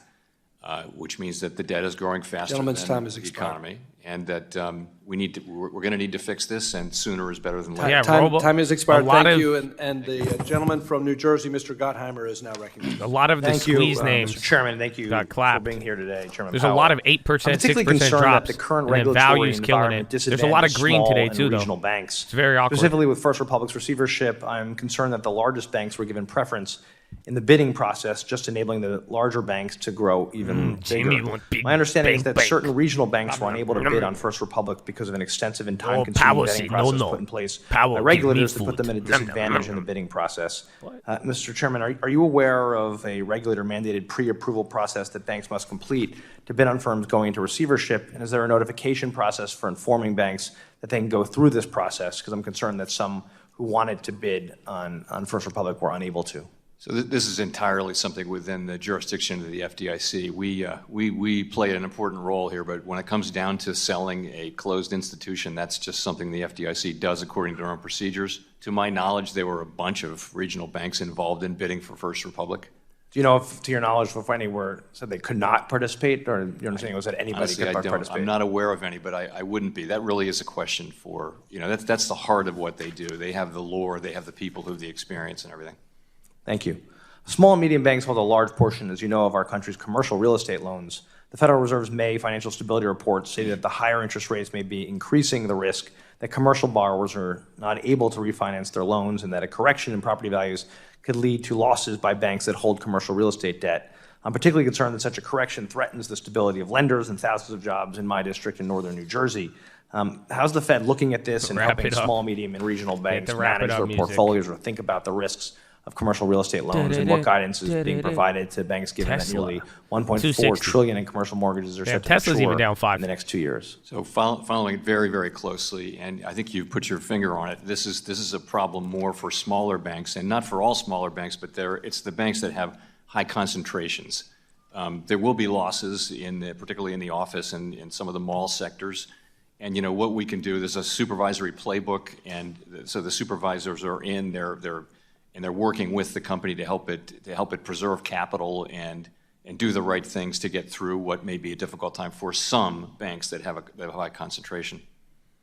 Thank you so much. As was discussed today, there's concerns, obviously, that banks may be tightening their lending process and processes and tightening what's available. Are you concerned that higher rates and the recent instability in the banking system will lead to a credit crunch that can make it harder for small businesses to finance their operations and potentially lead to rolling blackout of loan defaults across industries? So we're watching that very carefully. Bank credit conditions have been tightening for a year, and that's partly as a result of our rate increases. We're very alert to the possibility that the sort of shocks that happened in March might exacerbate that. We don't see a lot of evidence yet on that, but we wouldn't have expected to. So it's something we're going to continue to monitor carefully. Are you concerned at all about the non-banks Tesla's still and what dumping. crunch that could I happen have on two that side? Teslas, and then Spy's coming down. There's a... Yeah, Raul, the banks kind are of, obviously but highly we're still at regulated and have this capital is and that Euro kind of thing, close, and, some of Powell, the everything. We have non-bank not done lenders anything. are in a very different place, and so, but we don't regulate and supervise them, and so it's something we're watching. How do you think we as Congress should be looking at the non-banks? Is there any recommendations? Where there is same activity, there really ought to be same regulation. You shouldn't be able to conduct the same activity. We regulate these things for a reason, and if we're not regulating them appropriately, then that should be changed. But if you can just go across the street and start a business that does the same thing without the regulation, then that's not going to be effective or fair. With Basel III conversations up and running, and obviously driving towards some conclusions, it appears, or recommendations, is that something that you've been watching? Obviously, you have Fed representation there. What are your largest concerns in terms of requirements and how you're thinking through that right now? So I think these are going to be very important. A number of very important proposals are coming, and I would just put out a couple principles, and that is, our banks are strong and they're well capitalized. I think that's pretty broadly agreed, and I think we're going to want to understand how even higher capital is justified. There'll need to be a case made for that. Almost as important as that, or maybe more important, is that we need to respect the diversity of institutions that we have in this country. And Froblo's we getting benefit murdered from still. having Yeah, banks cool. of all different shapes and Oh, my sizes. coin. And we don't want to push sale. regulation or capital, for that matter, to a place I mean, where Powell's only talking only the CRE biggest banks losses have a in viable, banks, but banking model. We're a again, long that way little from it. I pause just think we comment need is to when we keep that started in Or be dropping. disadvantaged compared to Bitcoin is foreign. getting murdered. Again, crypto's moved up a lot. Thank you so much. I yield back. Thank you. Thanks. Mr. Chairman, we have 2 more members here, but unfortunately, you're hard to stop at 1. Can we go over just by 5 minutes? Is that okay? Okay. No good deed goes unpunished. So we'll go to Mr. Davidson from Ohio for 5 minutes, and Ms. Garcia from Texas for 5 minutes, and then we'll wrap. Thanks. Thank you, Chairman. Chairman Powell, thank you. Thanks for the extra time so we get all these questions in. And just picking up where my colleague, Mr. Gottheimer, left off, talking about non-banks and banks and kind of the regulatory framework. Recently, you published online the list of master accounts that the Fed has. Are any of those master account holders non-FDIC insured entities? Are any of them? I don't know. Could you get that answer back to us, please? Sure. Okay, thanks. So when I think about some of the dynamics that are going on in the market related to banks, non-banks, securities, not securities, one agency in particular has been very activist in this place over at the SEC, and it's kind of tangentially related to the Fed, but crypto and digital assets in the U.S. has got a market cap of around $1.1 bonds trillion are finally going right up. now. That's the thing. Stocks ain't moving all today, but the bonds just slowly work their way up. And coin's still moving. And Tesla's at the low. It appears to have some staying power. Of course, that $2.1 trillion was, what was that a year ago? A lot higher. Yeah, it's had some volatility in large measure due to the lack of legal clarity. So what was that shit last year, dog? Exactly. Will help that quite a lot here this summer with at least 2 bills, one on stable coins and one on market structure, and it'll be clear not just for it should be over. Congress, this is the last but question. for regulators, including Chairman Gensler, and obviously market participants, whether they're forming the ideas or investing in the ideas or participating in the activities in the space. But when I think about participating in activities, one of the core functions that has taken place for a while now is the reverse repo market. So it's hovered over just over $2 trillion for the first half of this year, and it follows kind of exponential growth that we've seen over the past few years. So what's your assessment on the implications that the reverse repo market has on our economy? Not much. It's just a place where that is. Again, they're still coming down here. Ever since that little pause thing, we're going to talk about it. I don't know if that's the real reaction on the market, but still pretty interesting. Issuing bills to refill the Treasury General account, we've actually seen the reverse repo overnight facility declining. So, isn't there some sort of conflict with higher reserve requirements, liquidity, and lending in the market? Or is there any tension there? I don't believe so. It's just a place where largely money market funds have been putting their money, and as rates normalize in the economy, we're likely to see the reverse repo facility shrink dramatically, and I think without particularly important macroeconomic effects. If you think about the implications, the Fed had to intervene in September of 2019 to provide stability and liquidity to that market. The fact that the Fed needed to use an emergency facility to intervene in the market would normally indicate some cause for alarm. Do you feel like that was an aberration? There's no more cause? Everything's been settled? Well, that was about suddenly finding ourselves in reserve scarcity. So we'd been monitoring the level of reserves really carefully and thinking that we knew where scarcity would start to appear. And the problem is demand can be very volatile. So demand spiked and there weren't enough reserves, so you had a situation where we had to supply reserves in big quantities. That's not what's going on with the reverse repo facility was at zero for a very long time, and I think it's shrinking now. We don't know how much it will shrink. Well, I think the growth of it kind of highlights some of the related concerns for inflation and tension bonds between liquidity. Again, and there's a 20-year auction. When you look at 4.0, it's not even that strong for capital. In the alternative, but it's just a big 20 billion, I think, or 12 billion. 20-year bond auction, 4.01 versus 4.028. So it's like a tenth of a percent. Then it certainly has implications. But that's surprisingly a big bid. Would love to follow up with you on it, auction. maybe Slightly align stronger, my own views, but it was a big with auction. thinking at the Fed and with some market participants. When I think about the Federal Reserve, of course, we think about monetary policy, and we want Fed autonomy on monetary policy to some extent. A lot of non-market intervention that, to me, continues to be a cause for concern. Continued purchases of mortgage-backed securities, for example, prevent real price discovery. Is Fed's purchasing propping up prices, or is it holding them artificially low? It's a non-market influence, and I think it has some distortions. So as Chairman of Housing and Insurance, I am continue to be concerned about that. But the other thing is, really, the big concern is the regulatory side. Gentleman's time's expired. Yield. We'll now recognize Ms. Garcia for the ultimate question of the day. Thank you, Mr. Chairman, and thank you, Chairman Powell, for being here today. It always is a breath of fresh air to have you here to give us the latest report on from the feds. I first want to thank you personally for working on a topic that has always been dear to my heart and dear to the heart of the Congressional Hispanic Wait, why are they doing Caucus. another one? I know several members have already touched a little bit on issues Habibi. related to diversity. Again, that bond inclusion, reaction is very weird. you See if that one yourself ends said up something, fading, and I but it was a really was slightly struck by the words stronger you bond used, auction, that when you but bonds look have been at setting working the their way up. interest rates, It just, that was a you bigger want to auction of reflect $12 that all billion. Americans in the room when you do it.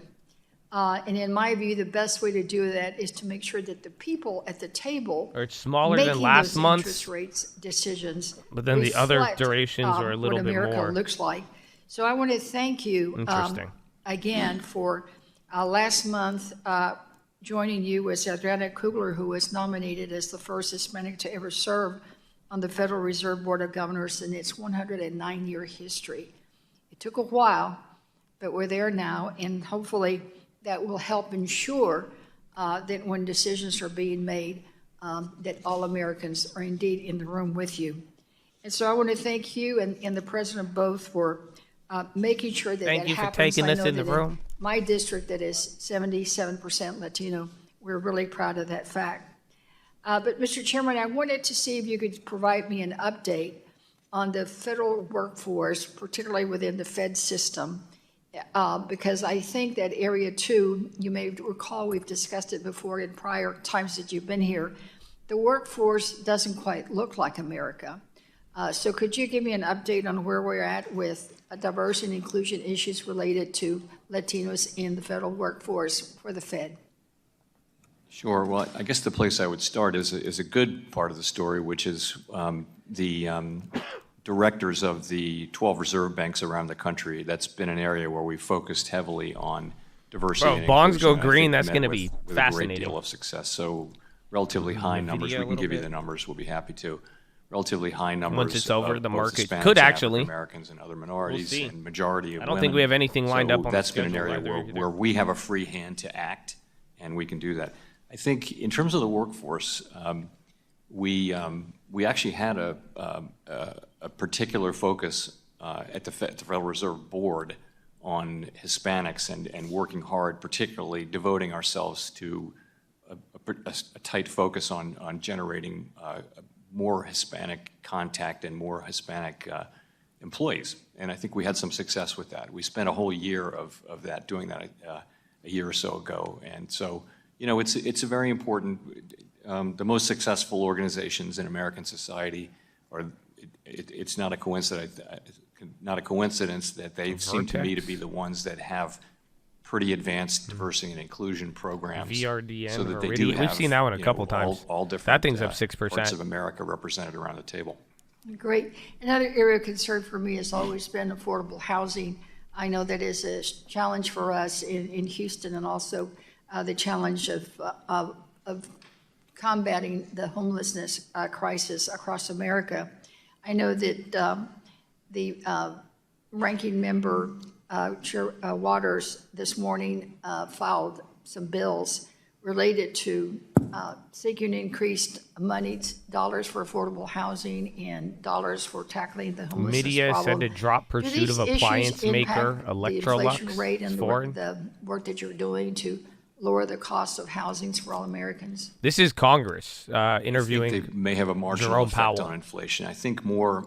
I would It is point almost to over. This things should be the last question. Workforce participation. So And it's already 10. they need housing so that they can get to the I've place said where this is the where least jobs amount of are. words I've And, said in a day, many bro. I don't know what to metropolitan do. areas, I could the sing a rents are very song high, so after people are if you'd having like. to work to drive very long routes to get to work. And I mean, labor force participation has an important effect on labor supply, which has an effect indirectly on inflation as well. So How long have we had the 2% goal for inflation rate? unofficially for a quarter of a century and officially since 2012. And every other central What banks. factors would have to occur for you to reconsider the 2% since it's been there for so long? What would have to happen for us to reconsider it? Mhm. I can't really think of anything. Nothing during my tenure will happen to cause me to want to reconsider it. If you come back in 100 years, it'll probably be different, but it's some unforeseen circumstance, I would say. Thank you. Ladies, time's expired. Uber is cutting 200 I'd like to people in thank recruiting. Chair Powell for his testimony He said, today. "Shut up, Without we're ending objection, all this." members will have 5 legislative Even the days Chad before wants which to go submit home. Additional written questions to the witness through the chair, which will be forwarded to the witness for his response. I ask you, Chair Powell, and your team to please respond no later than July 30th, 2023. And with that, this hearing is adjourned. Woo! Thank you. Thank you. He said nothing. So no wizardry from Powell. Honestly, he said the same exact thing. You got a little bit. We had to wait. We had to wait like 2 hours for it. It was like right around here when he made another reiteration towards pause. We all took a moment on that one. So you could kind of see it there, but this is where it all happened. I mean, the speech started around here as they were doing the pre-written statements. We popped up to here. Ironically enough, this is literally Euro close where VWAP is, give or take a couple of points, even where we're at now. But the biggest thing was the pause statement, but it's not like, dude, Powell did not say anything. Again, if anything, he said a lot by the way he even, again, it's very funny when you say it out loud, because last time you heard from Powell, he said, hey, I wouldn't call it a skip.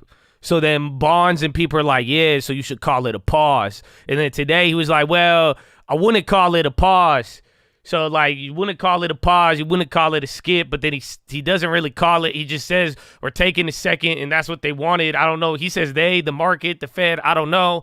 But either way, he didn't say anything today. It was good to hear, though, a couple of questions. You might get more movements tomorrow. You also had Philip Jefferson. But you had the Mr. Jefferson. I don't know his first name. I confuse him with the NBA coach. The other voting Fed member, he didn't really say much either. And then also there was one more Fed speaker, but, I mean, you see it here. Nothing really moved. If anything, that bond auction was probably your biggest news, but do not forget, you also had the UK. Their inflation went crazy today. So we'll see. Tim Rouse said it's going to be a nothing burger. Yeah, we still have a lot of other Fed meetings, and then we get to hear from Powell tomorrow. But, I mean, this Powell's attitude is, I'm telling you, he's bullish. That's the whole point of yesterday's video. It just, I guess this year, maybe like Powell is, I put it on the Twitch. I don't know if I'll get banned. I think Powell is like trans bullish or trans bearish. Every year he switches. He picks. So last year he was a bear every single time he spoke. Out of like 9 or 10 events, Powell, the market went down. This year so far, 6-7 times already. He is already like every time he has spoken, it has gone up. Like, so it's just like he's like flip-flopping. I guess he's kind of playing with the trend of inflation, but pretty much he's changing his attitude, and then he's doing it in a way where he is like keeping it for a period of time. So it's not like he is flip-flopping. He's actually like sticking with it for a little bit. So we'll see. We will see. The Wizard Powell. Chinese Commerce Minister Wang Wentao speaks at event in Paris. China willing to push forward with economic trade ties with France.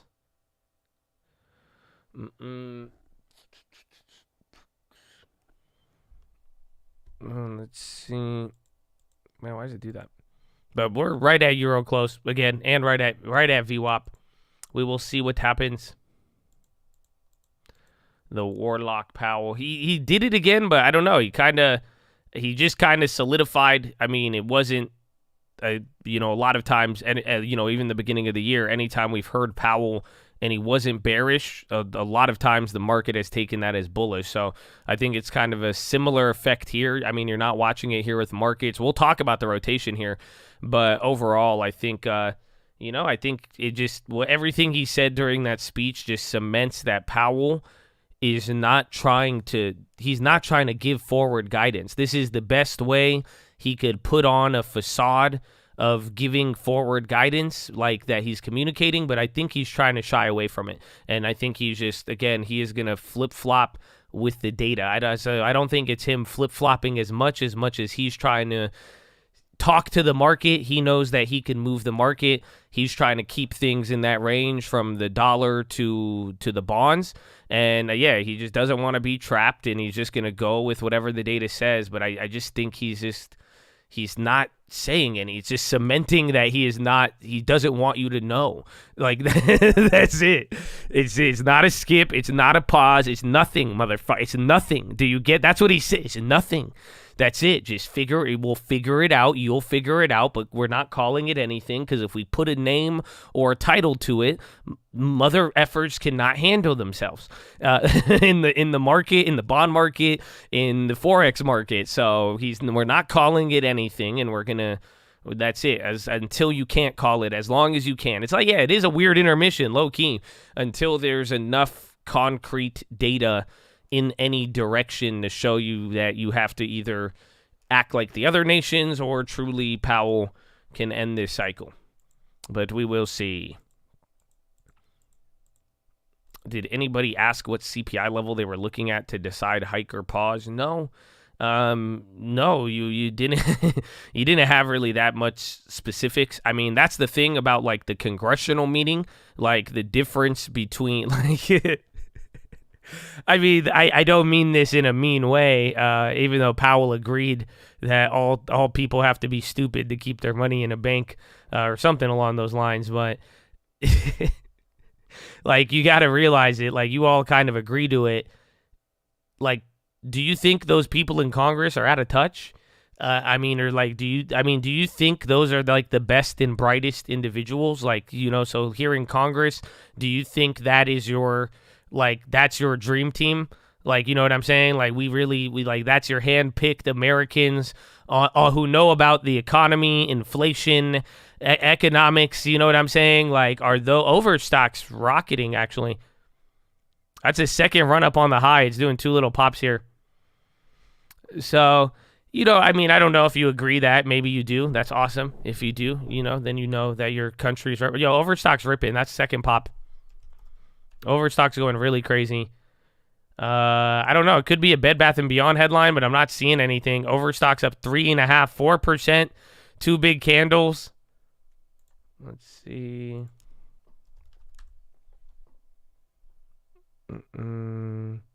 Tech resources. What's the day? The 20th? The 21st? Intellisat to end talks with potential merger with SES. INTEQ.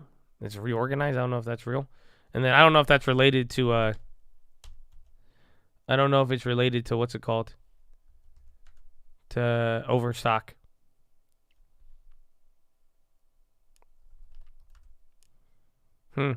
Yeah, Overstock. Keep an eye. I don't have anything yet. But I wasn't just flaming the people in Congress for no reason. The whole point is, like, again, it's not like an analyst meeting. It's not like an earnings conference call. Like, this is Congress. So when we do hear the thing about these meetings, we're going to hear another one tomorrow, is that in a weird way, it's kind of like Wall Street combining with Main Street. Does that make sense? This is the opportunity where Congress is going to ask kind of the tough questions in the most basic, generic way, because it's not as, like, this is very, very broad when it's looking at Congress. It's more Main Street versus a more financial Wall Street approach. Now, some of them, you could hear by the questions, some of them know more than others, but that's kind of the general idea here of what we got. So they didn't talk about a lot of the specifics, but they asked some general questions. Again, that was very late into the conversation that even the pause came up. And that's why you probably heard more stuff about climate change and racial stuff versus, like, hey, what's going on with the capital requirements? And then versus, or again, what's up with BlackRock and asset managers? And Powell, he took a second. French Lamar speaks in Paris. Yo, when are you going to talk about the Naira? I think it's in checkmate, or it's in check. That's it. I think you give me the Naira going crazy at the Naira keeps going crazy, even just holds up to where it's at, and then give me the Chinese yuan above 7.25, and we have I think you have a short play.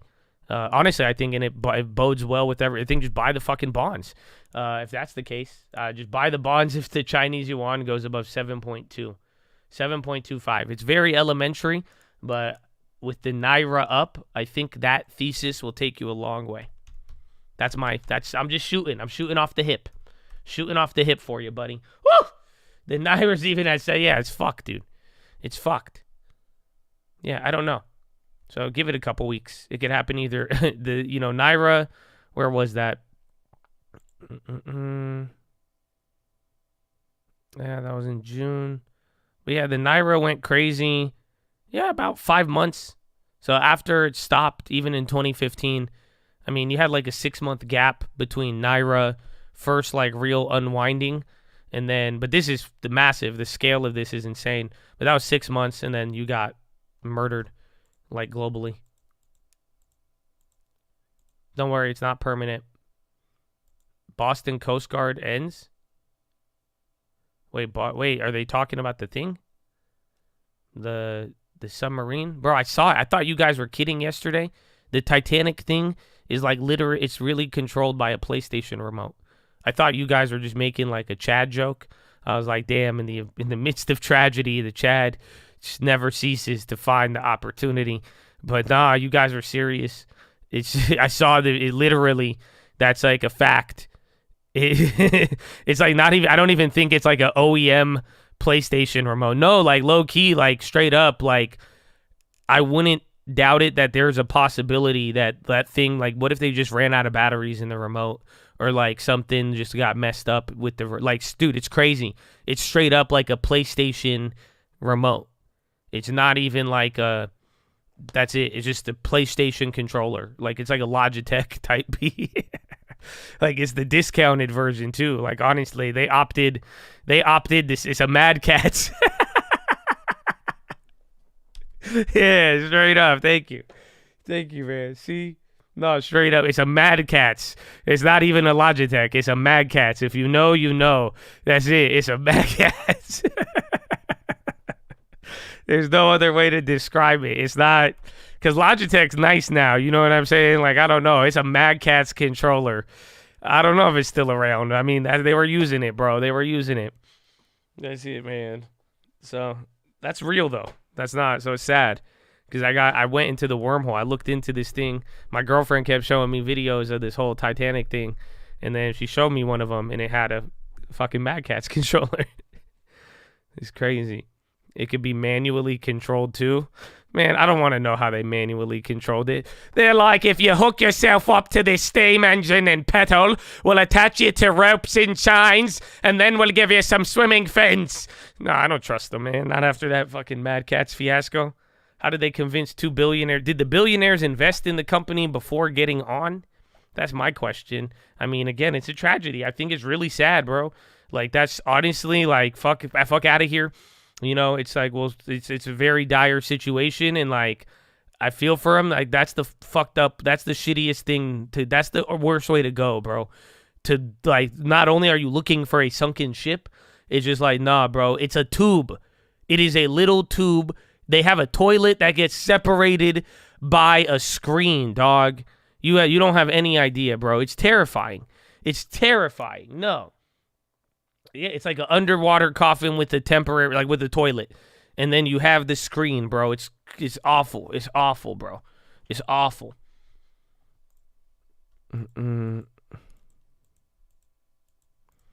AVDL, they're dying. Avidel Pharmaceuticals, good call.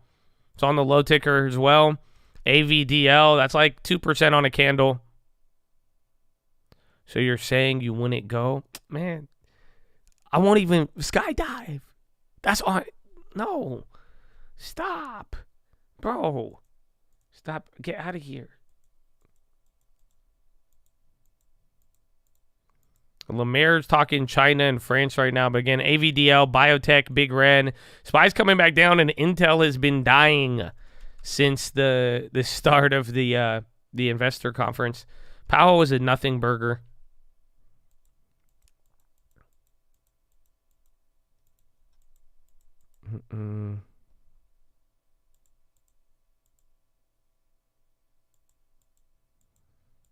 The skydiving has weight limits. No, I mean, I don't care. The point is, I just don't like certain activity. The craziest thing I like is like fast cars. That's it. That's like I don't know why, because it's much more dangerous than all of them. But even then, I'm not into that like space shit. Throw me out of plane, put me on a fucking bungee cord type. Nah, just that's it, bro. I'm chilling. Like, let's go for a walk. You know what I'm saying? OSG, overseas ship holding. What's this, buyback? A shipper.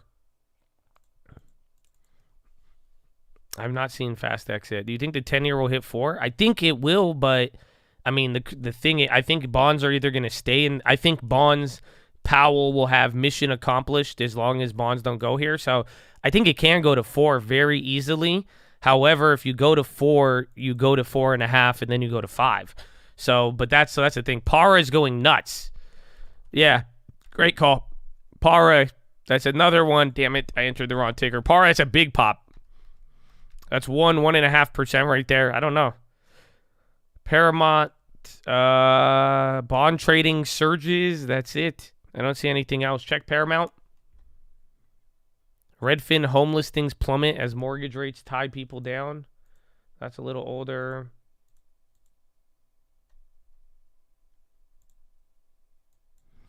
What is it? Para?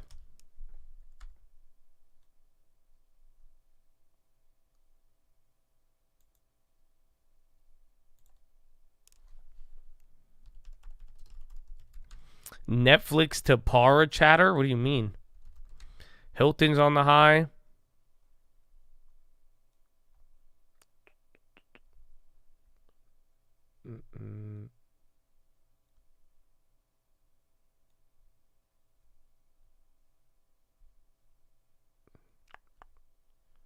Signs unified. No, I don't see anything. Netflix has explored Paramount for its studio business. Inside Netflix's growing M&A machine, who's leading in what insiders think streamer could buy next. So it's like a speculation article. Interesting.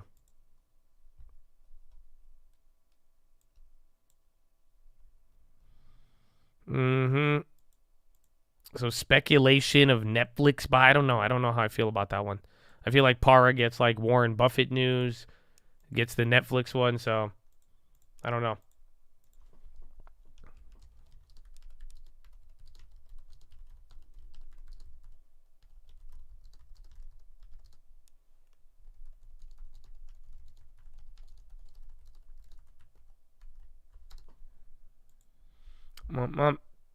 Big boy movie for real. That'd be crazy, but I don't know. How much is Para worth? Can Netflix even buy them? But then if that's, I mean, here's the better idea. I would look at Netflix. Yeah, $9 billion. You would sell Netflix though. So I don't know if that news is real. We'll see if it goes up, but I feel like Netflix would sell off of that. I don't know if people would be like, yeah, Netflix, could spend some money right now. Huh?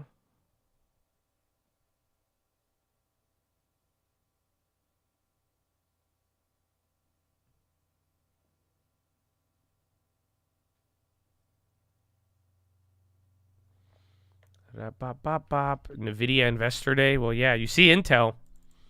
Intel's had an interesting one so far. I can't believe Intel's up to 33. Again, it hit that 36, like what, 37 almost? But then it's already back down. 33 is crazy. I think we got it at 32. The Business Insider, yeah. I don't either, but like, I mean, I think I think Netflix would sell if this if this news was real. That's it. I don't think that'd be it. Nobody, I don't know. As a Netflix shareholder, last thing I want them to do is buy something for $10 billion. You know what I want them to do? To offer a dividend. Oh, yeah. No?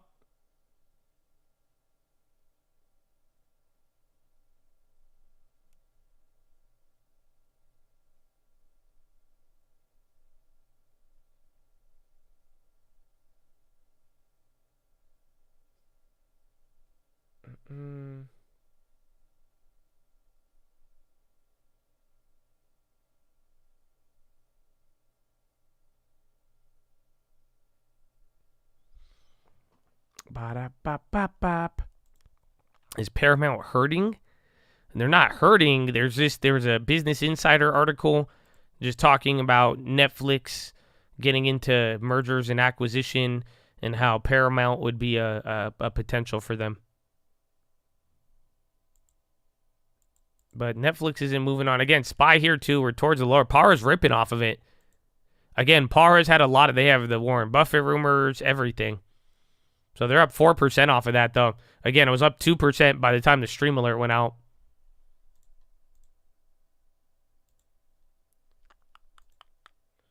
Ba-da-ba-ba-bop. There's the bonds. Where's the video? Is that the gym? What was the question that J. Powell didn't answer? It was something about the senator guy asked him about 2019 like law or letters that they sent for like compliance for like asset managers towards certain rules, and he asked if they followed up with them since 2019. And Powell said he didn't know the answer to that question, and I did not even know Powell had a fucking Pikachu right behind him that he could ask, because I did not know that existed, bro. I did not even know Powell rolled deep like that, but he just asked. He pulled a phone a friend out of nowhere, asked the dude behind him. He said, "Give me a second," and then this dude popped up behind him, was like, "Hello," and then he was like, "Yo, what happened?" And then he consulted with him and said, "Yeah, we don't."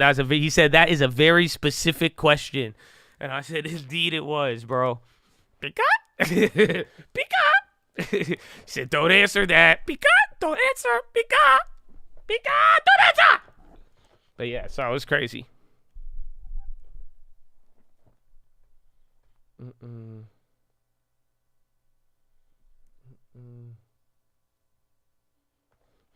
I encourage anyone who cares about freedom of speech to leave YouTube and sell Google. This is much more important than Bud Light and Target boycotts. Okay, you first. That's it. I feel you, bro. I'm just waiting till everybody does it. I'm with you. But nobody wants to fucking sell their iPhones and go to the mountains with me. I'm down, bro. I'm down.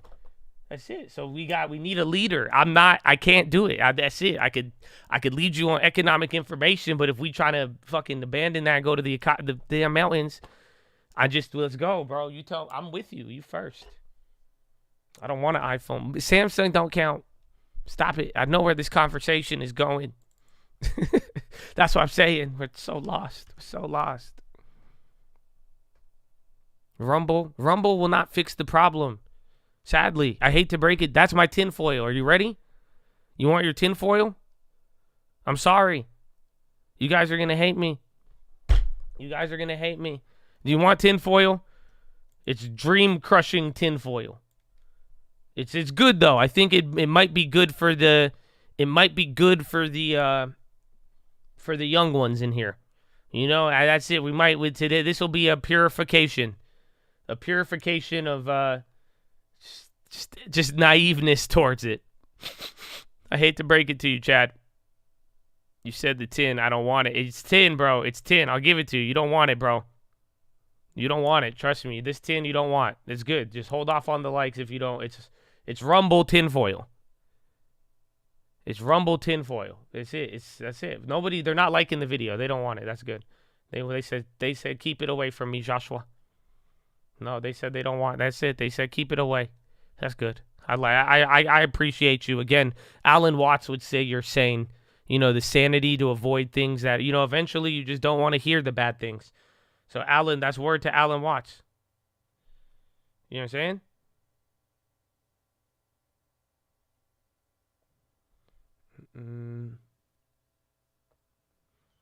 Oh, that's it. That's it. Damn, yeah, it's cool.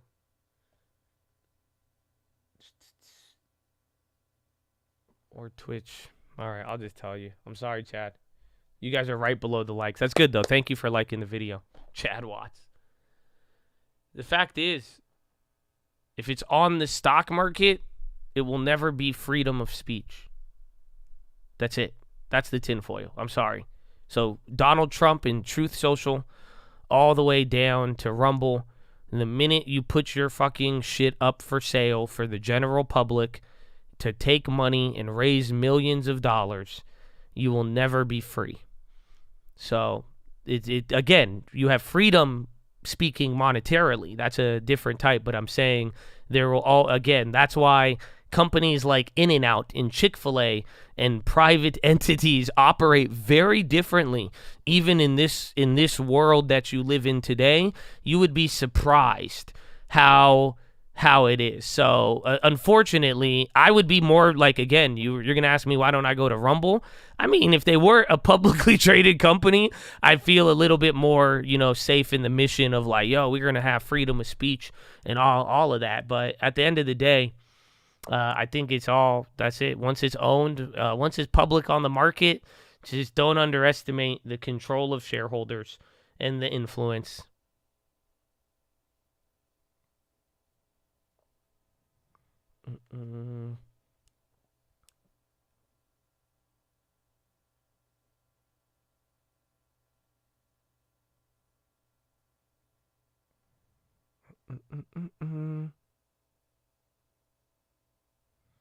Bring back LimeWire. Airbnb? Good for you, little buddy. It's weird what moved up today. I'm telling you. Again, even the value names. And that's what I was saying earlier. Walgreens flipped? The hell is that? But even then, energy's in the green. They were red in the morning. But there's a lot of stuff green right now. The only thing red is real estate, discretionaries, tech, and communications. So everything is actually in the green. Staples, banks, financials, healthcare. Again, real estate's barely red. Energy, utilities. So there's a lot of things that actually did good today, even though we're down 0.5% and 1% on the NASDAQ. That's why the Dow was green at one point. So we'll see. Pull up the heat map. Heat. How I watch? Market, watch it. Visualize it. Public. Index it. Spy it. Not bad. 50-50, Habibi. 50-50. You see? Team technology, communication versus team old people. This is a boomer. Boomers in here. The banking, the staple, the energy, the OPEC, utility, except real estate, though, linked to the interest. And then healthcare got beaten, except for insurer. Started my long... This is the day. This is the day that the law turns me. I will rejoice. Hey, I will rejoice because the law turns me. Hey, be bios on the high. Amen, bro. Congratulations. I receive your praise testimony. Amen. B-Bio is popping. I don't know if it was red before. It says it's only up a quarter, but that's like 30 cents. Remember, you had like AVDL or something, another biotech. Do they have annual general meeting occurring right now? Yeah. They have a meeting that's starting right now. So I don't know if we could listen in. You might be able to. But B-Bio. Bridge Bio Pharma.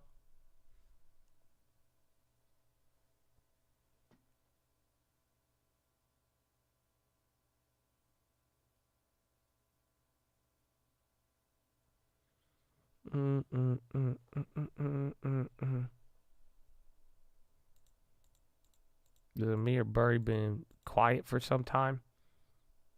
Yeah, dude, what do you mean?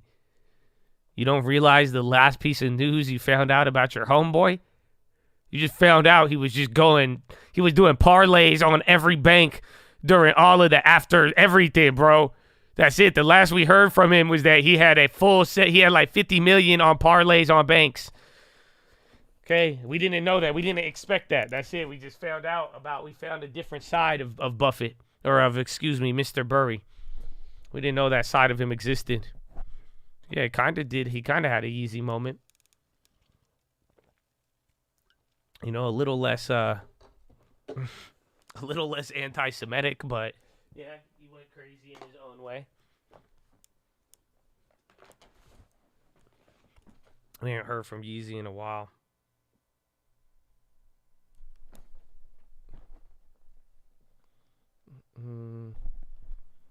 Settle down. I'm sorry. Do you realize I haven't got to talk for like the first 4 hours of the day? So I could just call it a day right now, but I got a lot of energy, man. I got some vocal cords I could use. You know, let me know, bro. I said I could sing you a song or something. The news in the market, surprisingly, have not had too much. I think, again, that bond auction being strong by 0.01 surprisingly had a stronger effect than some way, way bigger ones we've seen in the past. So we'll see.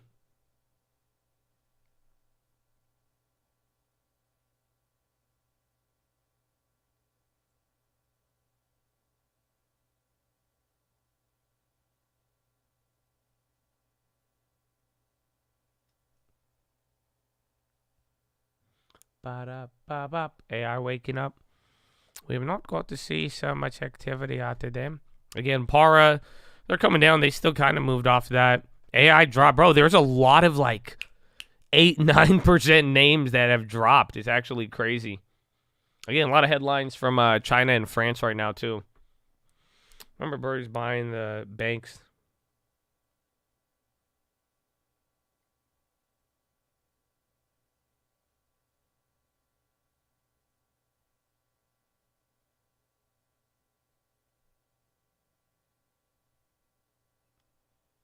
I don't know why Walgreens is down. Dude, that thing was killing it in the morning again when all the value names got a bid. They went up, but do not know why it's sold. Again, that B-Bio, I still have it up there.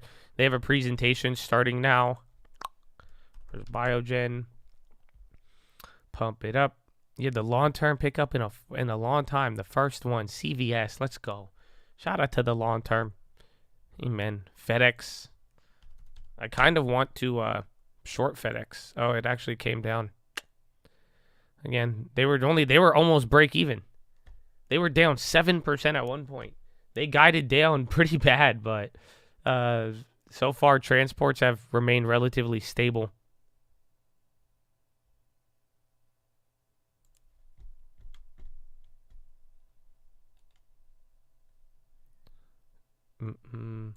Powell is done for the day, and we don't have any other data. Again, the only other data you had this morning was mortgage applications. There was just very big UK CPI data. Let me see if I can find core CPI, actually.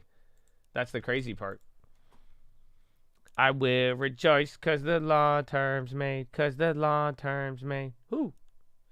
Countries, United Kingdom. Consumer Price Index.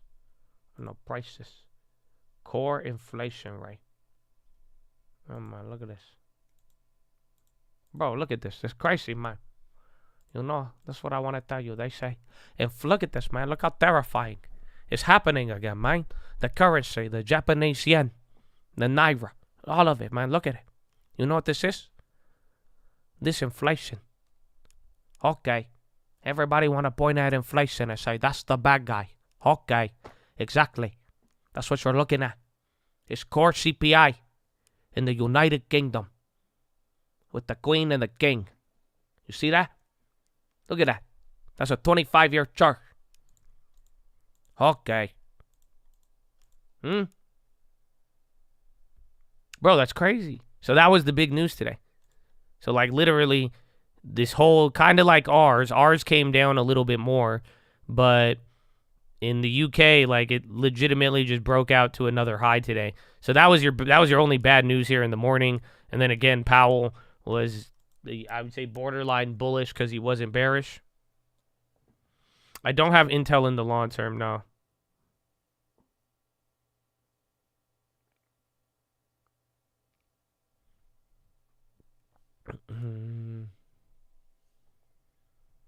Ba-da-ba-ba-ba. But yeah, no intel.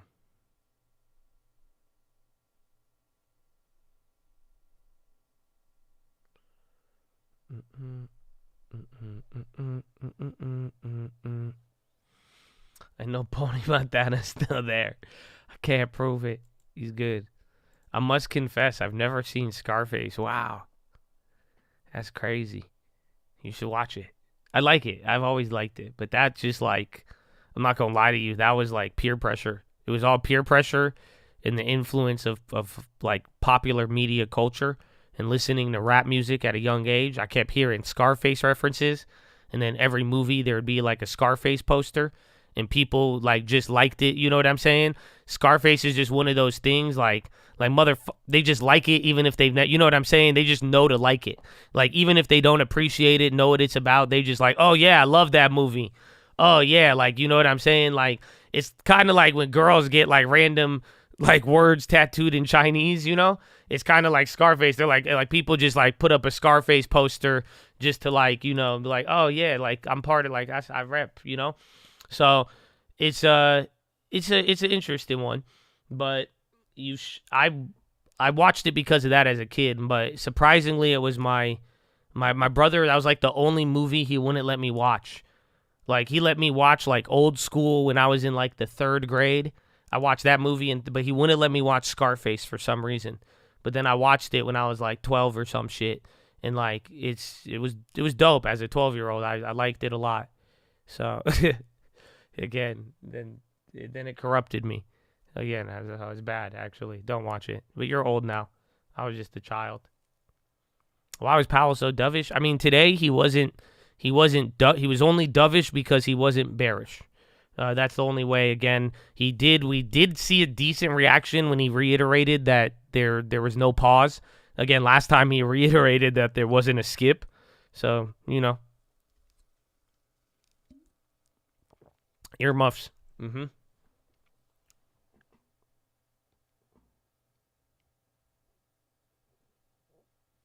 Bank of America. The banks were doing good initially, and then they slipped off with everything else. Al Pacino's having another kid at 83. Wow. That's impressive. Good for him. That's crazy, actually. Despite being dovish, market didn't rally. Again, Powell was dovish in the sense that he wasn't bearish. You know what I'm saying? So it's like, it's not like your mom didn't get you the candy bar at the checkout. She just didn't beat you up for asking for it. Does that make sense?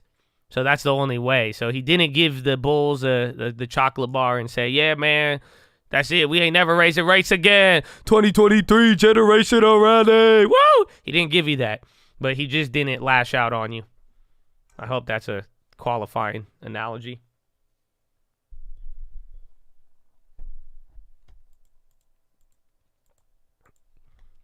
And then SPY still have VWAP. Bonds are green. That's insane. I remember I was telling you that right after the auction. I said if the bonds go green, that's going to be a very fascinating reaction because it was a very small like demand, and like literally we've watched auctions come in a quarter point lower, and it would fade the move by now. So very impressive there with the bonds. But again, 10-year, I believe, is even moving up a little bit more than the 2-year.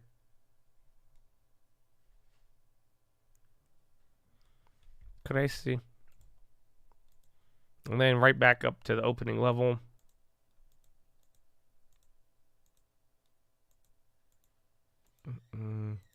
TLT gonna hit 104. Bro, the 10-year, again, duration is running. So, but again, even the 2-year is starting to pop up. They're all going crazy.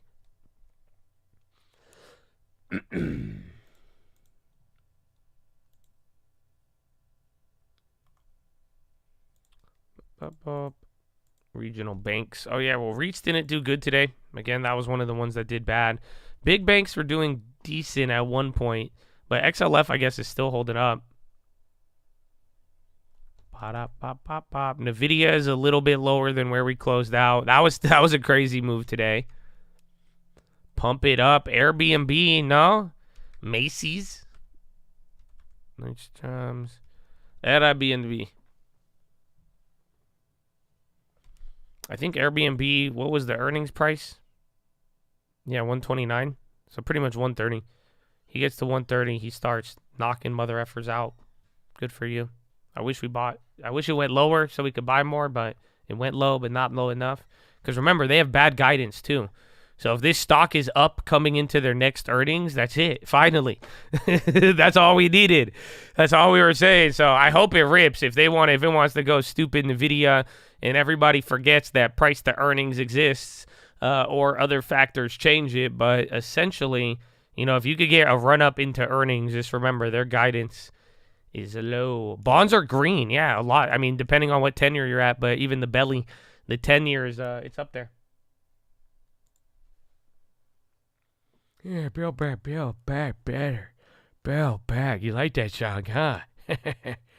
Yeah, I knew you'd like it, punk. Told you it was a good one. So check my single out on iTunes. All right, I gotta get going.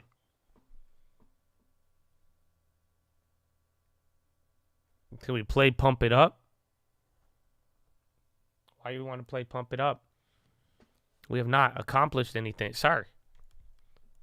Man, these are our first 2 days in like 2 weeks. These are not the days to pump it up. Sorry, Bitcoin is up 7%. That's your only reason to pump it up right now.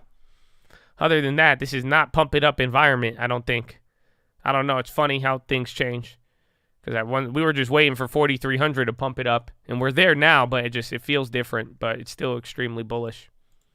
But yeah, you're going to have to wait.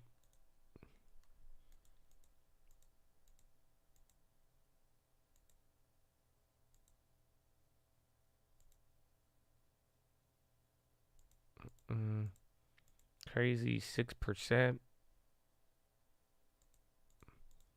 What was this dude singing? I will rejoice. I don't know what you're talking about. Weird. Must have been an ad. But we're live Monday through Friday, 30 minutes before open. YouTube.com/the stock market. Glad to have you here. Like the video. Show some love. Airbnb keeps going up. Let's see if it goes to 130. Can we raise the Titanic music to 4,100? No, dude.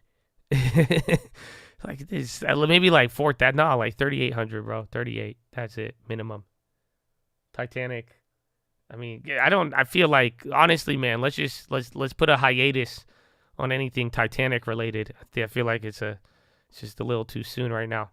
Yeah, exactly. See, he said it. This guy thought we were making a joke, but it's just like, it's different, bro. It's different. It's not even like we're making fun of the original Titanic, not somebody looking for the Titanic, but still, it just doesn't feel the same. Is there like a scene from like Les Miserables we could pivot to? Is there another classical music scene that invokes the same emotions? I don't know. We'll see.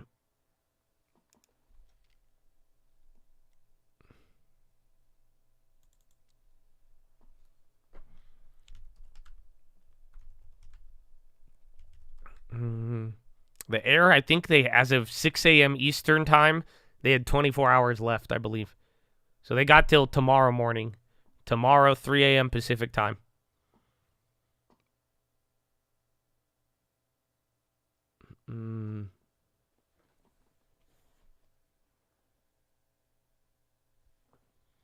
Those Beto, dude, that's crazy. I mean, watch Coinbase. U.S. to be blunt and forthright on China differences. That's sad. It's very sad. It's just, it's like right here too. That's the crazy part.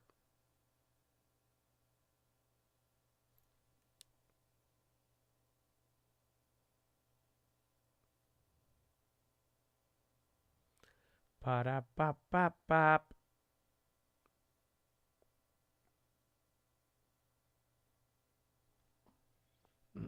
The Russia PPI wasn't like 2% or something. In Russia, the price pay you. Welcome, my name Nico. You come to buy producer prices. I'll give you discount. Here, how about this? You produce it in a camp that you work for, and now producer price is 0. Perfect deal. Okay, we say we don't sell it, but then we will sell it on another ship. Load it on the dinghy. You don't know what that is? It kind of looked like I don't know, Like, it looked like a Lucid. Have you seen a Lucid?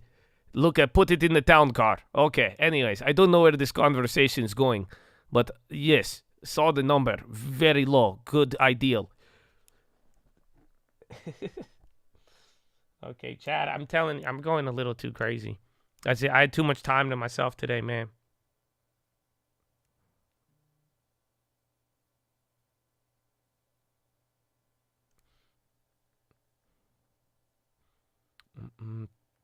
He looking like a man. Any thoughts as phase? I haven't looked at that one in a while, actually.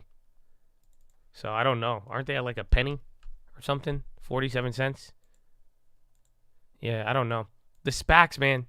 That's it. It's just kind of the SPAC phase and everything. I think Airbnb is pretty compelling right now. About to hit 130. I'd keep an eye out on that again. We're still kind of in the middle here.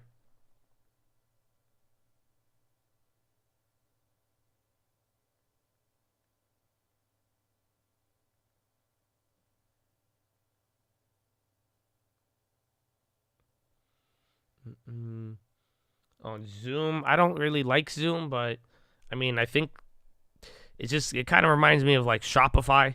It's like one of those new things. They were at a very low price. They've moved up a lot. They came down a lot, but they're still up. So I don't know. I mean, I think Zoom, you're gonna have to kind of boil it down to like, do you use it a lot? I mean, how do you really feel about it? So I don't know. I wouldn't go all in on it, but it's just Zoom, you know? But and then again, I don't really use it a lot myself.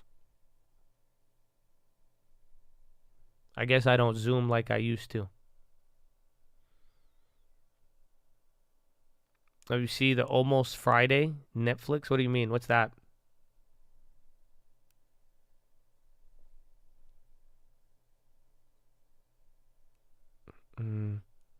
I work from home, so Zoom is my livelihood. Yeah. So again, I think at the very least, kind of like a lot of different like growth names that are low. And honestly, I think this goes for every name right now. Anything out there. Just like there's some names that you may like or not, but like just make sure you're not going all in on everything. So like even then, like I'm saying, Zoom, there's good and bad to it. There's like a discount and premium all in one.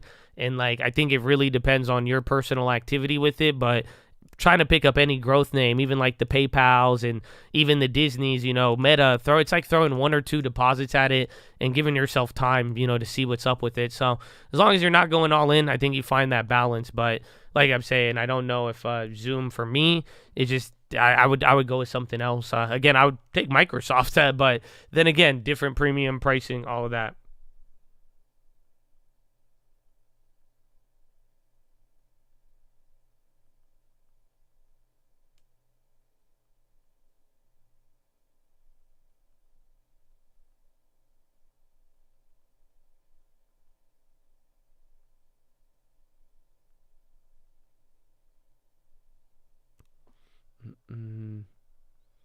Everybody I know uses Teams. I still use FaceTime. I don't know. I don't know if that's just me, man. Like, I guess I don't know. I'm just like, FaceTime me if you want to do some type of video chat, sir. Like, that's it. I know it's kind of ironic considering I'm Josh the Faceless Man.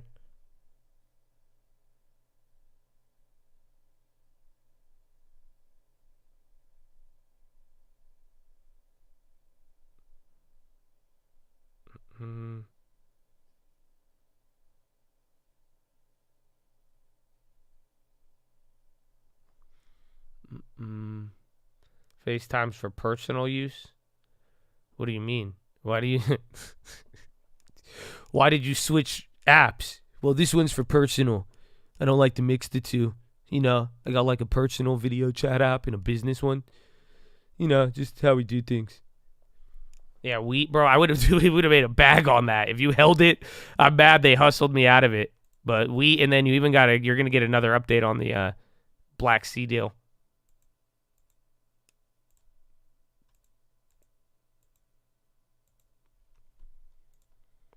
Airbnb again. Spy's even trying to work its way up here. Where's Tesla? Because they sold off pretty big.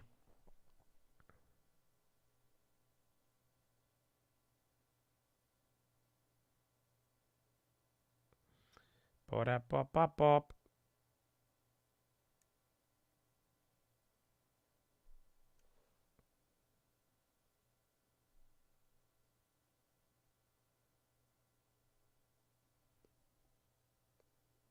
Amazon Ripper, AFRI on the low, VSS on the high.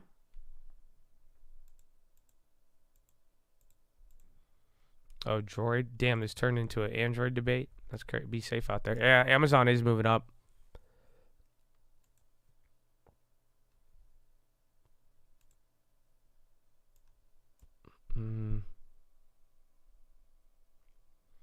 T-bill ETF past 1 billion. This one looks decent.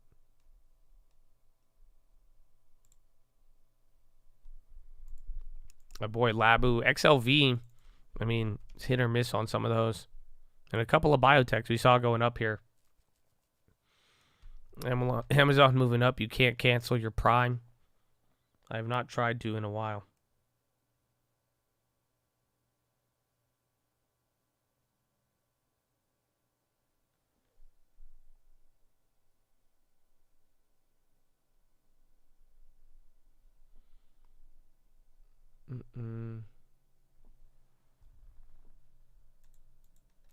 The Para Netflix news, Business Insider. I think if you just go on Twitter, you'll see it. Just put in Para.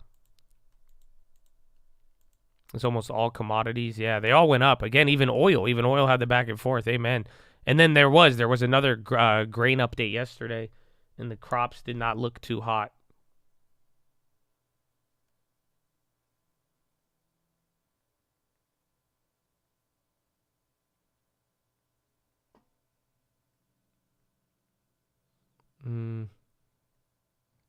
No data today.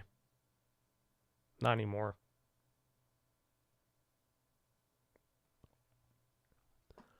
Mine's not hot. All right. Chad, I need to go pee. Follow me on Instagram at the Trading Fraternity. It's 11. We still got 2 hours left. So God bless you and good morning. And get ready. You're moving up. Basta kicking you off to the close here on this Wednesday afternoon. U.S. stocks, they've been on the back foot for a third straight day here. Bullish sentiment getting a bit of a splash of reality with high multiple tech stocks leading declines on the day. Tesla, Microsoft, Netflix among the biggest drags on the S&P as well as on the NASDAQ. And chip stocks like AMD and NVIDIA getting the Heisman. The Philadelphia Semiconductor Index down right now for a fourth straight day. We should point out that the Philadelphia Semiconductor Index has now erased about 2/3 of the gains that it's had here in the month of June. Meanwhile, the Treasury curve shifting higher, almost parallel for the 2-year yield to the 30-year yield. The dollar wiping out earlier gains, and gold right now extending declines below that 100-day moving average. The price action today, it's orbiting around Jay Powell, just wrapping up the first of 2 days of congressional testimony, a reiteration of the Fed's need to continue to move rates higher to contain inflation. And the process of getting inflation back down to 2% has a long way to go. Nearly all FOMC participants expect that it will be appropriate to raise interest rates somewhat further by the end of the year. And while Jay Powell beats the hawkish drum, Henry McVeigh over at KKR, the chief macro strategist there, says that people are maybe a little bit too gloomy. Investors are poorly positioned for stronger U.S. economic growth. That's what he says in KKR's mid-year outlook. McVeigh actually talking about the idea that, well, you can make a case right now that, well, maybe you should not only be a bit more bullish, but you should prepare yourself and position right now in the market for the potential for a second half that actually shapes up a little bit stronger than what had been priced in. But Abigail, strategist over at Goldman, they beg to disagree just a little bit, basically saying that now may actually be the time to hedge. Yes, they do disagree, but they're also saying to stay long. So maybe they see a little bit of upside, but it's not upside without risk. And here is the big rally on the year. I mean, this is really incredible, Romaine. The S&P 500 up 14%, the NASDAQ 100 up 36%. Take a look at the stocks up 41%. And then this one is really astounding to me. The S&P 500 semi-cap equipment index up 66%, its best year since 2003. So these latter two, actually these three, really have all to do with the AI boom. One question is whether or not it's going to stick around. So Goldman is saying, to Romaine's point, this time you might want to be a little bit cautious going into the end of the year. So they're saying that you want to keep your long portfolio, but you want to hedge it for a few reasons. First, something that we're all talking about this year, the crowded bullish positioning in terms of big tech, those big 5, 6, 7 stocks that make up the majority of the S&P 500 and the NASDAQ 100, the narrow rally, high valuations. We were talking about that yesterday, Romaine, with that chip index at a 32 PE, the highest close to its super high, but also a big divergence from the S&P 500, suggesting maybe it's not going to be sustainable. Big growth already priced in. This recession we're all waiting for, where is it not being priced in? And then attractive alternatives. I don't know as much about that, but the hedging strategy that they are recommending is called an S&P 500 put spread collar. That's basically when you have your long portfolio, but you also buy a downside put and then you sell an upside call. So basically, whether stocks go sky high or to the downside, you're able to take advantage of it and then keep your long portfolio until we know more on the direction. Abigail Doolittle there. Anytime you get a market like this, you're always going to get a difference of opinion here about where things stand and where things might go. Liz Young joining us right now. She's the head of investment strategy over at SoFi. Thanks for being here in our New York studios, Liz. Thank you for having me. Let's start off actually with that third point that we saw on the screen from those Goldman strategists, and that had to do with valuations. Yeah. And anytime you talk about the idea that maybe this bull market might be a little bit too stretched, this bull market may not be believable, a lot of people will point to valuations. They will. And if you look at the most common metric right now, which is the PE ratio, right, on the S&P 500, it just recently bumped above the 5-year average. It's been above the 10-year average for a while. It's been above the 15-year average for a while. So you can look at that picture and say, okay, this might have gotten a little bit extended. But you can also take the other side of that and say it's still not at extremes that it's been in the past. And the narrative is, we quickly went from bullish to hedge it. It's interesting. And we've heard a lot of hedging and questioning the rally over the last 2 days. Again, I guess that's just what happens. And I don't just get ready for fluid interpretations, because that's just, we went up for a solid week and a half. And now the first 2 days, everyone's like, okay, now we're going to talk about the hedging here. I guess today will be the third down day if we do end up lower. But man, Donia. Few options. But yeah, so chat, we got like 2 hours left. 2 hours left. You got a lot of time ahead of you. A lot, but a little. And then tomorrow you have another Powell. But it's already Wednesday. So not only do you have Colt Real Estate at 6 p.m. Pacific time, but you're halfway done with the week, man. So keep that in mind. Welcome to the short week. So far, we have went down. Airbnb calmed down a little bit. Again, big tech is what is mostly down here. A lot of Dow names, value names, dividends are going up. Ironically, after ex-dividend, too, above all things for some of these. Let's call real estate loves you, baby. I'm mad.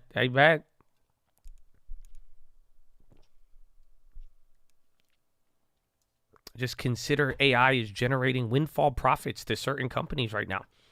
Well, that's what we're gonna find out at this next earnings season. So in a weird way, it's we're gonna find out soon that so that it could be happening right before our eyes, just like all of the trucks on the road and the factories operating that we don't see. But hopefully, if you are an AI supporter, we will get those numbers this in this earnings season. My average on Disney is like 90-60, I think.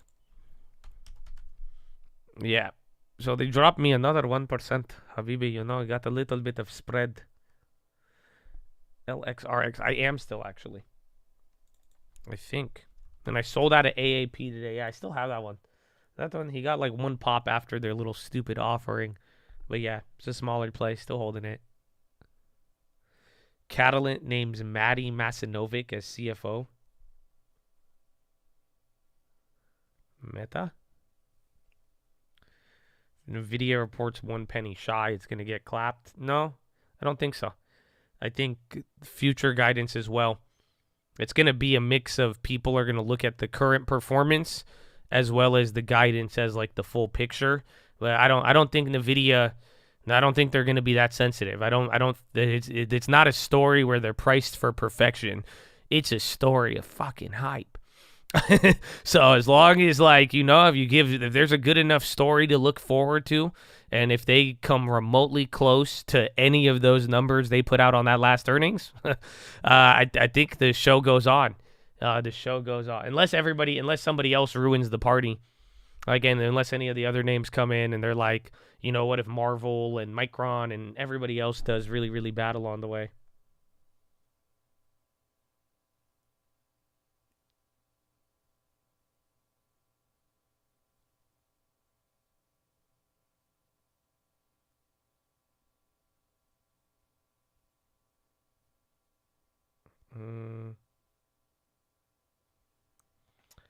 Ba-da-ba-ba-bop.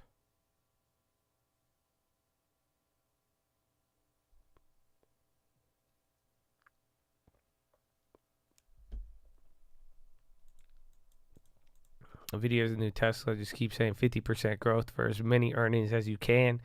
Kind of. But that's the thing. If you could get people to believe it and like kind of show it every now and then, you could do like, yeah. That's literally what Tesla does. So it worked though. That's kind of what's happening. So we're going to find out. We pump it up, Josh, when down 10%. Now we're going up by 2. Is that how pump it up works? No, your name is scary, but it's just pump it up is I don't know how it started one day. Troy posted it. I think it was I don't know why we were so excited, but then it has morphed into, over the last year, we haven't played Pump It Up. The first time we played it was a couple of weeks ago. That was the first time in like 8 months, and it was at a very key level that we said would be Pump It Up worthy.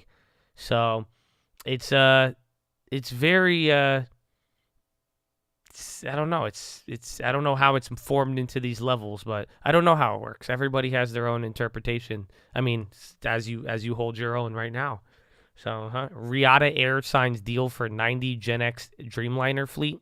That Boeing? Is that it? Yeah. I think GE NX engines, Boeing Dreamliner.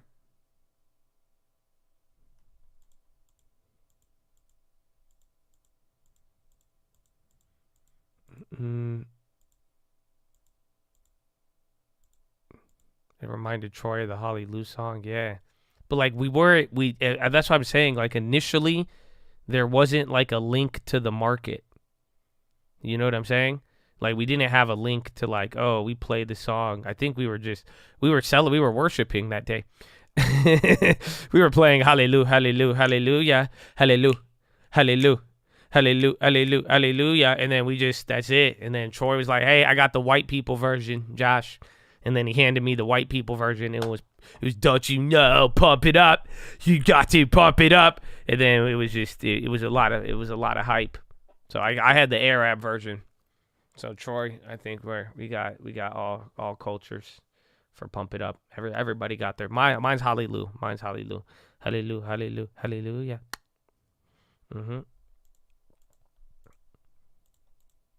Hallelujah's good.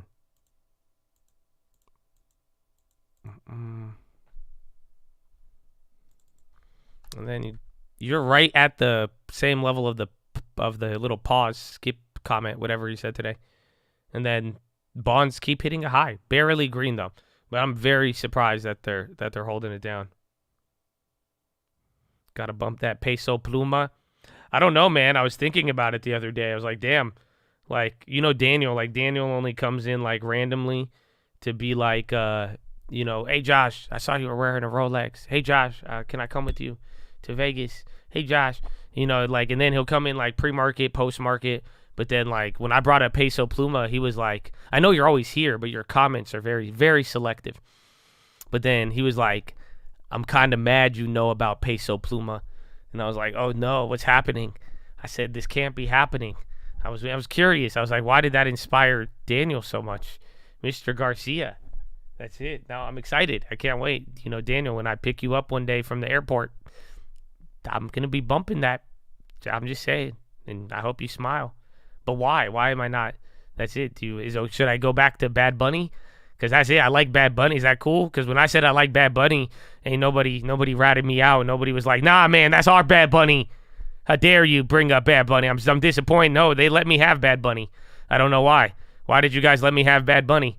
That's it. I brought up Bad Bunny. That's it. And no dudes had a problem. All the Latinas, they loved it.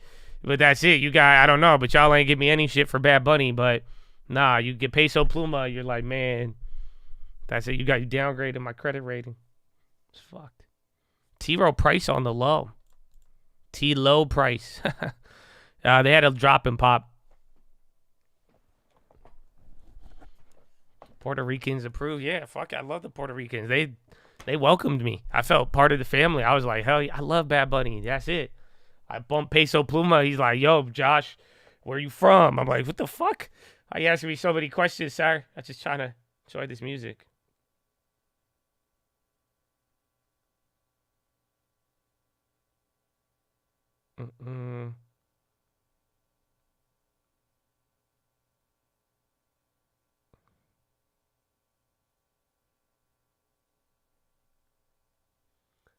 We got you. I know. Thank you. Thank you. So all in on the low. T-Row price. Goldman's dropping too. That's weird. The banks are up and then bonds still climbing up here. You get mistaken for being Hispanic. Well, no, I mean, I don't know if it's a blessing or a curse. I get more mistaken for like animals rather than ethnicities.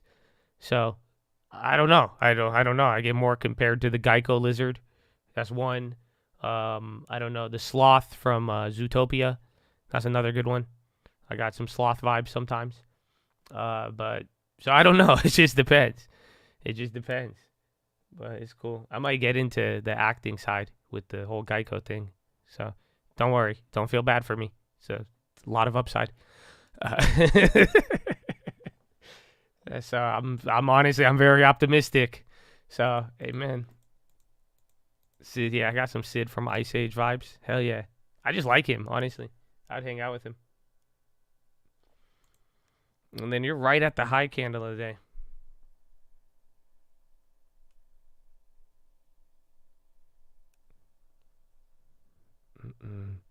Randall Affleck. No, I don't really have like a duck vibe. You know what I'm saying? Some of y'all have duck vibes. I have a lizard vibe. That's what I'm saying. I've never been confused with the duckling.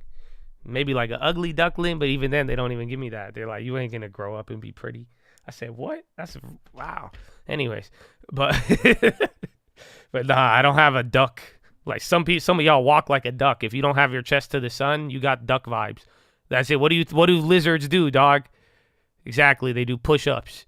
They sit there and then they sit in the sun. I'm just a pale lizard. And then they just do push-ups and they just chest pump all day, bro. You know, like I don't have duck vibes. I don't do that. So you better fix that posture, dog. Chest to the sun. You bet we didn't. That's my fault for not reminding you of these push-ups now.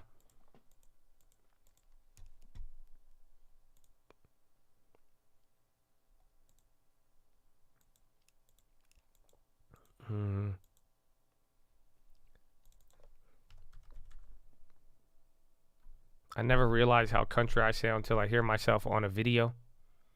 I mean, you got an accent. Yeah, it's not like, I mean, I've heard worse. I don't know. I'm not hitting you with the it could be worse, but like it really like, nah. I mean, it's definitely like, I've done it, honestly, and I've never encountered them in real life. It's always on a cold call. Like once you get into like real estate cold calling, bro, you're going to hear the craziest shit. Like the craziest, like I've heard different languages that were English. It's just from like the countryside. It's like Joe Biden mixed with like Shaq and George Bush. It's really weird. It's crazy, bro. It's crazy. So Spy's breaking out now. First one of the day. Are you gonna fill some gaps today? Again, you haven't gone above 4,400 yesterday. That was your high. But you have not filled any of the gaps. It's like Shaq, Biden, Bush. It's George Biden, Shaq, Bush. That sounds awful. Anyways. Let's go Spy.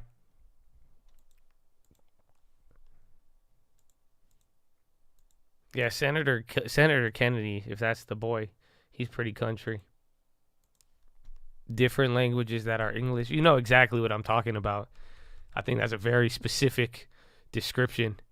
Exactly what I'm. Honestly, you'll encounter them on Xbox Live too. Often on it's like cold calling in Xbox. You're like, damn, that is a wild one. That's a wild one. You did not know. Those are just real people, in real life. And then you're going up here again. It's pretty small still. SPY has the first chance. I mean, NASDAQ's still down like 3/4. I mean, we're going to see if the SPY could fill the gap. I mean, Dow is break even right now. Russell's green. So see if the banks go. You're saying Amazon's green. Microsoft's still down 1%. Amazon is up. I mean, banks are still green. Some banks are just on the low. T. Rowe and Goldman.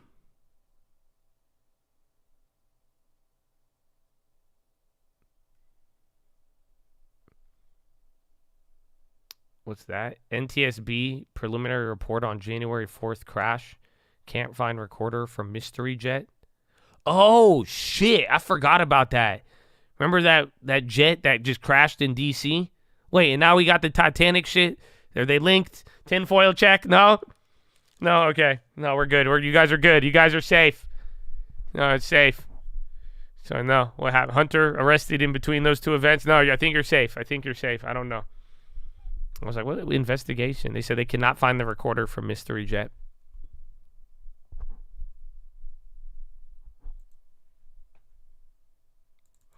Both super rich people. Yeah, man. That's so I made it my life mission to get extremely wealthy and not travel. Amen. But I need to have more faith in the Lord. So I'll be out there soon. But you get what I'm saying. That's crazy. It's very, it does show you, bro. It's like, all jokes aside, you are watching extreme, like, money does not save you in any circumstance. It's actually kind of crazy. So you're like, wow, money, it does not matter if you are rich. Honestly, it kind of destroys every conspiracy theory, or it strengthens them, because then it's like, oh man, the super rich are taking out the super rich. But then it's like, wait a minute, if these mother effers are super rich, how come they were not super protected, sir? This makes no sense. To a degree, the same argument kind of defeats itself. Does that make sense? Because then I'm like, wait a minute, they're billionaires too. It's not like they were defenseless. So, I don't know.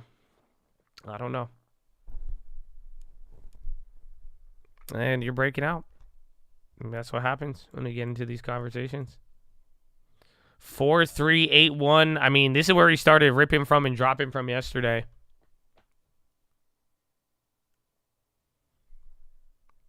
LQD's on. Dude, I can't believe the bonds are still up. That's wild, actually. Always stick with the karate. Let's fill the gap. I think you might. Here's your chance. You're actually what? You're 7 points away. It's very small. Top to bottom is kind of big, but yesterday felt a lot more aggressive by the morning and then the bounce. But, 40 minutes till power hour. Still a decent amount of time left.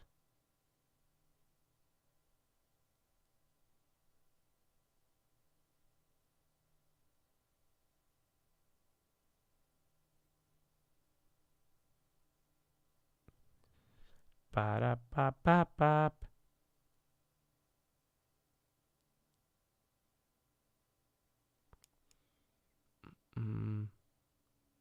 Did you forget about SBF? Nah. I was talking about that.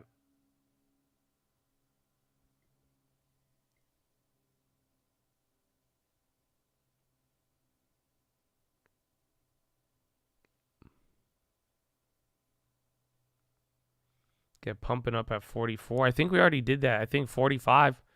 That's really the next level. You know? Josh embodies SBF. Yeah, there's a new SBF song that came out. Did you guys hear it? I'll play it for you guys. There's a new artist out there. But it's Sam. I just found it out. It's crazy. Sam Bankman does rap music under a moniker. Shopify testing OpenAI bot for customer support staff. Don't these already exist and I hate them? Bloop. Do you want to talk with an agent? Bloop. How can I help you today? Bloop. Well, this exists. What are they saying? I don't know. I'm still salty about my last AI experience. SPY's going up here, though. Again, you're like 5 to 6 points now off of filling the gap in where we closed yesterday. It's just still below where it was still the gap down of yesterday. So, we will see.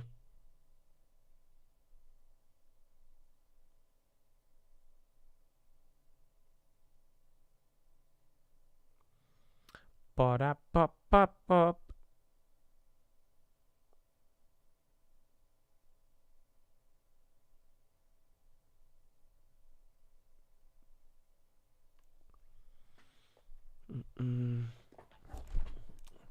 The AI grift is annoying. Well, again, I mean, it's changed the market in the world so far, but this next earnings season, thankfully, is right around the corner.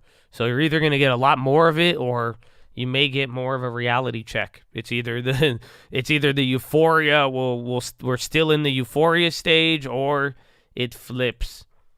Pump it up. Why? What's wrong with you guys? 4382. You were freaking out here last. If this was yesterday at 7 a.m., you would be freaking out if we were at 4382. So we gotta wait, man. We gotta wait. Again, you have Powell tomorrow. I think you have a little bit more data. Timmy tweet. I mean, check Fed futures too. They haven't really even been moving. You have jobless claims, and then more real estate data tomorrow. All the real estate data has just been crazily strong so far.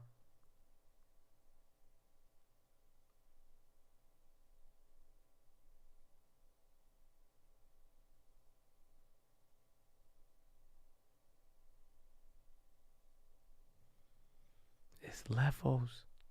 Hip we pump. Boxing match, Sam Bankman versus Michael Saylor. Who wins? I mean, usually I wouldn't bet on the guy who has a crypto tramp stamp, but I think I'm gonna take Saylor in this case. Something about the matchup. Oh wow, I forgot to tell you that actually. So I saw a dude at the gym. It was an awkward encounter because I asked him what it was, and it was very, very weird. I saw a dude yesterday with a bored ape tattoo on his thigh, and like I don't have any tattoos, my mom would kill me, and that's why I was like, wow. So it's one thing, I was like, I don't have a tattoo, but this was like a full thigh piece that said "Bored Ape Yacht Club" in like bubble graffiti letters. And I couldn't refuse. I said, what is, I said, is that NFT? And he was like, yeah. He's like, I've heard of that. That's cool. And he asked me if I know. I was like, nah, I just heard about it. Then I was like, and then I walked away. And we both, I don't know. I just had to leave. Real life. No, it was just, dude, it was like a Bored Ape Yacht Club. Like it was a damn NFT tattoo, bro. It was crazy. It was real. It was fully real. Like he was sweating, and like he was like, it was crazy. Should have shown him the sake. I didn't want to have that. You think I want to have that conversation every time I go into that gym? Okay, last time I gave the other dude a fist bump and he assumed anything remotely about me, he started trying to sell me steroids.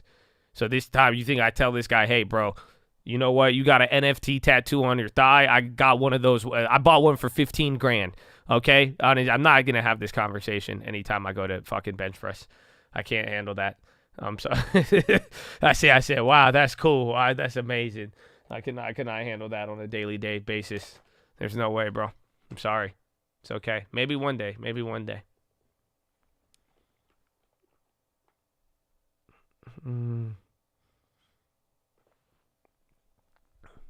Did you really buy one for $15K? I did. I got my money back, so it's a very weird Ponzi scheme. I don't know how to I made a video calling it a Ponzi scheme on TikTok, and they took my video down and gave me a strike for it. So I don't know. I hesitate to call NFTs a Ponzi scheme. I don't know why. But I bought one. I'm just speaking from like Like, I don't know, it's like a Dateline report where we're like, on the inside of NFTs, what happens if you buy one for $15,000? Josh went and bought one. As he entered into the Ponzi scheme, it made him immensely wealthy doing nothing. Come to find out, Josh realized this is why nobody ever sells an NFT. Dude, it was crazy. It's a Ponzi scheme. I'm not going to lie to you. I got every pass, bro. I got everything. I bought it one time at the low price. I'm not even going to get into the Ponzonomics of the currency exchange when the dollar is there. No. It's not the same thing as stocks. It's different. It's like, I guess the difference is it's maybe stocks were like this if you were buying in a McDonald's in fucking 1940 or some shit, because this is not how stocks work. You don't get 100% dividend every 2 months. and then you did not buy your whole entire position for the low price of $75. So no, it's not. It just, unfortunately, it's very, very different. But I think it's a Ponzi, just in the sense that I bought this NFT, and after holding it for 6 months, I got dividends and rewards back from holding it that I was able to monetize and legitimately cash out for $15,000 US. And I've gotten all my money back from it. So ever since I recouped my initial investment, I just held it, and then now, like, even then, I got one a couple months ago. They gifted me, like, an airdrop of some fucking land shit. So I still have all of them, and then, surprisingly, the NFT is still up from the value that I bought it at. So that's a mind-blowing one as well. But yeah, it makes sense, though, because anybody who bought these back in the day, or if you buy them at a low enough price, and then you hold through 1 or 2 airdrops, and then you sell, you recoup your whole entire investment. So I don't know if those days exist anymore. Again, that was a different world. And, I don't know. Maybe it does get back there. We'll see what happens with interest rates and everything. I can't believe the bonds are up 0.1%, though, to pivot that conversation real quick. But, yeah.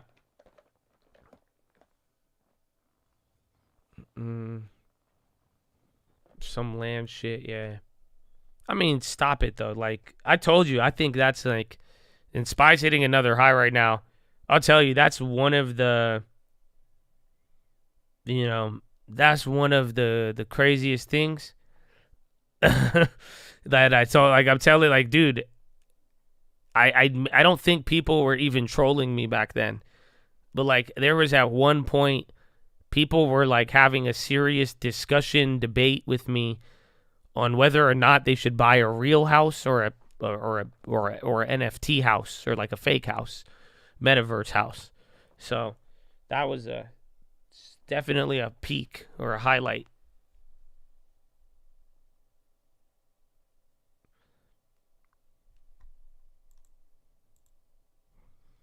Is it weird to like getting blood drawn from your wrist rather than the elbow of your arm? Oh, I don't know. I've never tried. I didn't know that was an option, dude. What? Are you sure that's real? You should verify whoever's doing that to you, bro. Make sure I've never been offered that in my life. You like, take it at the wrist. What? What do you mean? No one's ever, dude, I'm looking at my wrist right now. You got me messed up right here, bro. Nah. It's real if it's by the thumb, but it hurts more. Spend enough time. No way. I've never had that offered. So I don't know. I have no idea. I have zero experience with that, dude. I'm totally ignorant to that. SPY's still just slowly working its way up again. I don't think we filled the gap yet. You got 4 more points. 4 or 5 more points.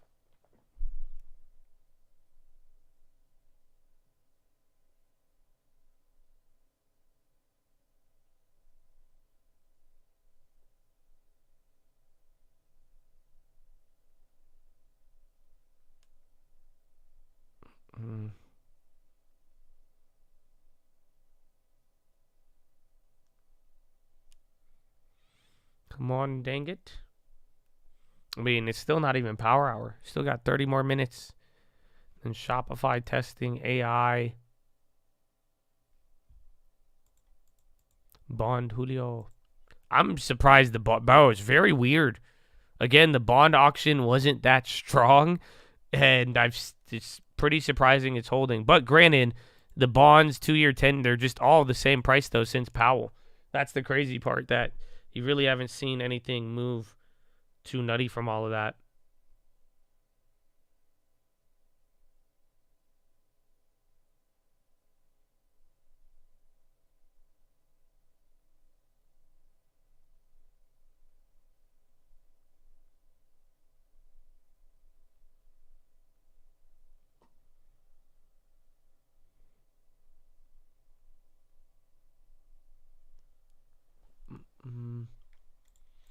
We're not pumping it up, but you are popping. Biogen on the high too.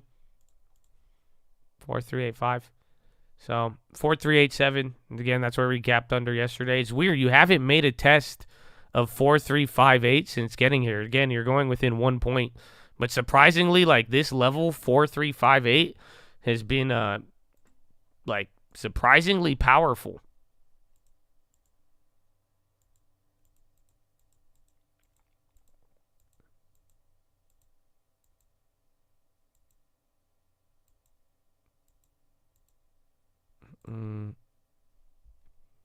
Viridian, VRDN, we've seen that a couple times.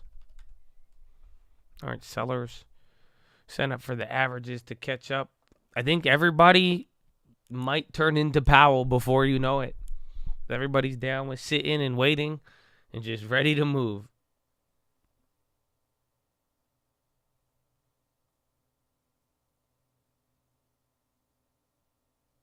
No big sellers. No big sellers. And surprisingly, the bonds, again, the bonds have not, they're not upsetting anything. But granted, like we're talking about here, the bonds also haven't moved. So I think as long as Powell keeps them in here, Powell's winning. And the market will be safe. The divergence is as big as ever.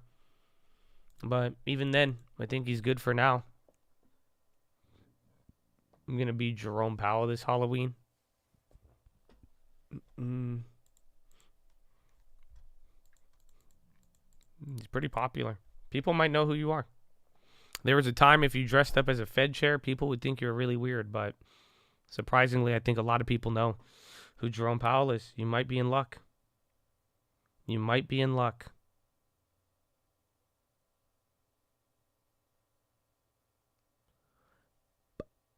Thanks for being here. God bless you. Thank you, my friend. And I hope you're ready for more. You know, God willing, but even then, we have more Powell tomorrow. And this week, I mean, it should be chill. It is a slow week, but, you know, I think a lot of catalysts are right around the corner. We're going to have some coasting, so we should be able to hang out here, have some fun on stream, and then before you know it, the big events, pa. Dresses Sam Bankman, yeah. At Margaritaville. Sam Bankman. Oh, Samuel.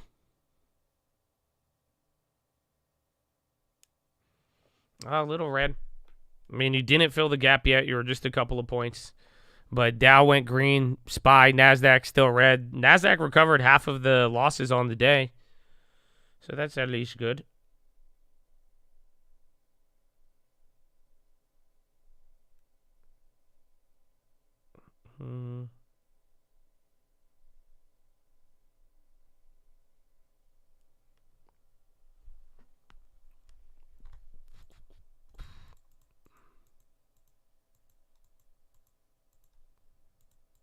Doing a public service. Well, I hope so. I hope you get a long term. If you get a long term, the public service is met. I hope I could keep you updated throughout the day. And I hope your day is good. I hope you could maybe laugh a couple of times throughout the day. It's very good so that you don't go too crazy. You know, make sure you don't take everything too seriously. But get a long term. Save 10% of every dollar that you touch. Your life will change. You know, own 60% value stocks or growth, and then balance it with some other ones, growth and dividends. Get all of them. Get stocks you know about. Get some high-quality names and own them for the rest of your life. Act as if you cannot change your mind for 10 years. You do that, bro, then there you go. And then, that public service announcement and that public service duty will be fulfilled. So, amen. Amen.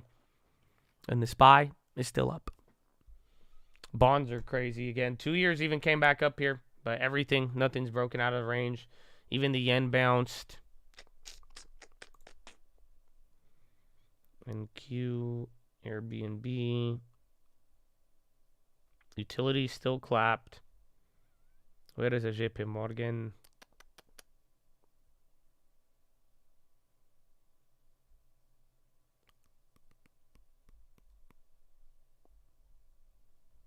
JP. You know JP? Apple's literally at break even after all of that. AHI on the low. That one was running like 160% earlier.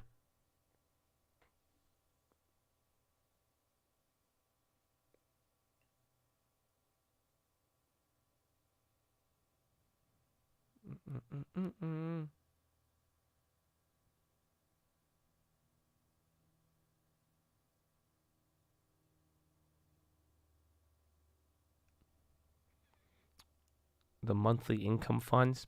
Are you talking about Bill? You're the first one to refer to him as a monthly income fund and not Bill. I applaud you. But I like monthly dividends too.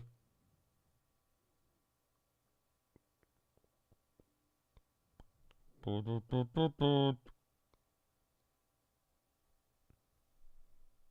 SCHD.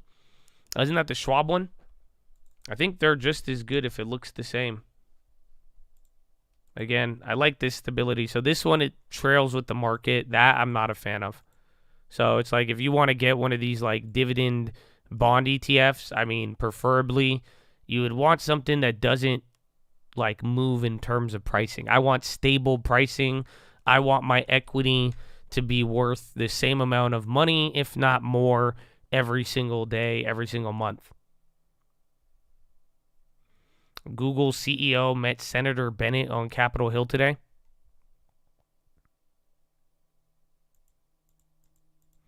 I think SGov, that's another one. But again, as long as see that one, there's other names beyond just Bill, but I don't like the ones like I think it's S-Junk. Yeah, this one's like the Bloomberg short-term high-yield bond ETF, but this one tracks the market. The yield is fire, but it's there again. JEPI, that one's not related to bonds, but that one, again, that moves with the market asset, the market value prices.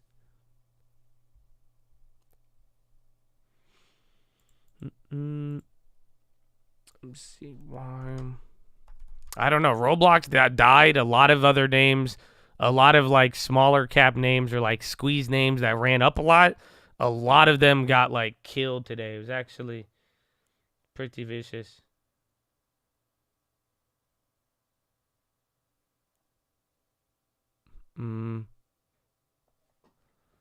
Ba-da-ba-ba-bop.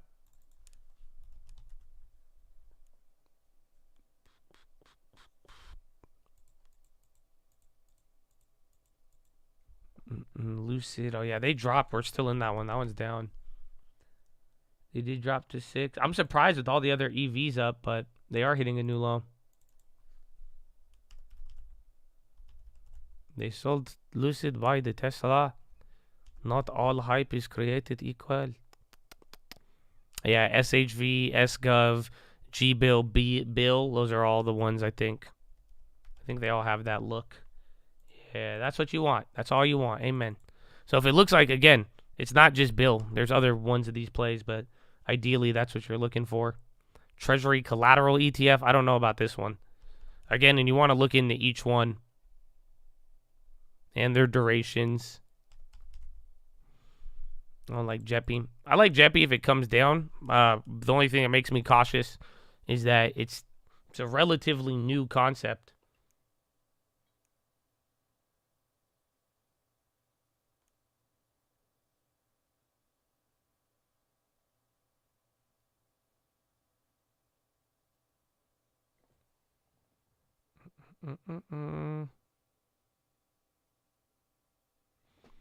About exporting?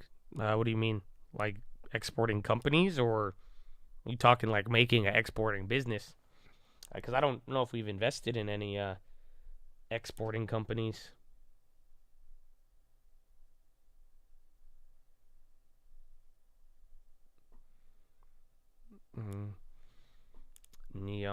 I mean, I want a Baba, Baidu, or JD. I don't know. I don't know. I hate to turn around so quickly, but the prices are kind of similar. But I like China. I don't know. I've been saying it. We're going to find out here.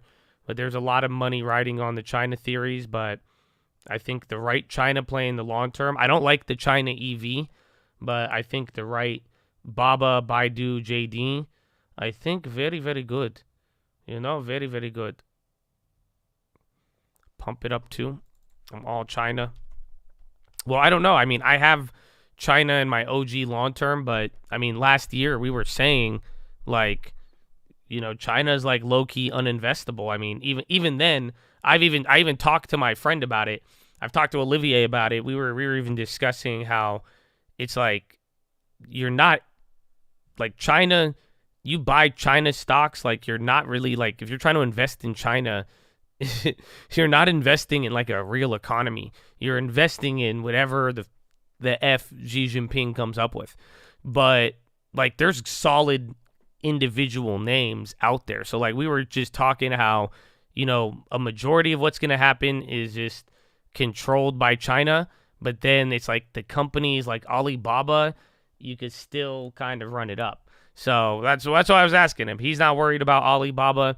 I'm a little less worried about it, but last year, especially with the giant crackdown, it was just like you didn't want to own these China names, but out of looking at everything around the world, and if anything goes crazy, there's a lot of good value in the China names, but that's a big commitment. That's a big commitment if you want to get on that side. So we will see,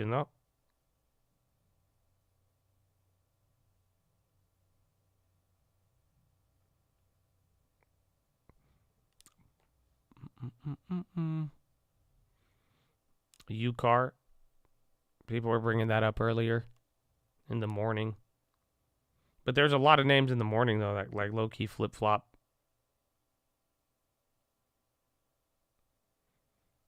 Buffett as BYD. Everybody in the BYD. Luke and Coffee. I can't believe that one, but that's the thing. But like the big ones, I think Baba, Baidu, JD, I don't know. I wouldn't be opposed to it. That's the sad part. I think Baidu has a really, again, I think Morgan Stanley just gave him the upgrade. Even JD has some things going on. But then Baba's just the behemoth. I mean, when it's all said and done, China's economy will be governed very, very heavily. But Baba will always be Baba.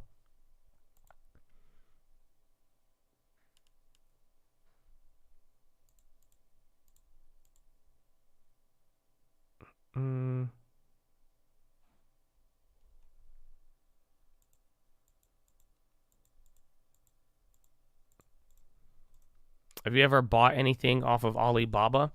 Like way, way back in the day, yeah. Like I was buying shit off of Alibaba like in the early internet days. So yeah, but I haven't in a long time. I mean, I haven't looked. Last time I looked, I was looking for that fake restoration hardware. That's it. Last time I've been on Baba.com or whatever. But I haven't made an order in Alibaba since like 2008 or something, or 10, I don't know. Where's Jack Ma? Don't say that.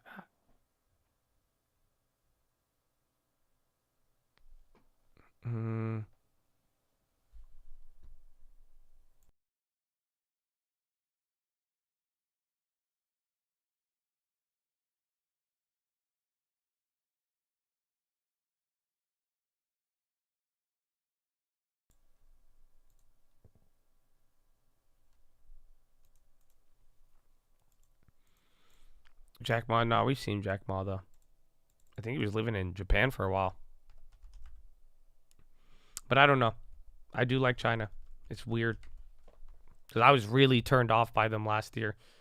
The beauty is that it's all the same price. So the story has flip-flopped many times, but it's like at least where you can make that decision borderline. I guess Baba did go almost another 30 to 40% lower, which is actually crazy. Amazon selling off. Yeah, 0.45.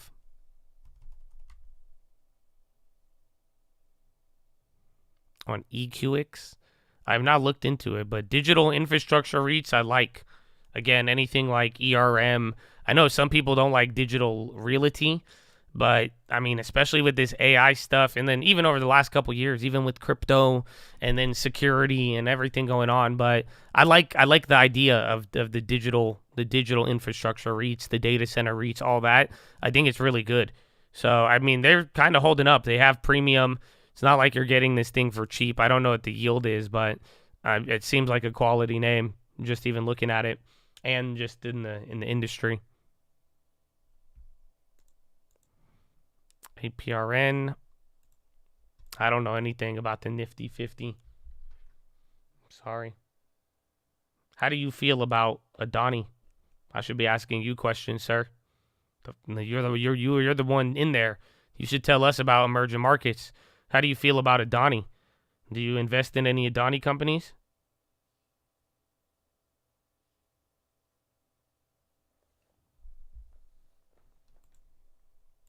It literally went from it's over to a BlackRock ETF in a week. Yeah. But then just wait till the tokens come back. So that's it. I think now if Bitcoin breaks out on all of this, it's gonna run until the memes until you hear about the next Pepe or whoever comes out, and then it'll stop going up. But yeah. You like Adani? Wow. That's good. So did you buy the Adani dip?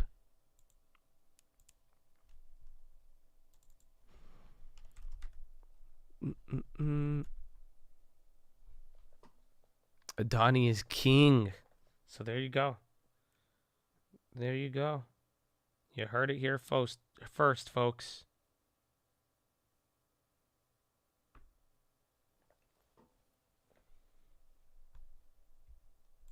You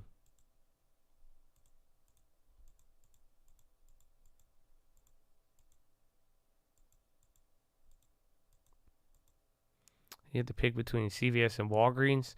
I would choose Walgreens because I'm a degenerate and I like the value.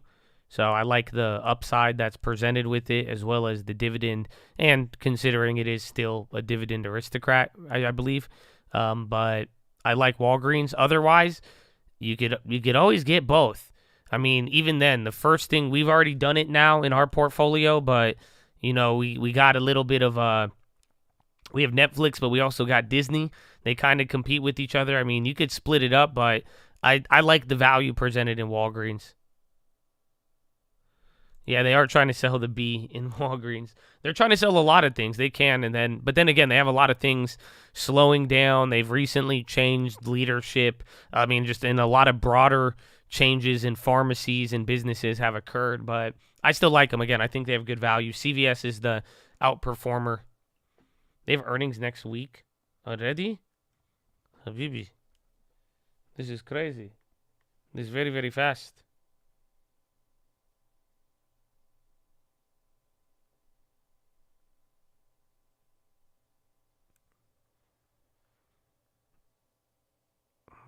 It was doing good today, then it slipped. I did not know they had earnings next week.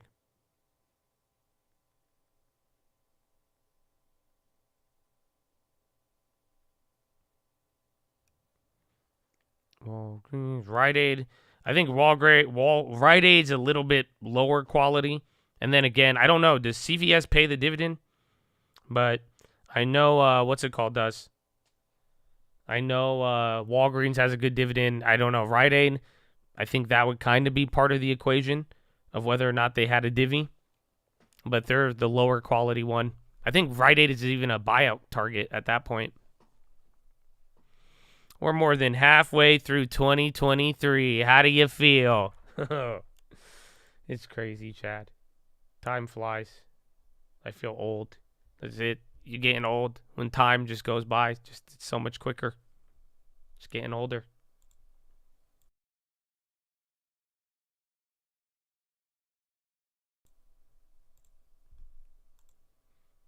Walgreens like 6%. Yeah, but so is the bond, Habibi. 6% on the bond on the Walgreens risk equity, or I give you bond. But then again, the stocks have more upside. Bonds got a little bit of upside too, though.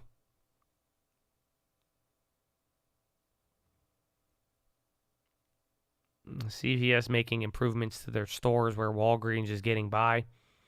I mean, yeah, I think Walgreens is they're going through like a rebuild, but their CVS is the outperformer. Make stressful trading days better. Things. I hope so, man. Today was, I mean, really up until this little pop here. Surprisingly, the bond auction got us moving, and ironically enough, stocks and bonds moving slightly in tandem here. But it wasn't too crazy, so we'll see. We're going to have another day of Powell, and we still have 1 hour and 7 minutes remaining. You're calm? Yeah, I think a lot of the market is calm. Again, like we're talking, it's like there's no big sellers. Powell don't even want to answer questions. So, again, why would you get out? Why would you get in? You could get in. Why? Like, you know, it's kind of, I feel like the whole market is deceptively calm when it's all said and done. But then again, this is just our first 2-3 days after going absolutely insane for a straight week and a half. ACAM's down. Little pop on the SPY, though. Again, we're about to start Power Hour.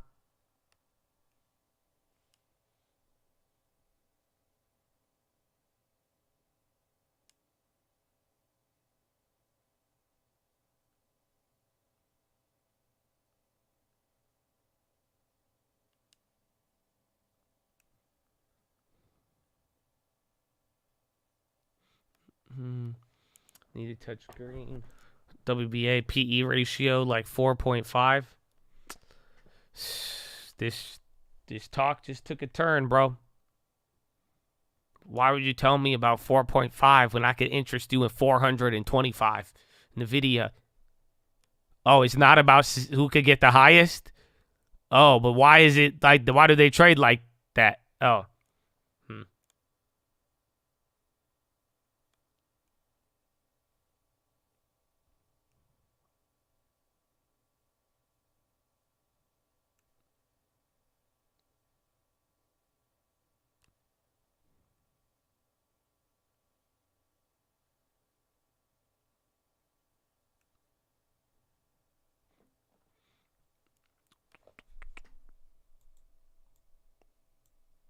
San Diego Healthcare District gets negative Moody's outlook.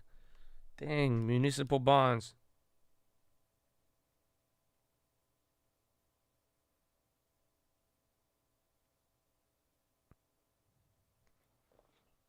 Penn PE 6.2.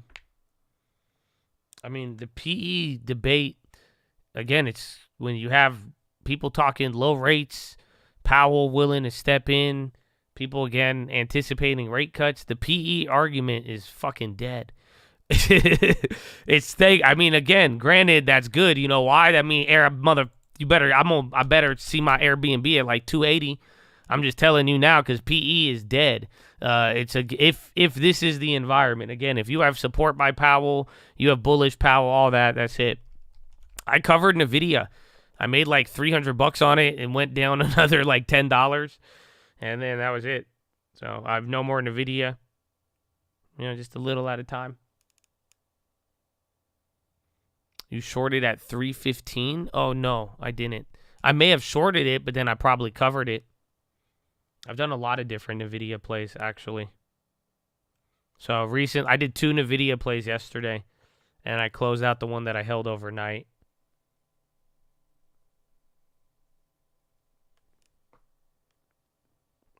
Are you bullish moving forward? I think we're going to just kind of keep doing this. I think you could hold up the bullishness, and even then, if we do get to some of these levels, the momentum just like gets crazy. So I think there's still upside, but as far as how it's going to be driven, I think a lot will be both data dependent and playing this game with Powell, but also we are coming into a pivotal moment with earnings right around the corner, as well as the Fed and a lot more data that might start to show us a different scenario possibly.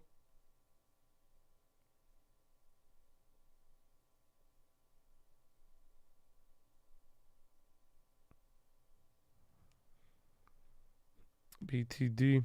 I sold Tesla when I sold Tesla at like 218, and I was like, yeah, I made like $3,000. I was happy as hell. And then it went up another $50. What? So that was my June. How about you?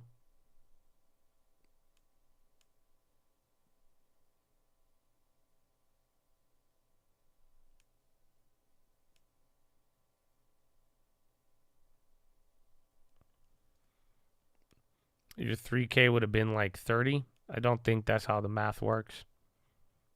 But I see what you're getting at, but I don't think that's how it works. So I'm double checking, because sometimes, it's like, I know you're off, but like you were so far off, I have to like now just like recalculate what Tesla is fucking at, because that's just yeah, man, nah. So we left like $4,000 on the table. So $40, you know what I'm saying? It's not bad. It's not. We've left another 4,000 there.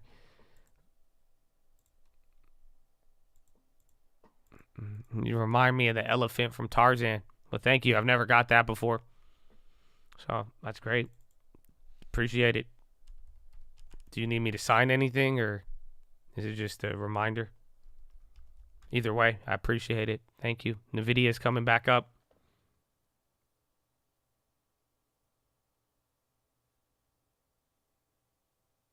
Yeah, NVIDIA, that's crazy. So, I mean, if it goes past like, I think like 445 this time, you're short again.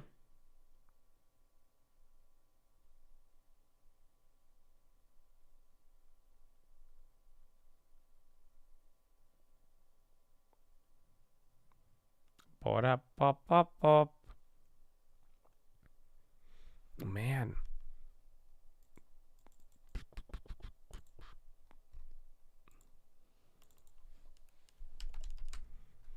It is Power Hour, yeah. Actually, dang. So finally it's here. Took a long time.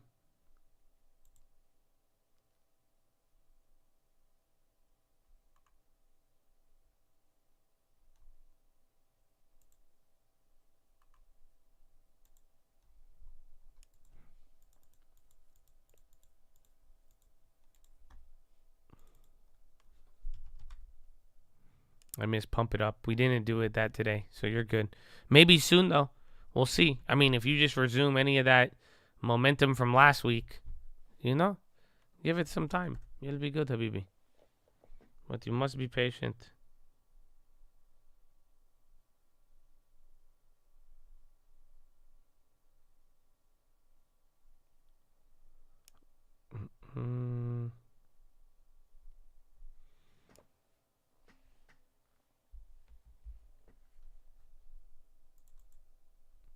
And then the 2 years still, that came back down.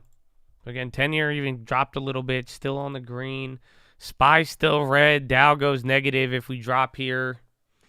What a day. Again, big rotation day for the most part, but you've watched, last time we rotated and you saw this where the safety names got bid and tech sold off.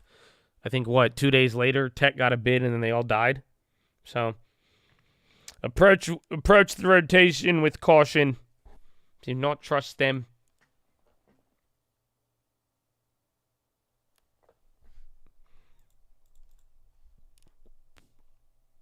SPY done. This is the opening candle. 4379. Where's Bitcoin? Bitcoin's still up 7% today. This is Power Hour. Yeah. It is 3:01 p.m. Eastern. You got 59 minutes left. McCarthy to meet with India's Modi on Thursday.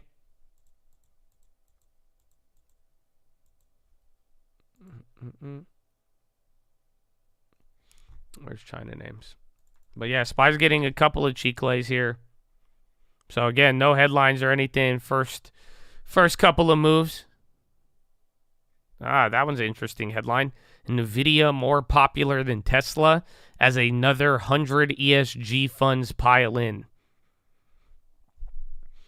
So at least 100 ESG funds in the past week, or in the recent weeks, have bought into the company. There are now over 1,400 ESG funds directly holding NVIDIA, according to data compiled by Bloomberg. A further 500 are indirectly exposed. NVIDIA shares hit a record on Tuesday. It's became an ESG darling.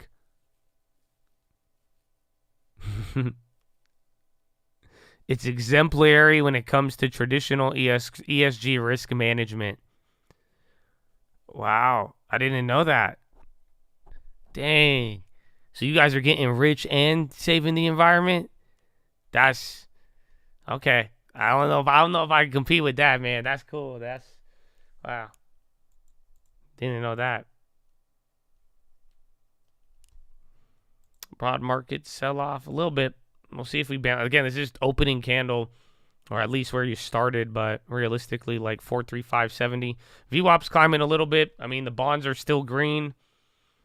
Pretty slow day. What's the volume like? Oh, very Habibi, 49 million. You'll get 50, maybe you get 60, 70 million. You're lucky. Very low today.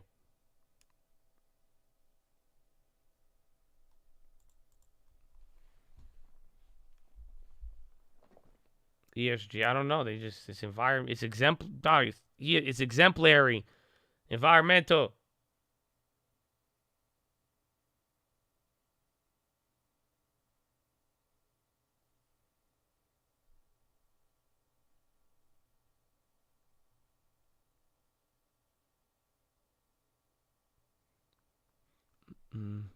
You're listening to me at the dentist? That's a bad idea, sir. This guy has a drill in your mouth. Like if I bring out Biden at the wrong time, you're screwed, man. That's it. So be careful, man. Just be careful. That's it, man. Maybe you should listen to something more common and meditative. How are you typing? I don't think you're at the dentist right now. There's no way. You responded with that emoji with the quickness. I don't believe it. What is up? Are you just violating your dentist right now? You don't even care? You're like, move, dentist. Get out of my way. I got to send this text message to Josh. You're waiting while they chart? What are they putting on? What's going on? They got technical analysis on your teeth? It's amazing how far the study has come. Going down again, actually. So a couple more cheek lays. I mean, you're getting back to this level here. This level here that I'm referring to is pretty much open in VWAP. They're going down a little bit more. And bonds really haven't moved. They're kind of catching a bid. Tesla, everything. You guys were saying a broader sell-off earlier.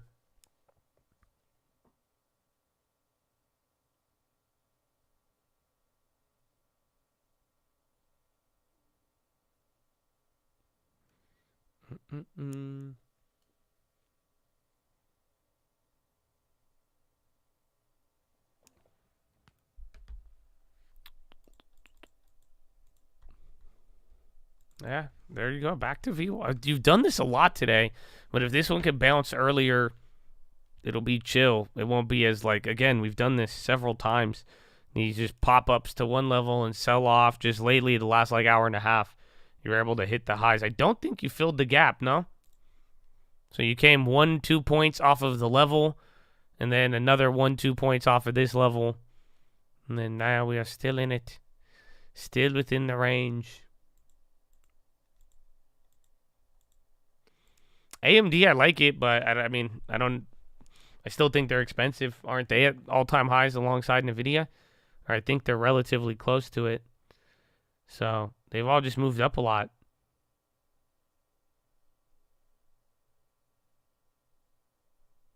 I like the general idea of a lot of chip names.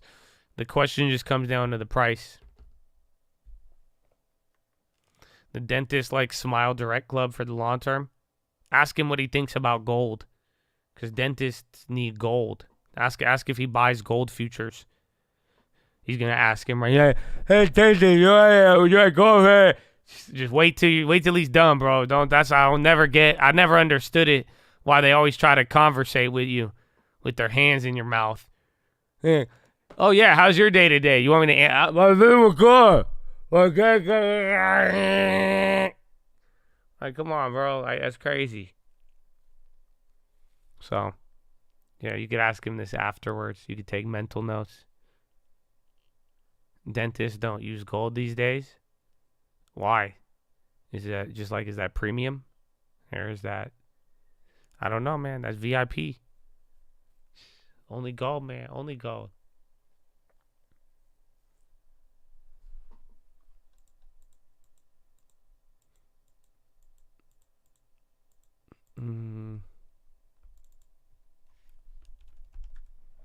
Gold looks gross. Huh. To each his own. To each his own. Twitter resumes paying Google Cloud, patching up relationship. Twitter's new CEO, Linda Yaccarino, helps get payments going. Twitter had earlier paused payments for Google Cloud services. That's good. This whole time, Google wasn't getting paid by Twitter. Elon.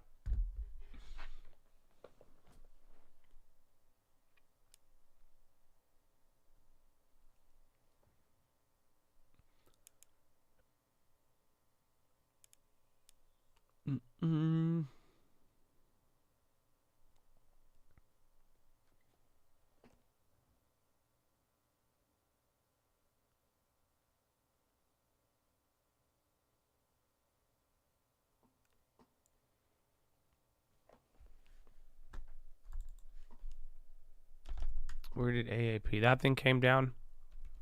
The NVE came down to. Let's see our banks. Man, kind of chill day now. It sucks. At least when you were breaking out, you were getting some action. But now after this little, we're doing nothing again. So it's good. Even on Powell. And Powell came in with the dud.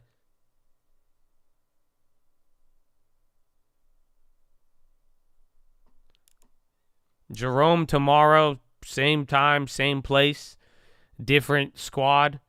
We're going to get to hear from our boy. It doesn't need a receipt. That's we're Jerome tomorrow. Yes, exactly. Tomorrow we're gonna have this discussion. So yeah, I'm excited. I'm so excited. I don't know if I'll be able to fall asleep. I'm gonna be very excited. Honestly, you don't get to hear from him too often, but when we do, it's great.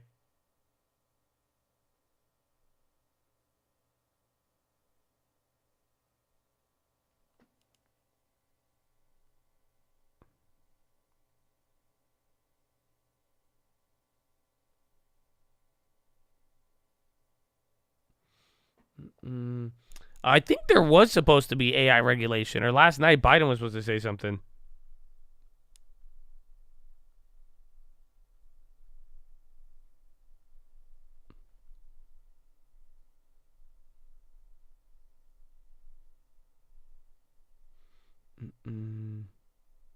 He's a real person. Well, no. Well, there is a real person. I mean, I'm not denying the existence of the senator, but I don't even know who my character. I just don't know who it is. We'll never know. We'll never know.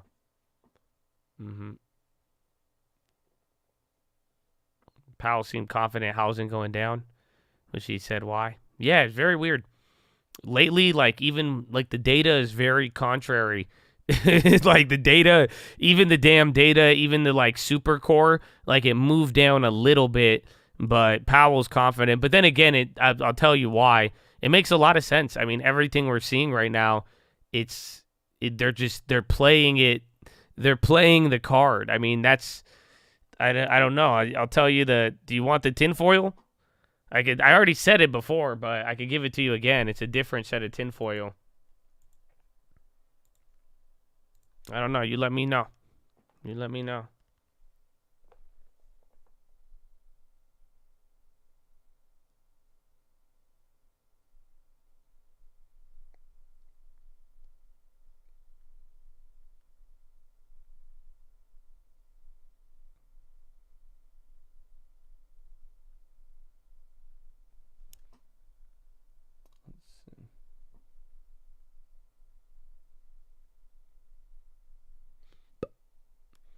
market. Do you want to sing a song? No, I keep offering that today. No one's taking me up on it.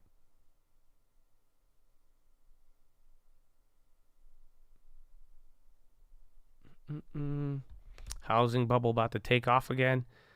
Well, we'll see, but like this funny part is that I agree with you and I could see that happening, but then the scary part is like this is exactly what Lending Tips said, and this is exactly what happened last time. So you want the tin? I'll tell you the tin. The tin foil is that inflation has not came down at all. Not in any way, shape, or form. That's the tin. Why? What I'm saying is that every single thing you have seen is all base effects. That's it. That's the tin foil. It's all year over year. That's the only reason why Powell can be that confident that real estate is going to come down, because it's not there's no like that's not what anything is shown in recently. Even when it got bad in October, like we should have saw it. It's been 3 months since I've seen real estate slow down, and it's a lot hotter than that, and none of that came up there. So it's all just base effects. So that's it. It's just the year. That's all. I think I would. Okay, to be fair, it's not all, because like gas has came down after running up a lot, but gas is still expensive. But it's 90% of the inflation coming down that you have seen is not inflation coming down. It's just year over year base effects, and that's it. That's all. It's just comparing it to last year, which was the highest number in history. Everything is going to be lower than that.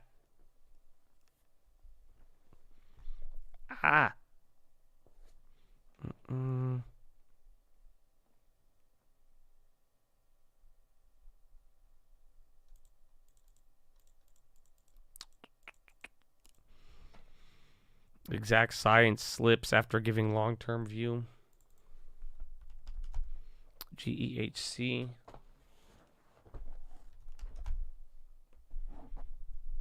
JD, I don't know. It costs 36, like 80, 86.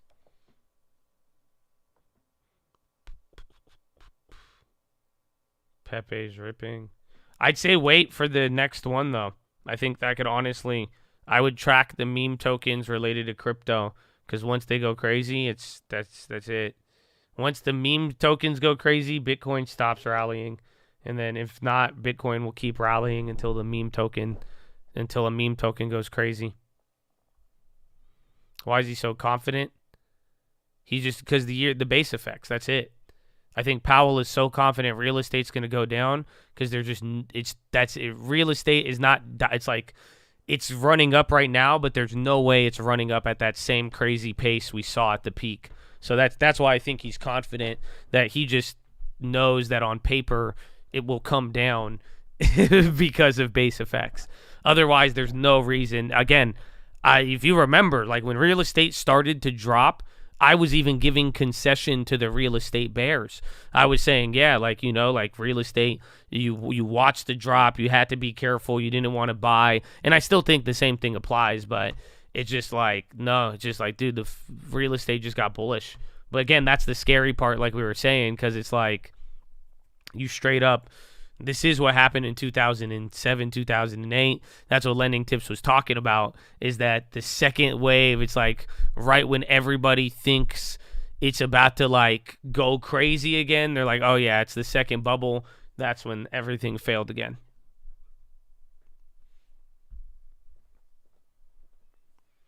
And then even SPY kind of recovered there. I mean, we got 45 minutes left, Chattadonia.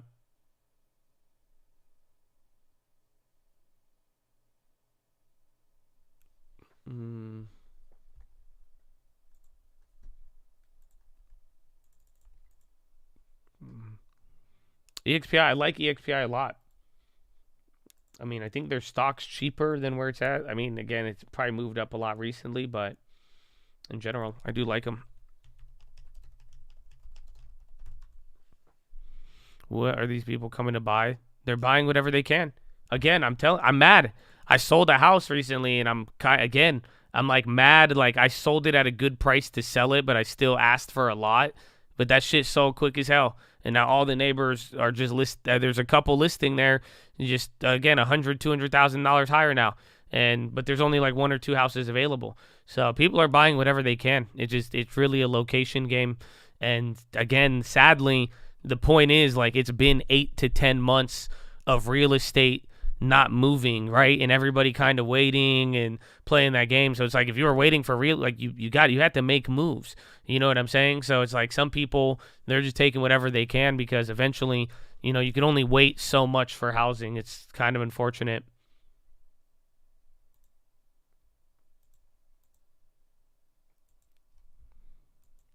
I mean, granted, real estate, all from like what, March 2022 till like legitimately December 2022, it was just, all transactions were down 50%. Everything slowed down.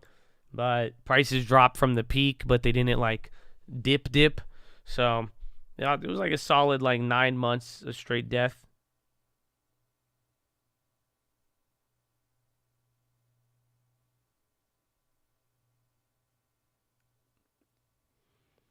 Raul has no chill.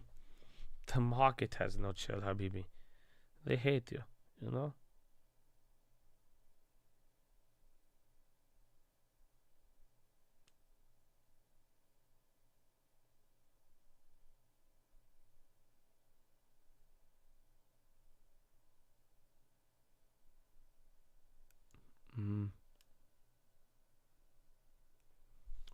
Palo Alto bounce. That one has been an interesting one. Check all the other cyber plays too.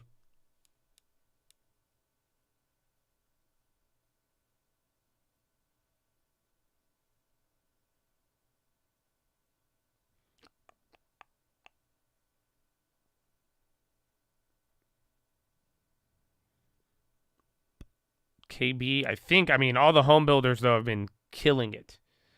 So that's another one. Everyone's been mind-boggled about that, too. How does a company's financial statements impact your decision to invest in them? How deeply do you analyze them? It's good to look at them, especially if it's in the long term. I wouldn't say that is the only thing I invest on, and it's just one of many factors, but it's good to have a general idea and to keep up with their earnings. I mean, most companies that I own, unless it's like something that I haven't really invested to in the last couple of years, I usually follow up every single earnings, know what's going on with it. And if you do that, you should have a good idea of what's going on with the company, their statements, financials, and then other like potential developments within the names or within the company. حبيبي أنا عربي حبيبي أنا مصري أنت تكلم عربي أنا أتكلم عربي شوية شوية حبيبي أنا أفهم عربي كويس. So ازيك؟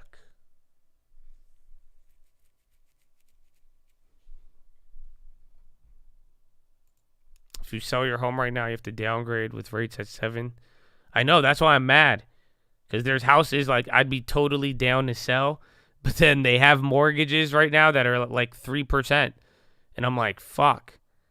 I could never sell that house. There's just no way. I'm sorry. Somebody gave me hundreds of thousands of dollars at like 2-3%, bro. Like, I cannot. That's it. You just never can ever repay that. That's it. You have to. I wish there was a way to do it. There's somebody has to invent that.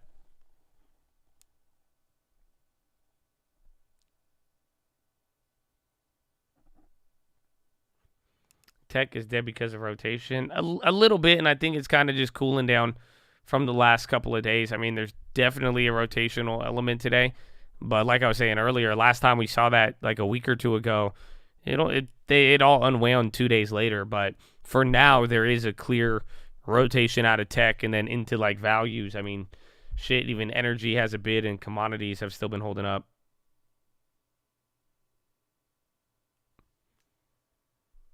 And it's power hour. Arch on the high. Qualcomm looking over the cliff.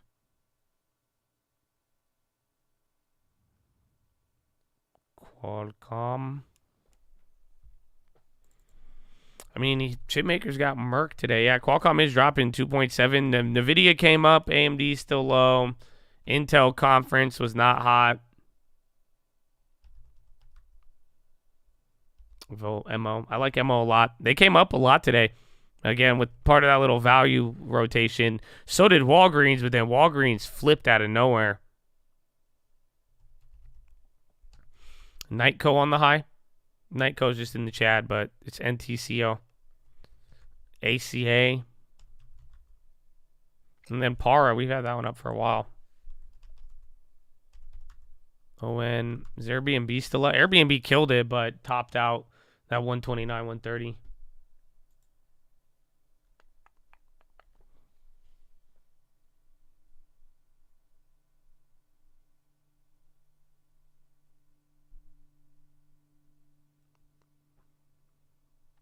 Open calls at 437. Weren't they just talking about like a collar trade or something like that? I don't know what prices they put it at. But Raul coming in a little bit. Got a little cheek lay. Again, this is VWAP 2.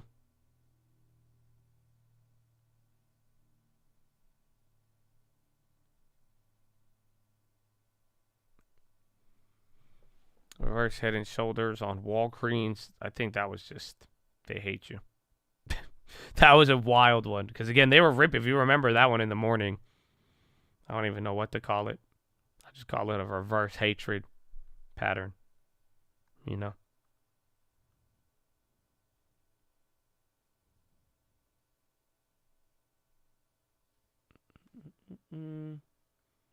ASST is on the high.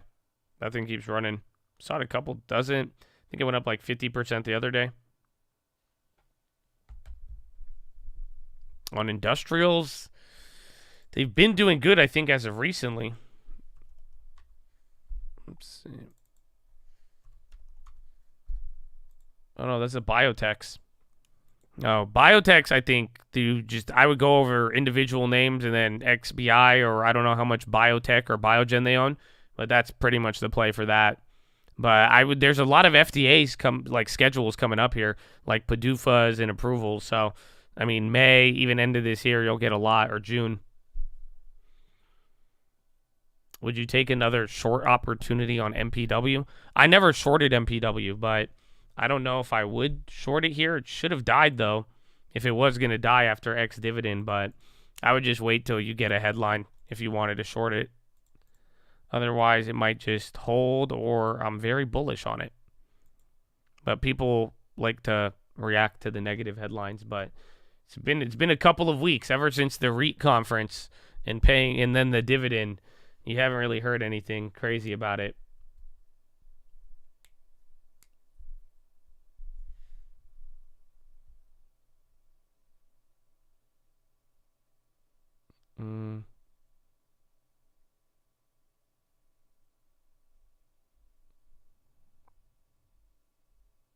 Meaning hold for the swing.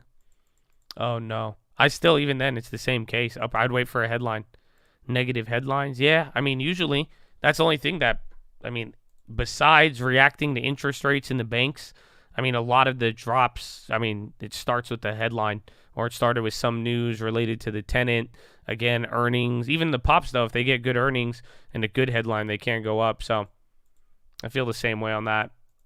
The next dividend is like August or something, September. So we have earnings in August, and then they'll announce everything related to the divvy. And then SPY's still coming down. That candle's decently sized going into VWAP. July 13th. That's earnings. July, and then August. Yeah, then probably like September will be the dividend.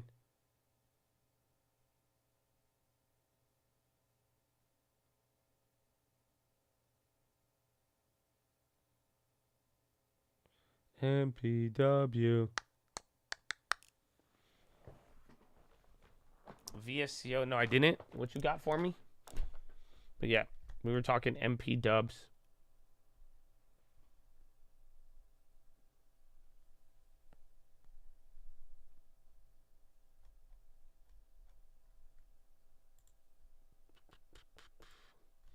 Almost 4 minutes till 3:30 ramp. Car insurance firm Root gets takeover bid. Root. Yeah, are they halted? It's at 664. It's up 10%. Think it's halted? Yeah, it triggers halt. Wall Street Journal report.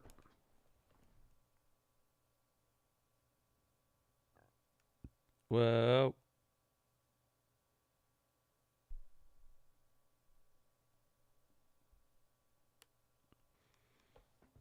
I am root. I didn't know that was auto insurance. Why did I think it was why did I think it was ginger beer? It's crazy.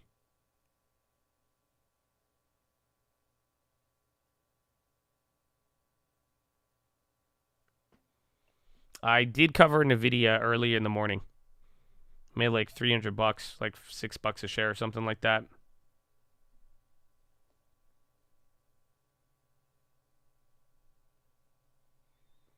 Yeah, embedded. Oh, wow. Embedded insurance to buy root for $19 a share.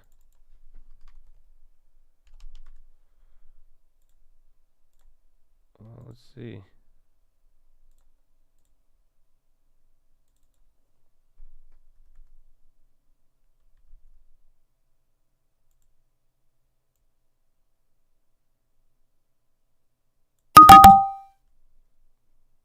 Damn it. Sorry.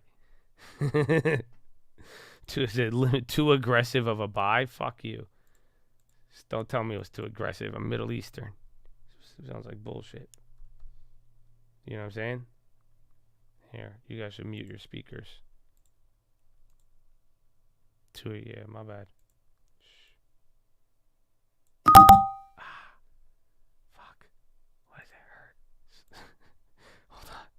I muted it for you guys, but it just fucking my ears up. You know what I'm saying? What do you mean too aggressive? Now I'm getting aggressive. I was calm. They were like, Josh, you sound so calm. Now I'm getting aggressive. Fuck is this? Sorry, excuse me. Sorry, I'm being Goldman dumping. Oh my God, dude. Homie, it's halted. Yeah, you'll... Hold on. That's the stupidest thing I've ever seen. Why? It's like $1 above it. Come on. You guys still hear it just messing up my ears?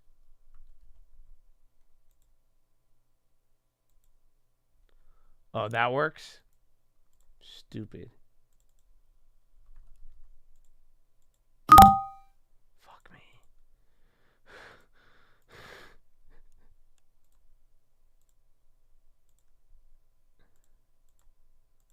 Oh my gosh.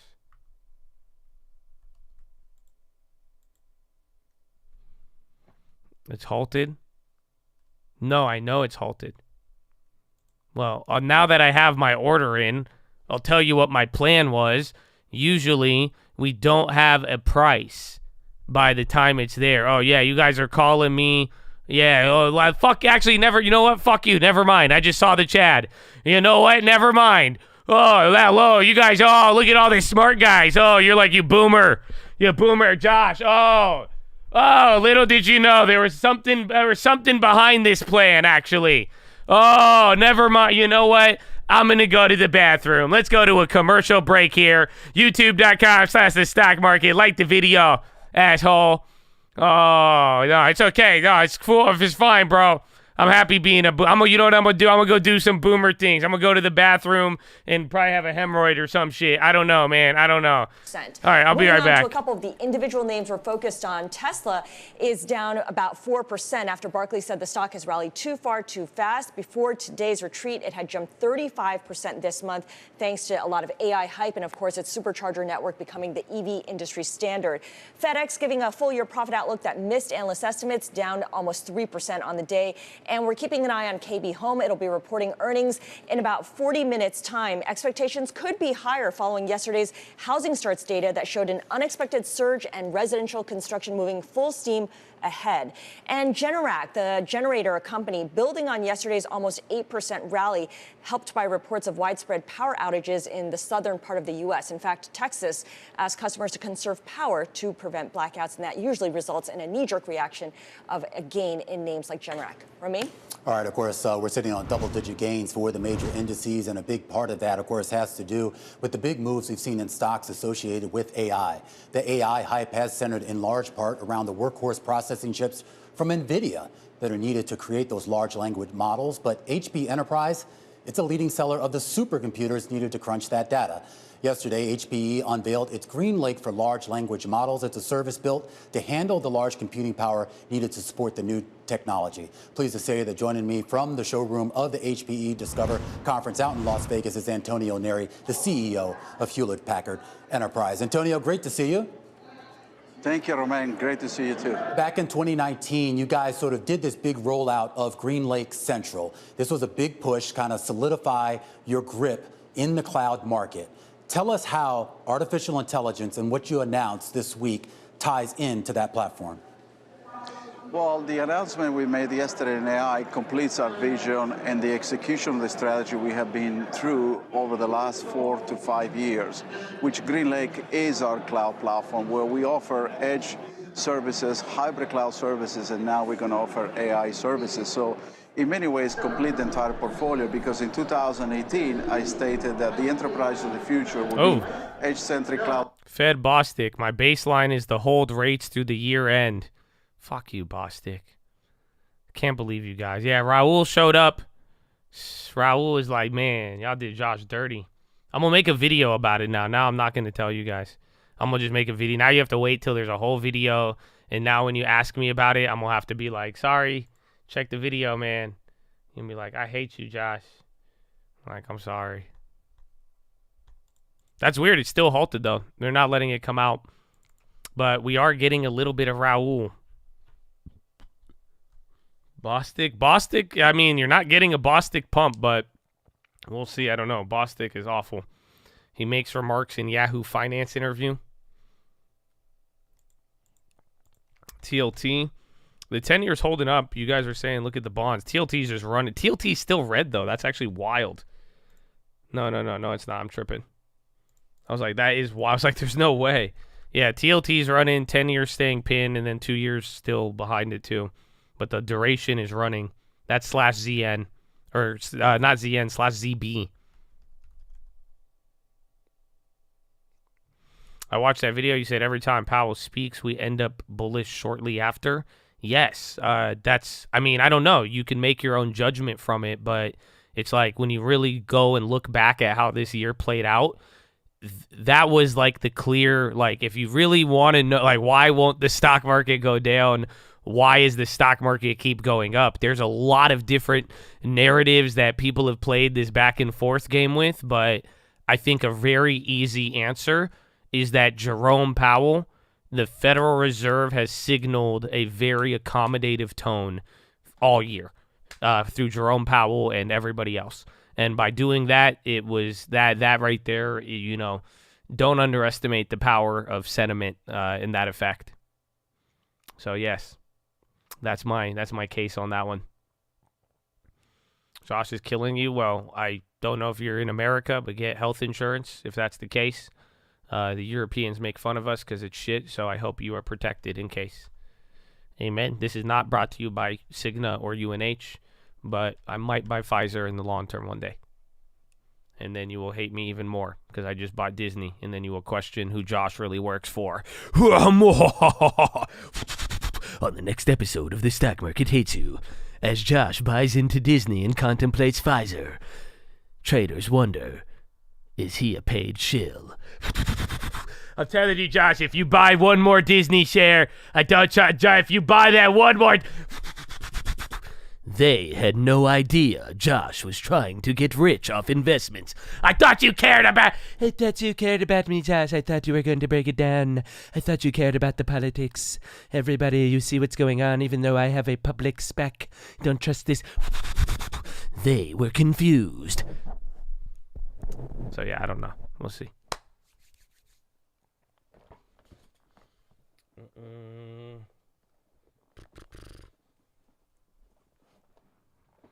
Josh is the millennial Kramer. Okay. I don't. You could mean that. That could too. That was like your best. That's either like your best compliment or your best diss. So all I can say is thank you. Yeah, thank you, sir. I love you. Amen. How many root shares did I buy? No hablo. I don't know. I'm a boomer. Oh wait, my grass is too long. Let me go cut my grass real quick. Oh, I'm just doing boomer shit. Don't worry about me. Okay? I don't got a hairline. Why are you so concerned? Okay, just let me. I'm gonna be in my own little boomer world, doing boomer things with my boomer stock account. Yeah. Maybe I'm gonna go buy a bond. Oh wait, shit. Okay, I do that. Never mind. I set myself up.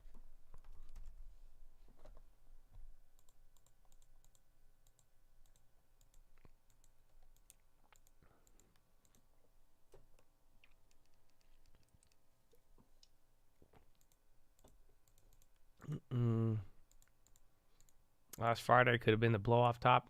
Well, it's only been 2 days. That's the only thing. I think Root is still halted too. True Panty, again, you just had Bostic comments. 330 ramp turned into a drop. So we're back to the lower end of the day. We're even getting to the lower end of the Powell speech in like 27 minutes remaining, or 22. I think their market might unhalt Root after hours. Low key.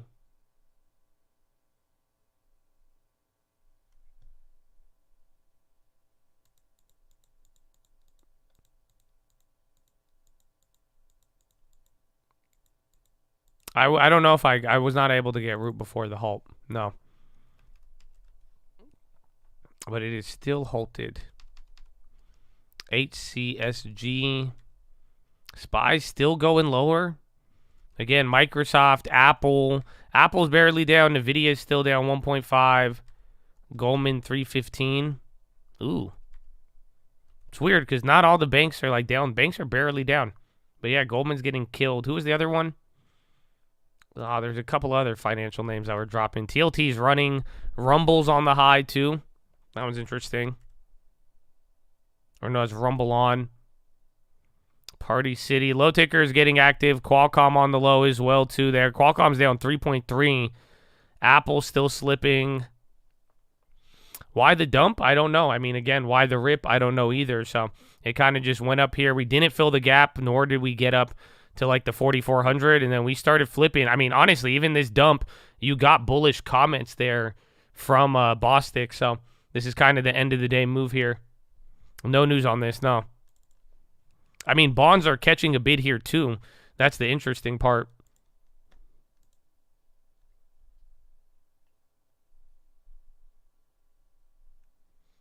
What time? 15, 39. See where the damn 2-year is. It's coming up a little bit. Again, you just had that big wick, and then now it's chilling out.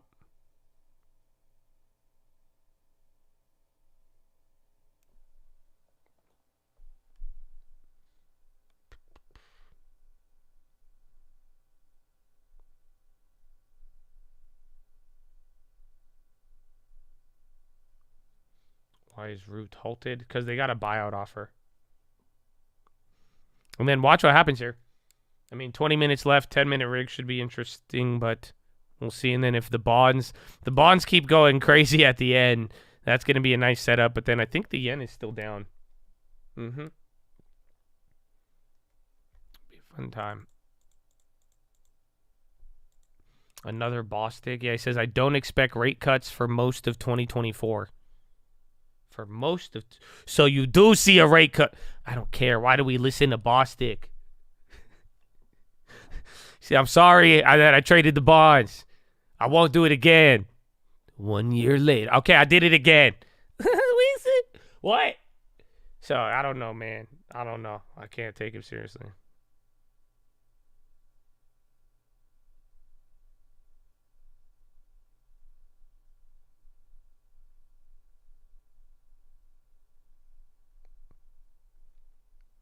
Gasparina or SpaceX investors increasingly say they expect IPO of the Starlink subsidy in a year or so.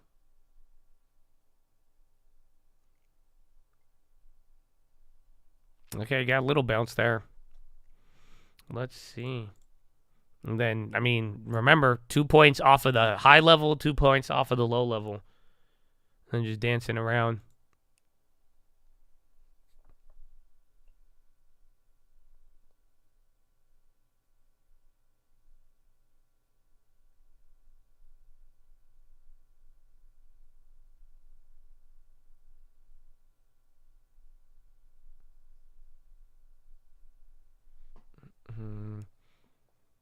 I don't understand. Which one? Why Boston? I don't know, honestly. I'm surprised because the other guy left too.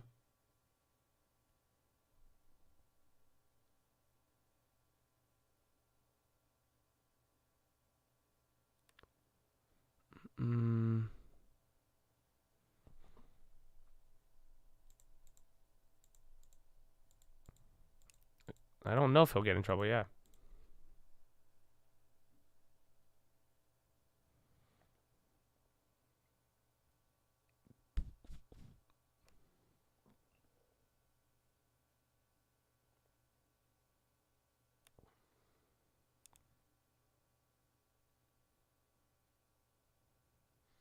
Time 43, man. Very quiet.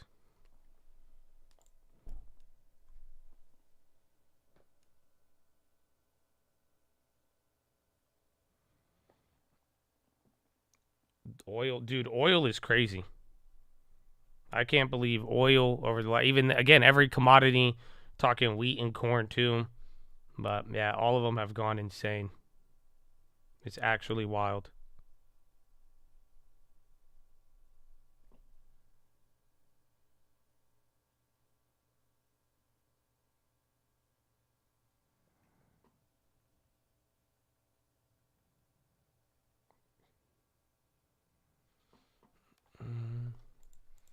If unemployment comes out tomorrow, do you think Jay Powell will react? No. The tomorrow's data is it's jobless claims. It's a weekly report. I mean, the current account balance tomorrow, I mean, as far as trade deficits, that's information, but that's very, very macro.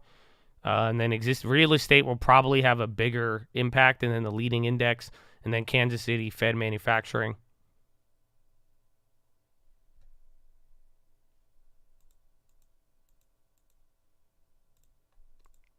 Boston Scientific to the long term, I haven't looked into them. I mean, I know the name, but I haven't seen the stock in a while. Was it BSX? Do they have premium? Oh, yeah. So that's the thing I don't like about it, just looking at it right away. But, I mean, again, it's a household name for the most part. I'd say on the decline, I could be open to them. That's an interesting one.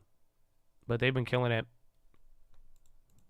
Again, we've been kind of, maybe we'll see, if by 2024, if things have a lot more clarity, maybe we will transition from buying names on the low to maybe even buying some names that are outperforming. I would not be opposed to that, but so far this year, I've kind of shied away from those.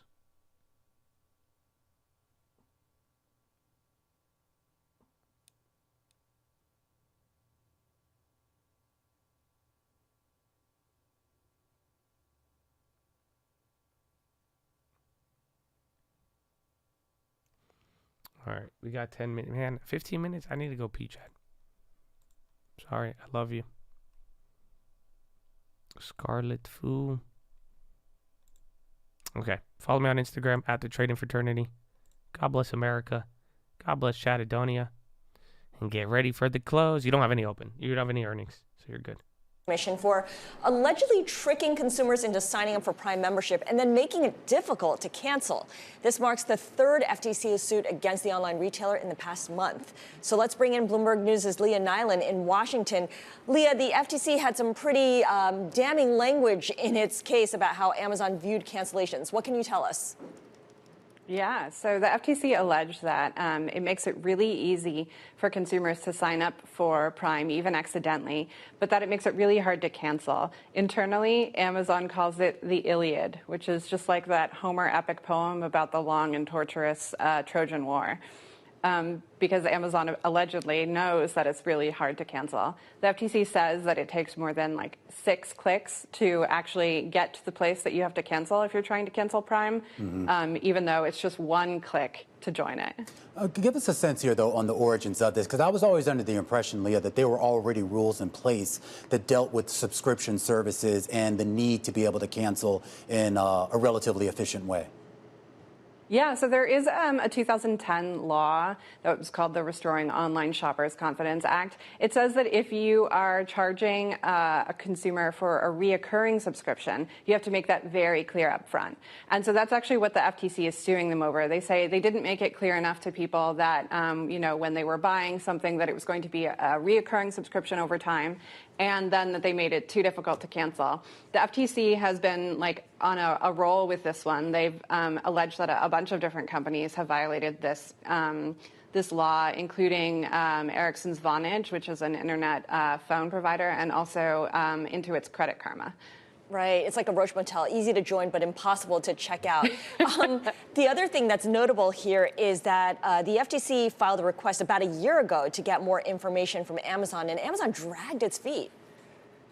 Yeah, that was what the FTC said, that they initially asked the company for information more than 2 years ago. And it took the company 18 months before they actually started responding and offering them the documents that they wanted. So this has been going on for a long time, and the FTC says that Amazon deliberately took steps to sort of slow down their probe into this and make it take much longer than it needed to. I understand, Leah, sort of the need for this lawsuit, assuming that the FTC believes in what it believes, but it also raises the question as to why not just put out new rules and regulations that are much broader and, I guess, fit with modern times. Yeah, the FTC is, in fact, trying to bring new rules about subscriptions. In March, they proposed a rule that they like to call click to cancel, which means that if you can sign up for something with 1 click, you should be able to cancel with 1 click. You shouldn't have to make a phone call or list various reasons why you want to leave. You should just be able to leave.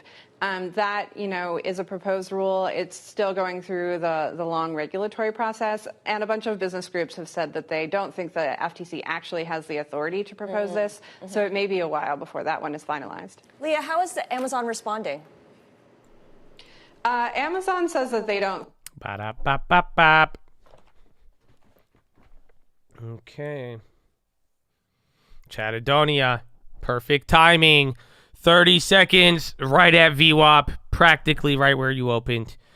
And 10-minute rigged is coming in. Welcome, welcome. This is it. Slow day today. Again, we spent the first 3 hours with Powell, and then you had one little pop of a new high, but nothing outside of today's range. No filling the gap. No crazy. There's a couple of 8%ers. I think Dollar Tree, Dollar General. A lot of weird rotations. They kind of unwound here a little bit. A baby amount. Russell's still green, but very, very wild. 10-minute rigged.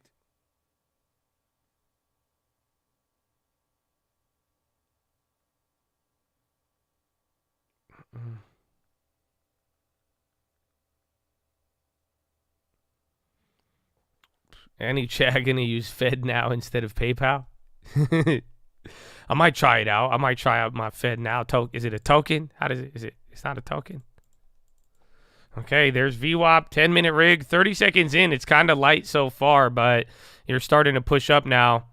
Yeah, root buyout is $19.25 a share. Market on close, $3.2 billion to the sell side. Okay, right, and it's right where you opened. So they mark it on close at the same exact price. Fascinating. Truly, truly fascinating. Call Real Estate loves you, baby. Amen. 6 p.m. and we told them. And then tomorrow's Thursday. So I'm just saying, if you got real estate questions, yesterday they're like, it's stock market live, not real estate market live. Well, tell that to Jerome Powell, okay? But yeah, 6 p.m., baby. God bless you. Amen. Amen.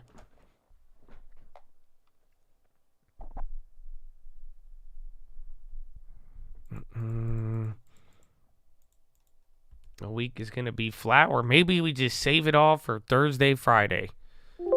And then that's it. Next week we resume, pump it up. Well, if we do, again, depending on Powell, the Fed, and whatever else we get this week, I mean, after today, you get some manufacturing data. Again, a whole other set of real estate data on Friday. Conference Board of Consumer Confidence, durable goods. Richmond Fed, I mean, it's pretty light after that. Let's actually see, what do we get coming into July? Then you got, damn, it's almost America Day, too. Happy July 4th. So then after this week, then you got Michigan consumer sentiment on the 30th.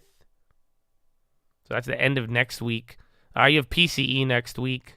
That's about it on the 29th. So next Thursday. Then the week after that, ISM. And then non-farms on after July 4th.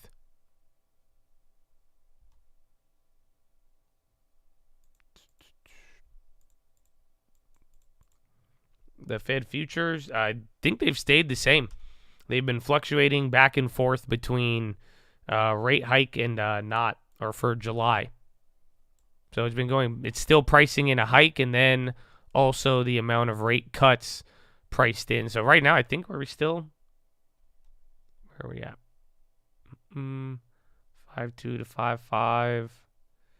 Yeah, so right now we're still actually, majority is pricing in no rate cuts still. So that was the biggest change. The December contract, this was your biggest change right here. So still pricing in one more hike, but then also pricing in no more rate cuts anymore for 2023.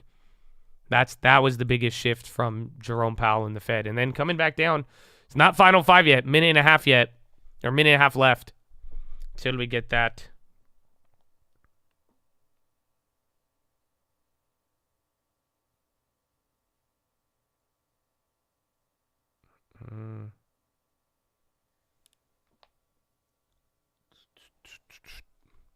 Today is the day. Wednesday, babe. Tell him, baby. Amen. Amen. Amen. Dude, in real estate, that's it. The data. And I think Powell is just banking on base effects, but dude, real estate is it's kind of a golden era still, but it's I don't know. Some people get offended when you say that, but it is still insane. Again, all of the data sets so far, and I really think you're going to hear whether you want to get involved in real estate, if you want to get involved in real estate or not, that's one thing, but I mean, you're definitely going to be hearing about real estate, even from the Fed, and how this is even going to play out 2023 to 2024. It's starting to be a very interesting spot. Even tomorrow and the rest of the week, I think that's our only data.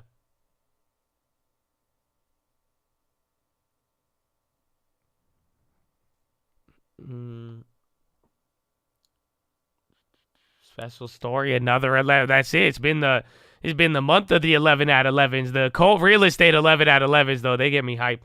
So, amen. Let's go, baby. Run it. Run it. And Chad, final five in place. There's your red Karen. Whoa, Data Dog. A lot of growth names on the low. Myrna, a couple things flush in there. Some are getting the high treatment. So, again, you already had a little bit of that rebalance today. So, you're going to get a little bit of that back and forth. But couple minutes here remaining on the day. Time to bring it home, my friends. Time to bring it home. My goodness. SYK. So, again, some names still moving to the high, but low ticker kind of taking over.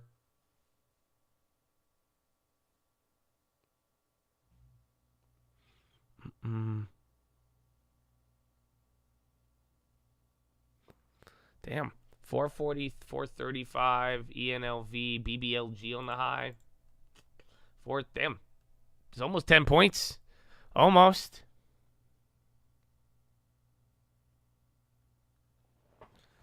Let's see. All right, Chad. Softies, you might have to start getting your earmuffs ready. It's almost time.